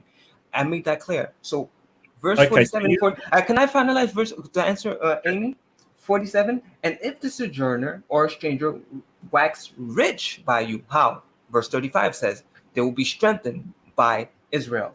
So if they become rich, a stranger becomes rich, and to inherit, if a sojourner or a stranger wax rich by you, Leviticus 25, verse 47 and 48. If a sojourner or a stranger wax rich by you, by Israel, not Israelites, and your brother that dwells with you wax poor, and sells himself to a stranger or sojourner, or to the stock of the stranger of the family, after that he is sold, he may be redeemed as the same way Ruth was redeemed in Ruth 4. And again, you guys, I'm sorry? Giving me the same apologetic. And wait, this is the... I know what apologetic this is. It's the same one. It's saying, hey, doesn't it say that my brother can be redeemed? My uncle can be redeemed? No, I'm not talking about the redeem part. Yeah, before we go to the redeem, a reference from Jonathan Hatter. It completely disagrees with you. All the biblical scholars disagree with you. What? On Numbers 31, if I'll just get to finish. On Numbers 31, M.I. Ray at Religious Studies, Boston University, argues completely against you and absolute consensus of scholars that the passage is an endorsement of not only sexual slavery, but genocidal rape, where you take... Where does it say sex in that verse? Give me the word sex there. Look, all of the scholars... Okay, it's not there. Okay, thank you. Thank you. No, it's not there. It's the whole idea of taking virgin people, women that have not lain with a man, and taking them for... Why did they say that? Why did they say that? Is because you get them as plunder. And every single biblical scholar agrees on this. And you basically just made up something in your head. I made up? Okay, let's go back to Ruth. Let's tie it in. No. Let's go back to Numbers, because you made a claim. Let's go, because you're all over the place. I'm responding to Amy, and then you went to Numbers. So read it out again. I'll read it out again. No. Let's go to Numbers. After you guys go back and forth a second, I know James Wolfe has been waiting quietly to get in. I just want to respond to Numbers, because he said all the scholars say this and that. The difference between you and the difference between you and the scholars, I could go to contextually Numbers 25 explains why they're supposed to be virgins. It had nothing to do with sex. It's nothing to have them as sex slaves. Numbers 25 explains, because you don't know Numbers 25. Why else would you need virgins? I'm sorry. Can I read Numbers 25? And not virgin boys either. Chapter it's just 25? Virgin women. Yeah, Numbers 25, because it explains in Numbers 25 why they need to be virgins. Do you think they did a good thing? You see, you're all over the place. I'm responding to your last... I'm asking you if what they did in Numbers 31 is a good thing. I'm going to your very claim that... Let me read it again. Go read it. Behold, these caused the children of Israel through the counsel of Balaam to commit trespass against the Lord in the matter of Peor, and there was a plague among the congregation of the Lord. Now, therefore, kill every male among the little ones. Oh, sorry, I lost my place. Kill every male among the little ones, and kill every woman that hath known man by lying with him. So slaughter all of them is what it's saying. But Okay, all thank the women children all the women children or female children that have No, it not doesn't say known that. a man. Female No, children. let me finish. I'm reading it out. But all Okay. the women children that have not known a man by lying with him, keep alive for yourselves. Perfect. So what's the word for in Hebrew for children there? I don't know. Go check your scholars because the word is not children. And the context when say it's children because later on in the verse 35 it says they're not children. Second of all, can I finalize? First of all, it doesn't say they're children. They're called women later on.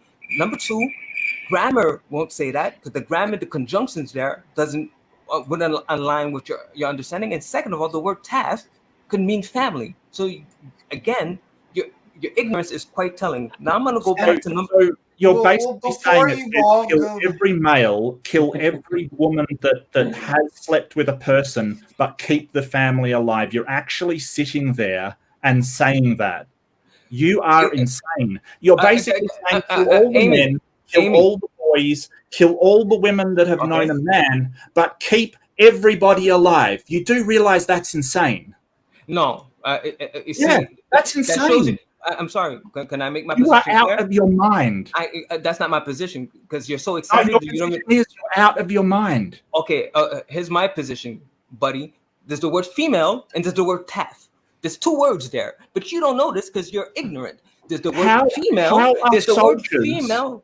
There's the word female and there's the word family. So explain this. How somebody is supposed to kill every man, every boy, every woman that has laid with a man, and keep the family alive. I just repeated. I said there's two words. Why are you saying family? That's one word. There's two words. What's that word? And the other is girls or women. No, the word in contention is taf. That's family. That's the girl. The word that you're translating as girl, I'm saying is family. Then there's females and there's conjunctions. So what is the in the Hebrew grammar? What does it say? Because you know more than me. What's the word that's under contention here? So what's the word that's under contention? The word in contention is the word girl. That's the word in contention. Girl. But there's a word female so right after. Children is girl.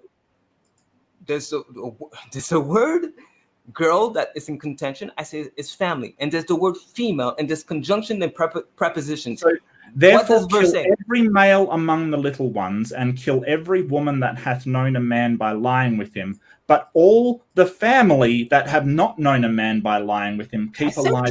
I said female and family. I said female and family, and there's prepositions.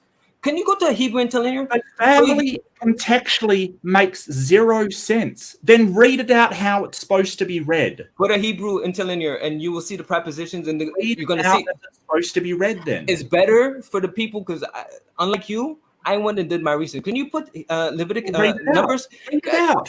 Buddy. Let Amy put it for everybody to see. Numbers 31. If I do this, and I will, we'll go up one more. But I swear, I feel bad for James Wolfe, who was probably. But it's not my fault. Actual archaeologist. But it's not my fault because he's so excited. 31. No, I get it. Well, and I will say I like the back and forth. We are the debate community. No, so, Numbers 31, 17, Hebrew interlinear. I want him to give me his understanding of the verse with the fact that taf could mean family and the prepositions. Let's not say it's family. I want him with the prepositions to read it out and make sense according to the grammar. Because he went to the scholars, he knows better, right? So let him read it according to his understanding with the prepositions. Numbers chapter 31, what? 17, Hebrew interlinear. No, Hebrew interlinear. You're not gonna find it there. You're not gonna find it there. Therefore, kill every man and kill every woman that hath known man by lying with him. But all the women children that have not known a man by lying with him, keep alive for yourselves. The women children, right? The women children. The women children. Again, that have not known a man by lying with him. No. So the women children, they're called women children now. I'm gonna read it. And therefore, kill But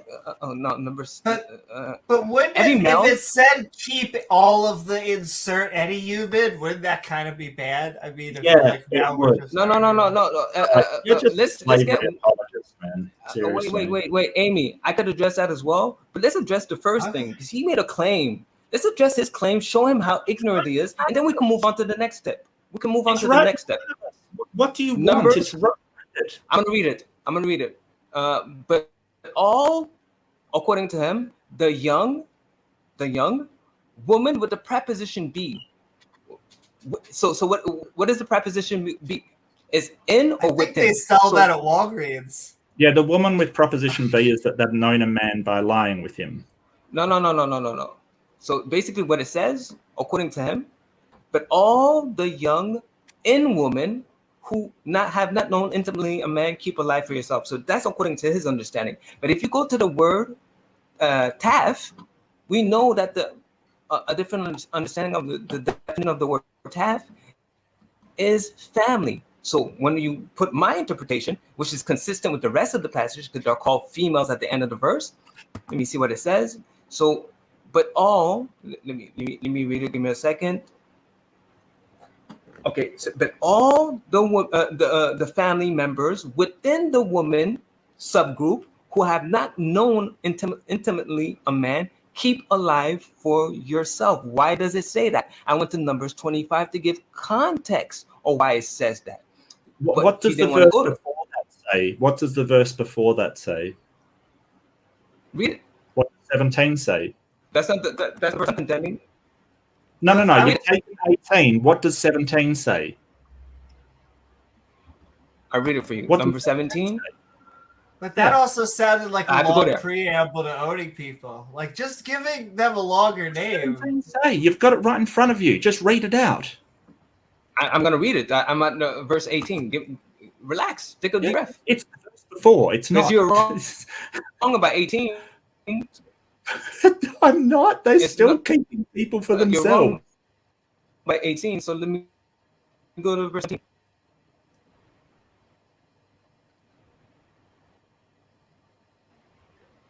No. That's the argument. That's not the argument you're making. I'm addressing the first argument showing you're ignorant of your suggestion was young girls for sex. That is what I'm arguing against. Now you're going to young girls for sex slavery. That is your first argument. 17 say. What does 17? Give me a second. Yeah.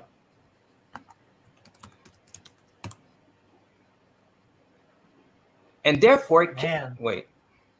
Give me a second. That doesn't work out for the women or the men. You're about to say kill. No. Yeah. Amy. I'm gonna address the second Okay. fallacy. I'm gonna address the second fallacy. Wait, Amy. I'm gonna address the second fallacy. I understand. I think you're about I'm to gonna say address. kill there. I'm sorry. I'm gonna address the second fallacy once I've shown his ignorance on the first one. So, verse 17 it says, "And therefore kill every man among the family and every woman who has not known a man lying with him. You shall kill." So, what's the point?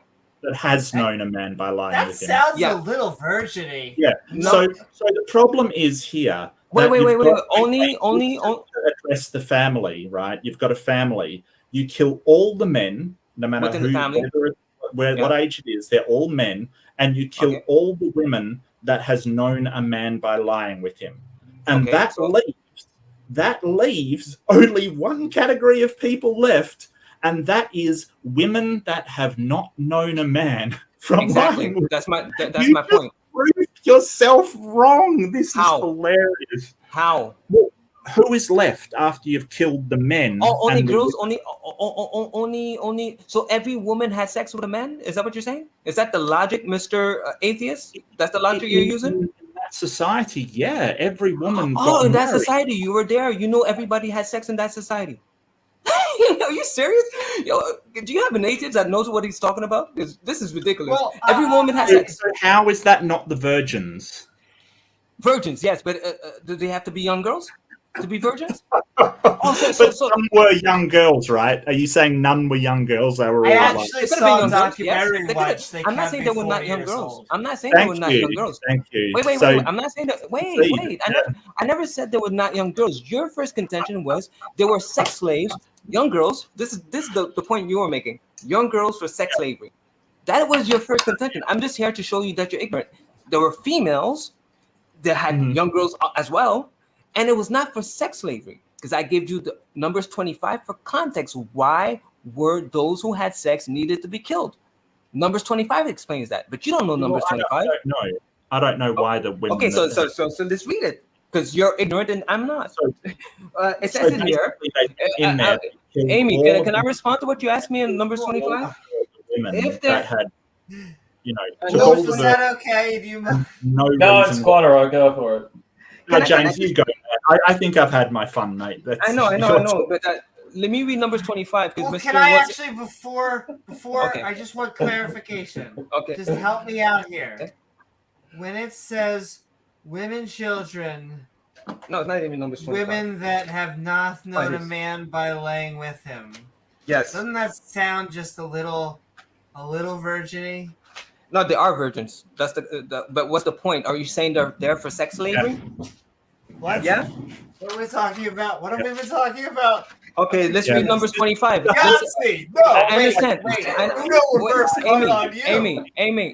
Numbers 25.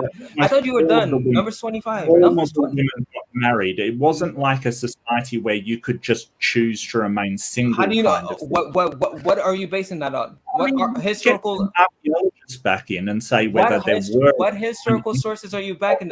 Not getting married very late into life, but I don't think you think you'll find that it's an exception to the rule, not a common occurrence. Who are you basing that on? Who are you appealing to? What, you mean societies at the time? Are you joking? That's the fallacy or overgeneralization. What are you appealing to come to this conclusion? Exactly. Numbers 25. Yeah. You don't have no sources.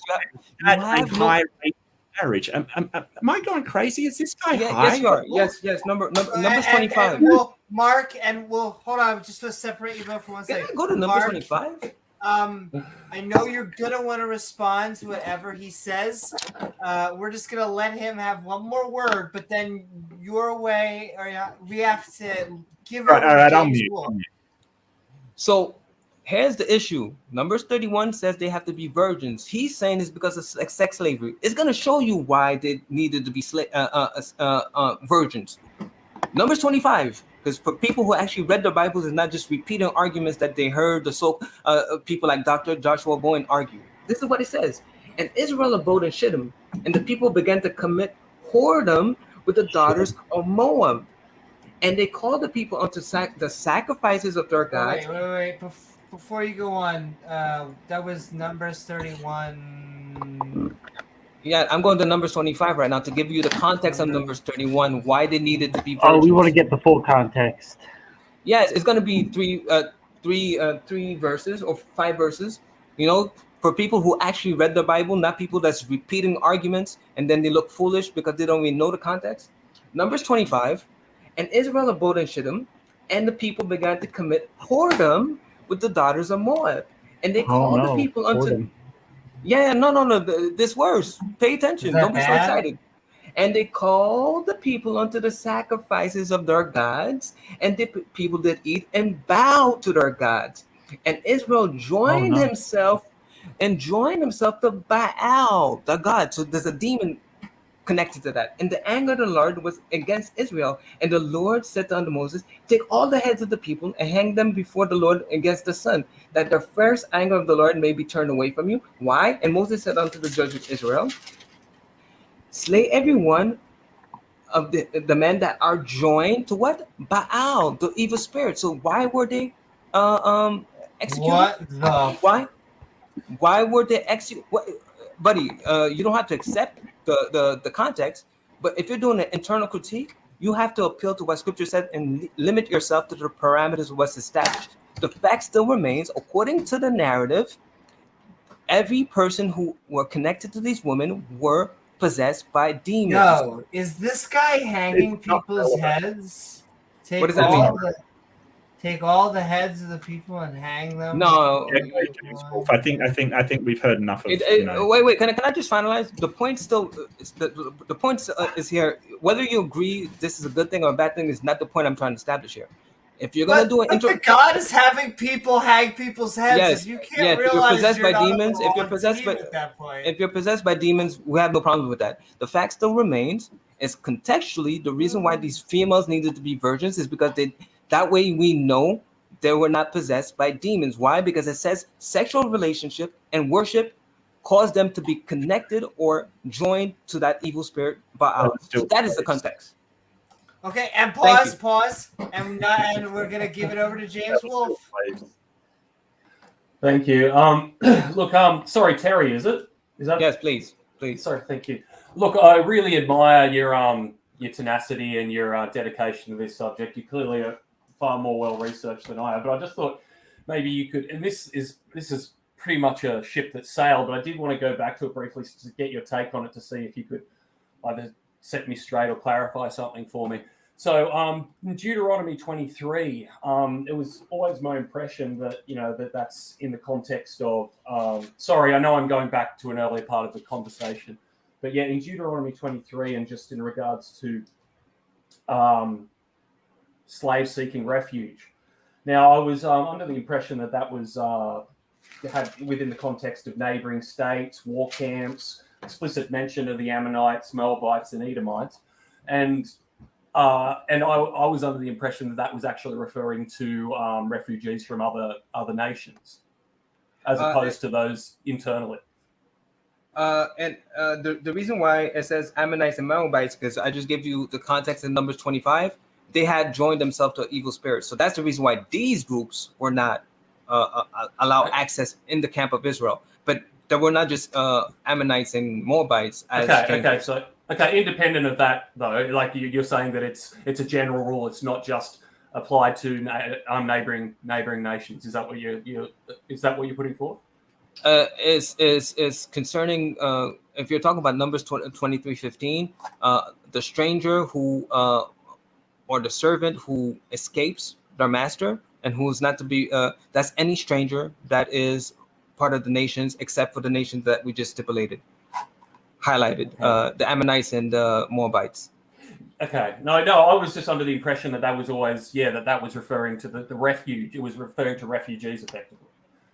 When you say it's talking about refugees, what do you mean by that? Like as in those slaves fleeing from other countries, neighboring countries. No, I do understand that's the argument that Dr. Joshua Boyne does, but he cannot stipulate that scripturally. Show me where it says that. Okay, all right. Okay, thank you. Yeah, I also put a paper in the side chat. Jonathan had a current in biblical research, slavery and the enslaved in the Roman world, Jewish world, and Synoptic Gospels. So that's from a renowned scholar who has investigated not just the Bible, but also archaeology and things like that.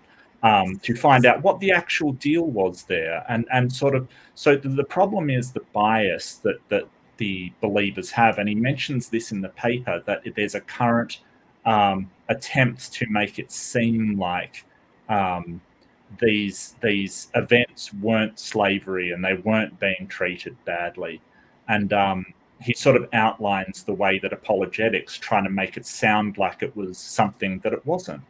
And the scholars that he is citing have all said the same thing. It's kind of weird that we sort of now look at this and try to apologize for these conditions these people were after. I just like to if I can make a okay. Well, not only that, you are going to actually be our headline. You're going to start us off for our outros. So if there's any question that you have for the panel, now's the time to do it. But you guys are all about to have your own closing statements. Say whatever you want. I just like to make a quick recap of what I've established so far. I know there was a lot of noise, but let me recap. Numbers 31:17, it was said to be young girls, sex slavery. The context doesn't apply. The very chapter says they're a woman. Number 2, grammar would not allow you to say that.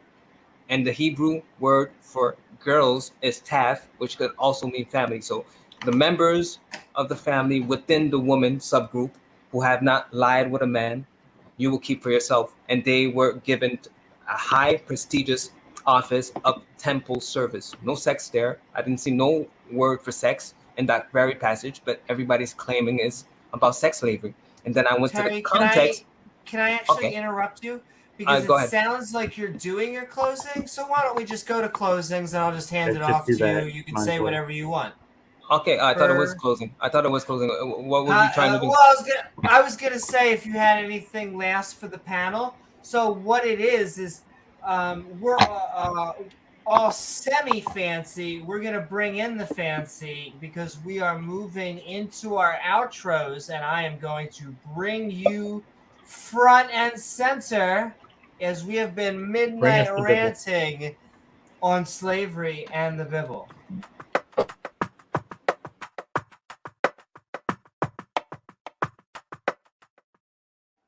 See, now you have the proper way to do an outro. Thank you so very much, Terry, for skeptic and ranting with us on slavery and the Bible. Always good. I know this is like the lion's den, so always good to have you on with us. But what you got going on, and what are your final thoughts on the topic or anything to talk about tonight? Yeah, I have a debate on the 7-day cycle, if it's specifically Hebraic and if it proves Jesus is Lord over all nations. I will be debating Pat Lowinger, or I don't know if you guys know him. Yeah, so it's going to be we've heard. It's going to be on Germania. It's going to be on Germania, and if I lose that debate, I will become an atheist. So he's an historian, so he says he has an argument against me. So we'll see what he's able to do with that. So I just would like to do a quick recap because I don't like it when they talk about my father and misrepresent his character. So number one, I went to Numbers 31:17. Well, a person went to Numbers 31:17, claiming it's about sex slavery for young girls, pedophiles, right? Trying to make us look real bad. Then I say, what's the Hebrew word for girl there? It's the word taf. He didn't know that. And the word female is there. So there's two words there in the same sentence, females and young girl, and taf, the Hebrew word for family or young girl or young boy. It could be anyone. But his understanding of the verse is inconsistent with grammar, because the preposition is there within the woman. He didn't address that. Number two, the word taf could mean family. And number three, contextually, when you keep reading, you find out that these they're called women, and they were given the high prestigious office of temple service. Now, why would they need to be virgins? I went to Numbers 25, 6 chapters prior, which none of those who argue for this position know. Why? Because just repeating what Dr. Joshua Boyne has taught them without doing their proper due diligence. So I did it for them. So Numbers 25 say that these women were participating in sexual debauchery with Israel and caused them to be possessed by evil spirits. So that's the reason why they needed to be virgins, because the very act of being possessed was bow down to Baal and their sexual relationship. And even these people were also corrupted by the Nephilim genes. So that is the reason why they needed to be virgins. That's number one. Number two, my friend, one of the panel members, suggested that that there was a distinction between Gentiles, the strangers, and Israel, or he claimed Israelite. But then I brought him to Exodus 12, verse 18, 19, 48, and 49, clearly stipulating that strangers will become part of the commonwealth of Israel. Then I went to Genesis 49, the prophecy of Israel. The descendants of Israel will be the fulfillment or the ingathering of the Gentiles. So there is no distinction between between Israel and the rest of the world. And then I went to Leviticus 25, verse 23, where it says Yahweh and Israel were strangers, from the Hebrew word ger, and sojourners, from the Hebrew word toshab. So making it clear that being a stranger is not a lesser classification, because even God is called a stranger, according to Leviticus 25, 23. Then I went to verse 35 of Leviticus 25, which states what? The purpose of you becoming a servant in Israel was what? Is for them to strengthen you as they were doing to the native born, and so that they may live amongst Israel, so that they could be ingathered, as I said, is Isaiah 14:1, Genesis 49, 18 and 19, where it says the ingathering of the Gentiles will be the descendants of Israel. Then I went to verse 47 and 48, which they try to not let me speak about. If you're going to say slavery, a stranger is a slave, then you have to explain why a stranger can own an Israelite. How can they own their masters according to the logic that they're trying to stipulate to us? So I brought all of these to your attention, and I think that's conclusive enough. Thank you again for this opportunity. If there's a point I didn't address, it's because I forgot and I'm too excited. But thank you again, and I'm willing to debate this against anybody who claims there's slavery in the Bible, because the scholars are afraid to address me because they know I know the responses to their objections. But if anybody thinks they're confident,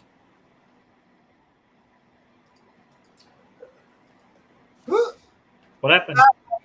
I'm done. Amy, I'm done. No Oh, more. guys, did you kick yourself? I don't know what happened. I don't know what happened. Okay, thank you so very much, Terry. It was lovely having you on, and I am looking forward to that debate with Pat. It's going to be a good one. Check that out. There's also a fantastic mensch that's been on here, so go check that out, ladies and gentlemen. Thank you for joining us. Amazing mental gymnastics there, I have to say. Training for the Olympics. And all right, we're going right down the list. Wolfe, James Wolfe, thank you so very much for Skeptic and Ranting with us. We have been talking about slavery and the Bible. What you got going on, and what are your thoughts about the topic or anything we talk about tonight? Yeah, thanks everyone for letting me contribute. Look, I don't mean this in a facetious way or a backhanded complimented way, Terry, because I really enjoyed I really just enjoyed the back and forth. But I don't know, I could make some sort of stupid joke about, oh, you should be in the military because you really know how to defend a hopeless position. You know, it's like and I'm saying that in a really affectionate way. I'm not meaning any malice in that at all. It's just I like your approach, but I would and it actually makes me think very poorly about my days in apologetics and how I used to the crap sort of apologetics I tried to say in suggesting there was no slavery in the Bible. And I'll just give you an example of that. For example, I used to say that the first commandment was actually in a roundabout way an anti-slavery commandment. And how I did that was I said that, you will hold no other gods before me. What I used to say was, well, when you're taking somebody into your property as your property, you're effectively usurping the role of God because God owns you and you're putting yourself into a godlike position. So by taking a slave, you're effectively breaking the first commandment. So that's the sort of contortions I used to use to try and suggest that slavery wasn't in the Bible. I think a better apologetic to take really is one that just suggests maybe, there was slavery at that time, but you know, maybe through some sort of divine enlightenment, to use a really cheesy term or something like that, some sort of, that they were able to achieve they were able to get themselves ahead of the game in the ancient Near East, even, or they were able to forge some important reforms that led down the path, which you can maybe able to bring forth a tenable argument for, that it was relatively enlightened compared to other cultures. But to say that there wasn't slavery in the Bible at all, it's to me, it's pretty ridiculous. I don't think there's, for its defining characteristics that we typically prescribe to slavery, I don't think there's really any debate surrounding it. But yeah, thanks everyone. Love the discussion. Thanks, Mark, Amy, James, Terry. Appreciate it. Thank you so very much, James Wolfe. Sending love as always. Thank you for being here with us. And all right, we have. I always funny. I've been calling him the twin with Leo just because I now have LPP in my mind. But Mark, it is lovely to have you on. You had a great, I should shout out AJ as well. You had a great debate with AJ. AJ was fantastic, yeah. And so great to have you on. I hope you have had fun with the skeptic and ranting on the slavery and the Bible. What you got going on, and what are your final thoughts about the topic or anything we've been talking about tonight? Yeah, I'm going to give Atheist Jr. a big shout out as well. He's a fantastic. We did a debate together. He was a great debate partner, like just fantastic. Yeah, so you guys did very well on debate. Oh yeah. He and I coordinated, and our presentation was just miles ahead of the opposition. It was absolutely fantastic. I was really pleased with it. So this idea that there wasn't any slavery in the Bible, it's one that sort of just, apart from creationist circles, it's kind of just laughed out of there, even by biblical scholars that are theists. They don't believe it. So there was made a claim, and the problem is the disconnects here. This whole idea of, oh, well, a runaway slave, you don't have to return them, so that applies to a slave that hasn't run away. Like, just the sheer audacity of making that claim is just ridiculous. And the whole idea that they took these girls, and he's sort of saying, how do you know that women of the time didn't often not get married? It's just such a ridiculous question. We know further back in time that women got married. That's what was expected of them.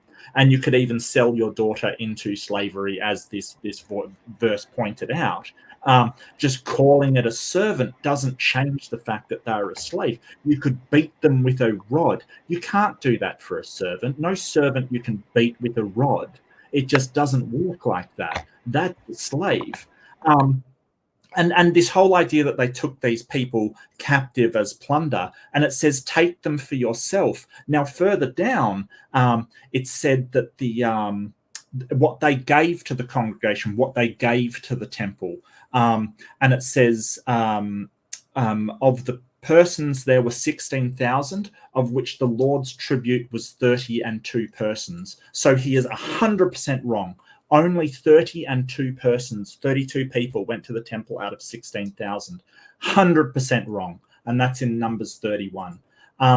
You can beat a person, as I mentioned. Leviticus 25:44 says your male and female slaves, or servants, if you want to, doll up the past to make it seem better for your own, feelings, are to come from the nations around you. From them you may buy slaves. You may also buy some of the temporary residents living among you and members of their clans born in their country, and they will become your property. A servant isn't someone's property. These are property. Furthermore, 46 goes on to say, you can bequeath them to your children as inherited property and can make them slaves for life.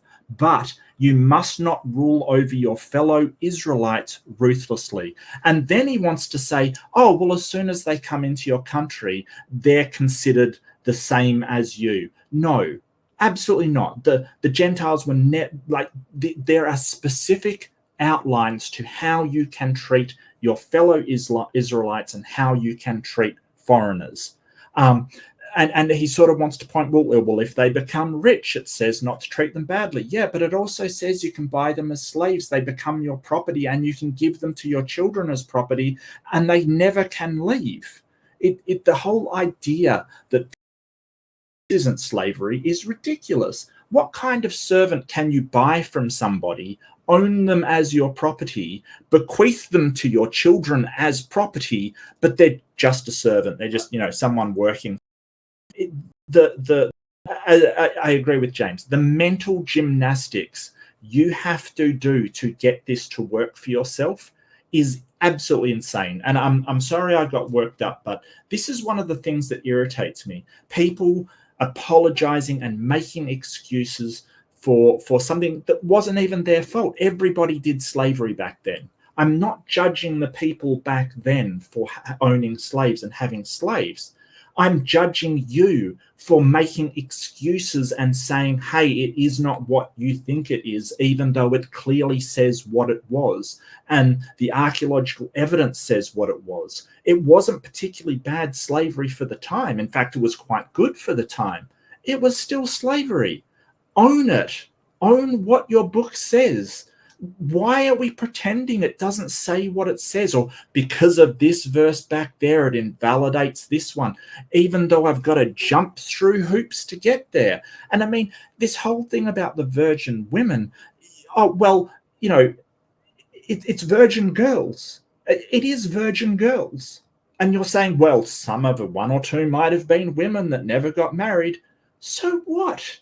The gymnastics that you are doing, the tumbling that you are doing to try and make this not exactly what it says is astounding.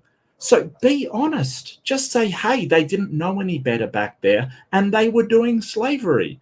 Yeah, they had rights and they had regulations. It's still slavery. Just accept it. Thank you. Thank you so very much, Mark Rahman. Though I will say, if Terry or Mark or anyone out there wants to continue the conversation, the Skeptic and Ranting Discord server is going to be open for an after show.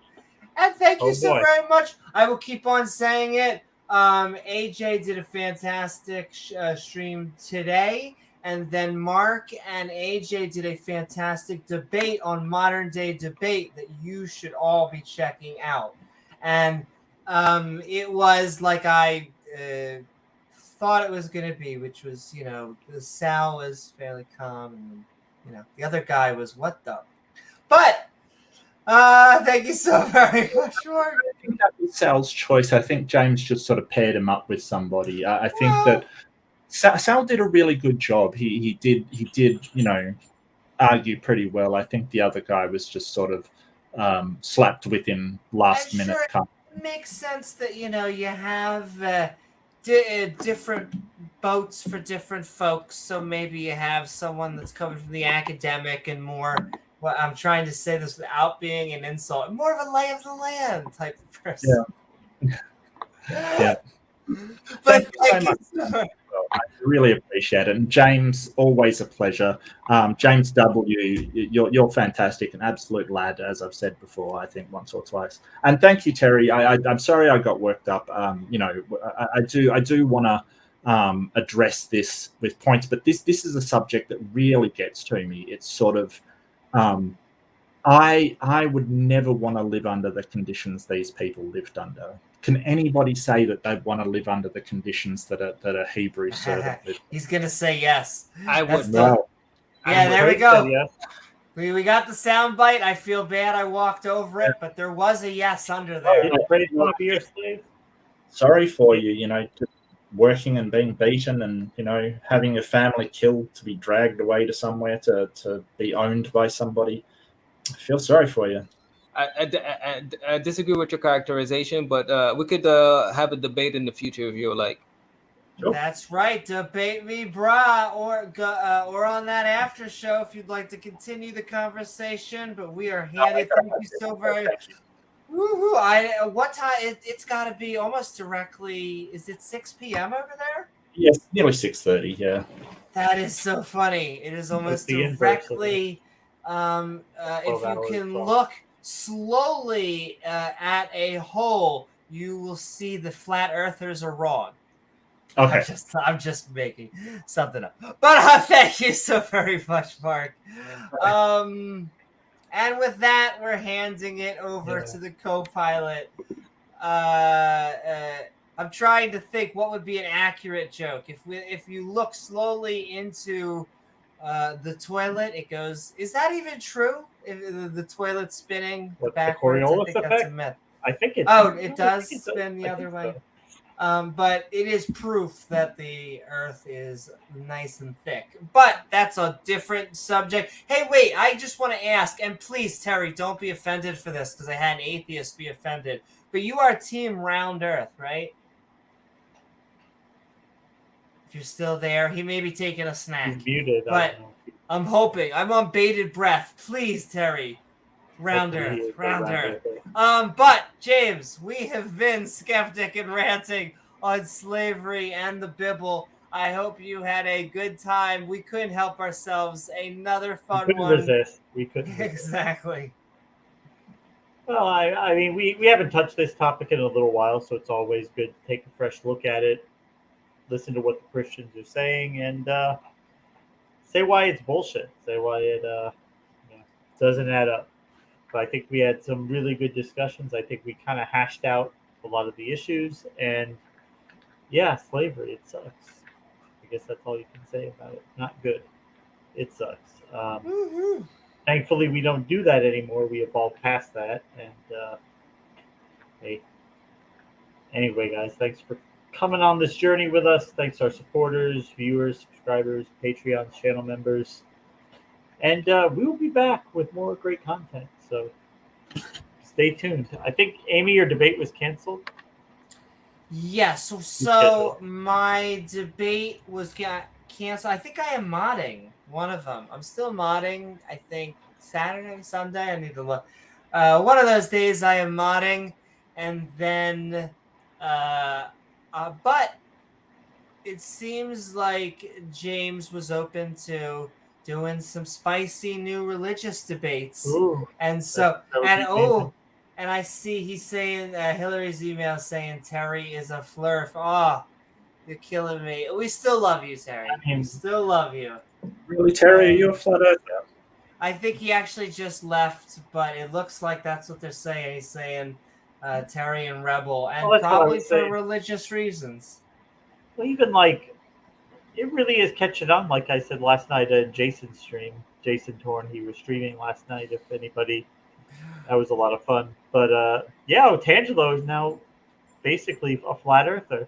Though we have to say, come on, we have known Otangelo has been flirting with Flurf for a while now. Where he came on here and was like, "Oh, well, do you really know if gases are affected by gravity?" Yeah. And we're like, "Where did that Star come formation from, doesn't work Otangelo?" because gravity couldn't cause gases to. So Look, I'm sorry to hassle Otangelo, but he doesn't have a lot of credibility in the bank to be spending here on flat Earth, I'm afraid. I'm just going to put that out there. You're saying Dr. Orange Juice is not going to be... I'm just kidding, Otangelo. We love you. Yeah, I love you, Otangelo.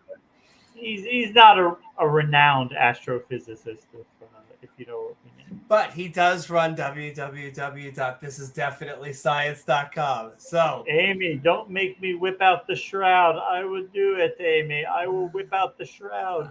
I just... You'll be sorry. What was crazy to me is that many of the, including the shroud, I think I saw the shroud this morning, just many of the arguments we got from Terry were our common apologetic arguments. And so it was almost having a little deja vu. With Terry, it's but basically that's like, what we want to hear it. Up is down, down is up. It doesn't matter what it says. I'm going to make it mean what I want it to mean. Oh. And I don't particularly care how I get there, but I will get there. Going to get there. And James Wolfe, I'm hoping. I don't think it's becoming mainstream. What I think is happening is that we're in the wild west of the internet. We think that we are on the cutting edge, like we are the future. And yet I can already just see the history textbooks, just like they were doing everything. Just HTTP, they didn't care about us at all. They were just going crazy. Everyone was just accepting information. They didn't care about that S. Yeah, they didn't care about that. We just accept information because it looks fancy at this point. We have to be careful because we have in our view what a scientific website looks like.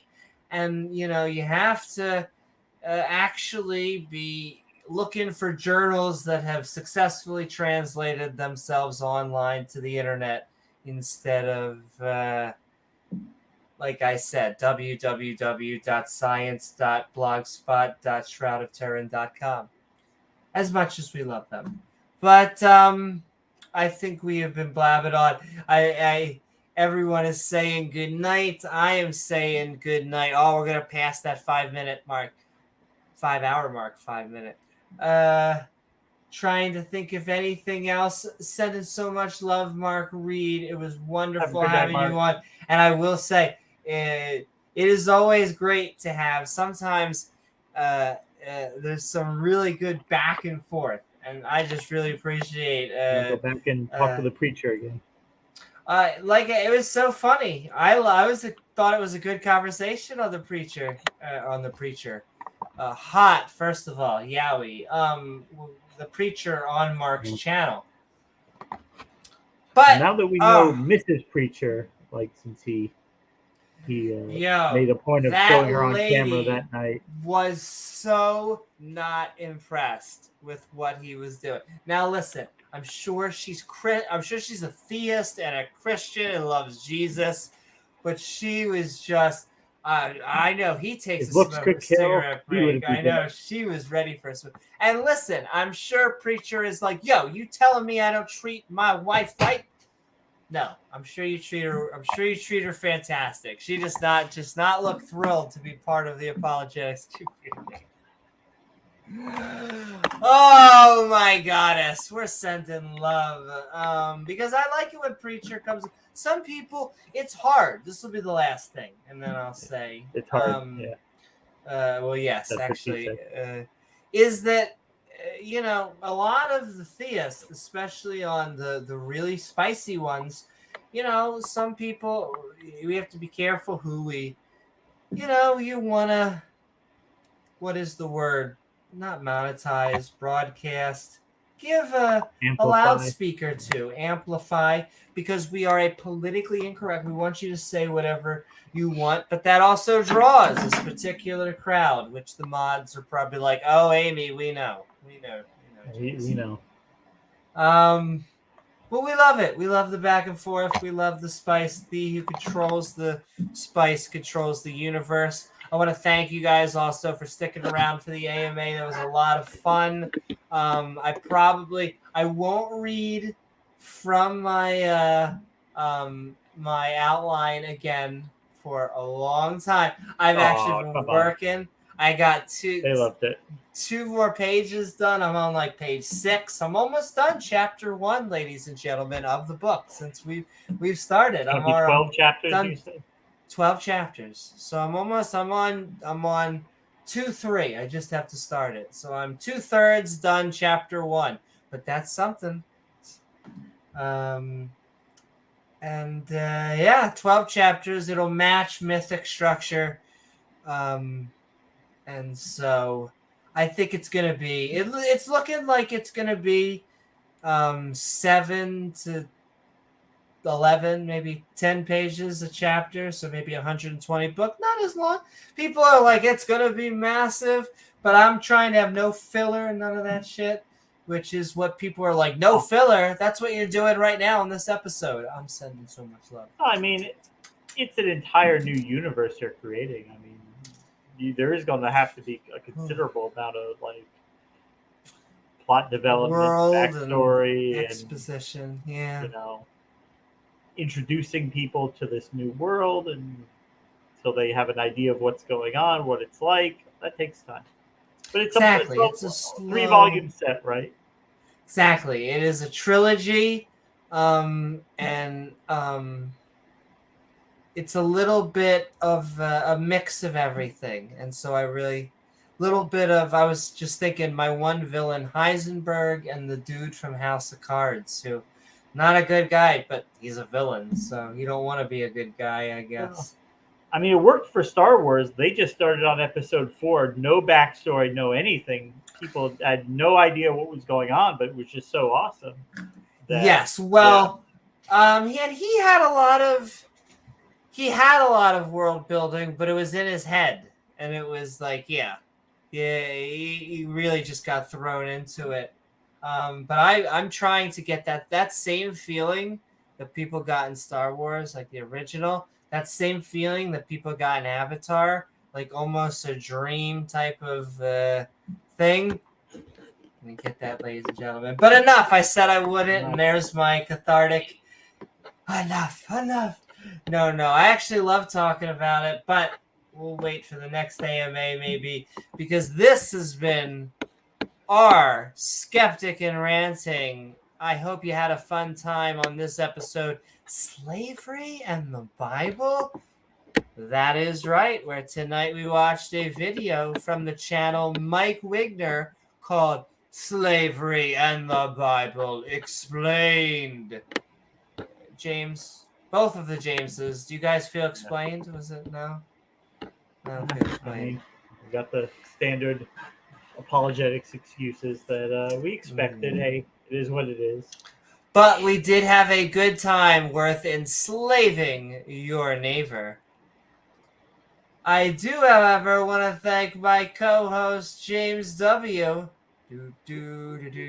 Along with our guest, ding, sending love to Peter, sending love to Atheist Jr., to Peter, to R and Ra, just all of the people. Is this Sunday your? This is. I'm so excited to go on to Fortnite goddess, Fortnite goddess. Fortnite, that's right. Come join us on this Sunday. Randolph Richardson, we go on the PNR server and we have theists trying to convince us that a god or goddess is real. It is a lot of fun. I'm going to start uploading some of them. I should figure out how to stream. Probably can just, I'm sure, I tried to think about it the other day. If you just run a Zoom call or you just run a StreamYard and share I'm sure you can make it work. I could, but I also maybe want to upload them. I don't want to pull from Randolph's either. So, like, you know, I could just not do it live, but yeah, maybe just upload them. But yeah, they're great streams. They're a lot of fun. T-Jump calls them philosophy kindergarten, which I think is so much fun. A lot of philosophy pre-K. I think that's funny. Yes, you can hear my gears whirring. As you can see, it's we started very late night, and there is daytime out. Oh, I'm gonna go get the sun is out for my nighttime snack. But I love go you in the all. kitchen, cook a pound and a half of bacon. Not too far off from probably what I will do later today. But I do want to thank my co-host James W. along with our guests Mark, Wolfe, and Terry. Woohoo! As well as the people in chat, our awesome mods who make this stream so great, and lovely viewers like you who make this stream even possible. If you enjoy the show, please don't forget to like, follow. If you're on Twitch, we're growing, woohoo, and we're looking for active chatters and mods. So if you like Twitch, say hi, talk a little bit, and just ask. And we're looking for skeptics to become mods, as well as like, subscribe on on YouTube. On YouTube, we have been sending so much love. It has been great to grow with you guys. Or hey, why not leave a comment once that video's done? After you set that bell icon, of course, to all, so you can get reminders to join the live stream. But you can also leave a super thing. Yo, what the fuck? Every time, LGBTQ questions. And has nothing to do with the topic. Has nothing to do with anything we're talking about. Gay people getting monkeypox. It's just, it seems to be on whoever that person's.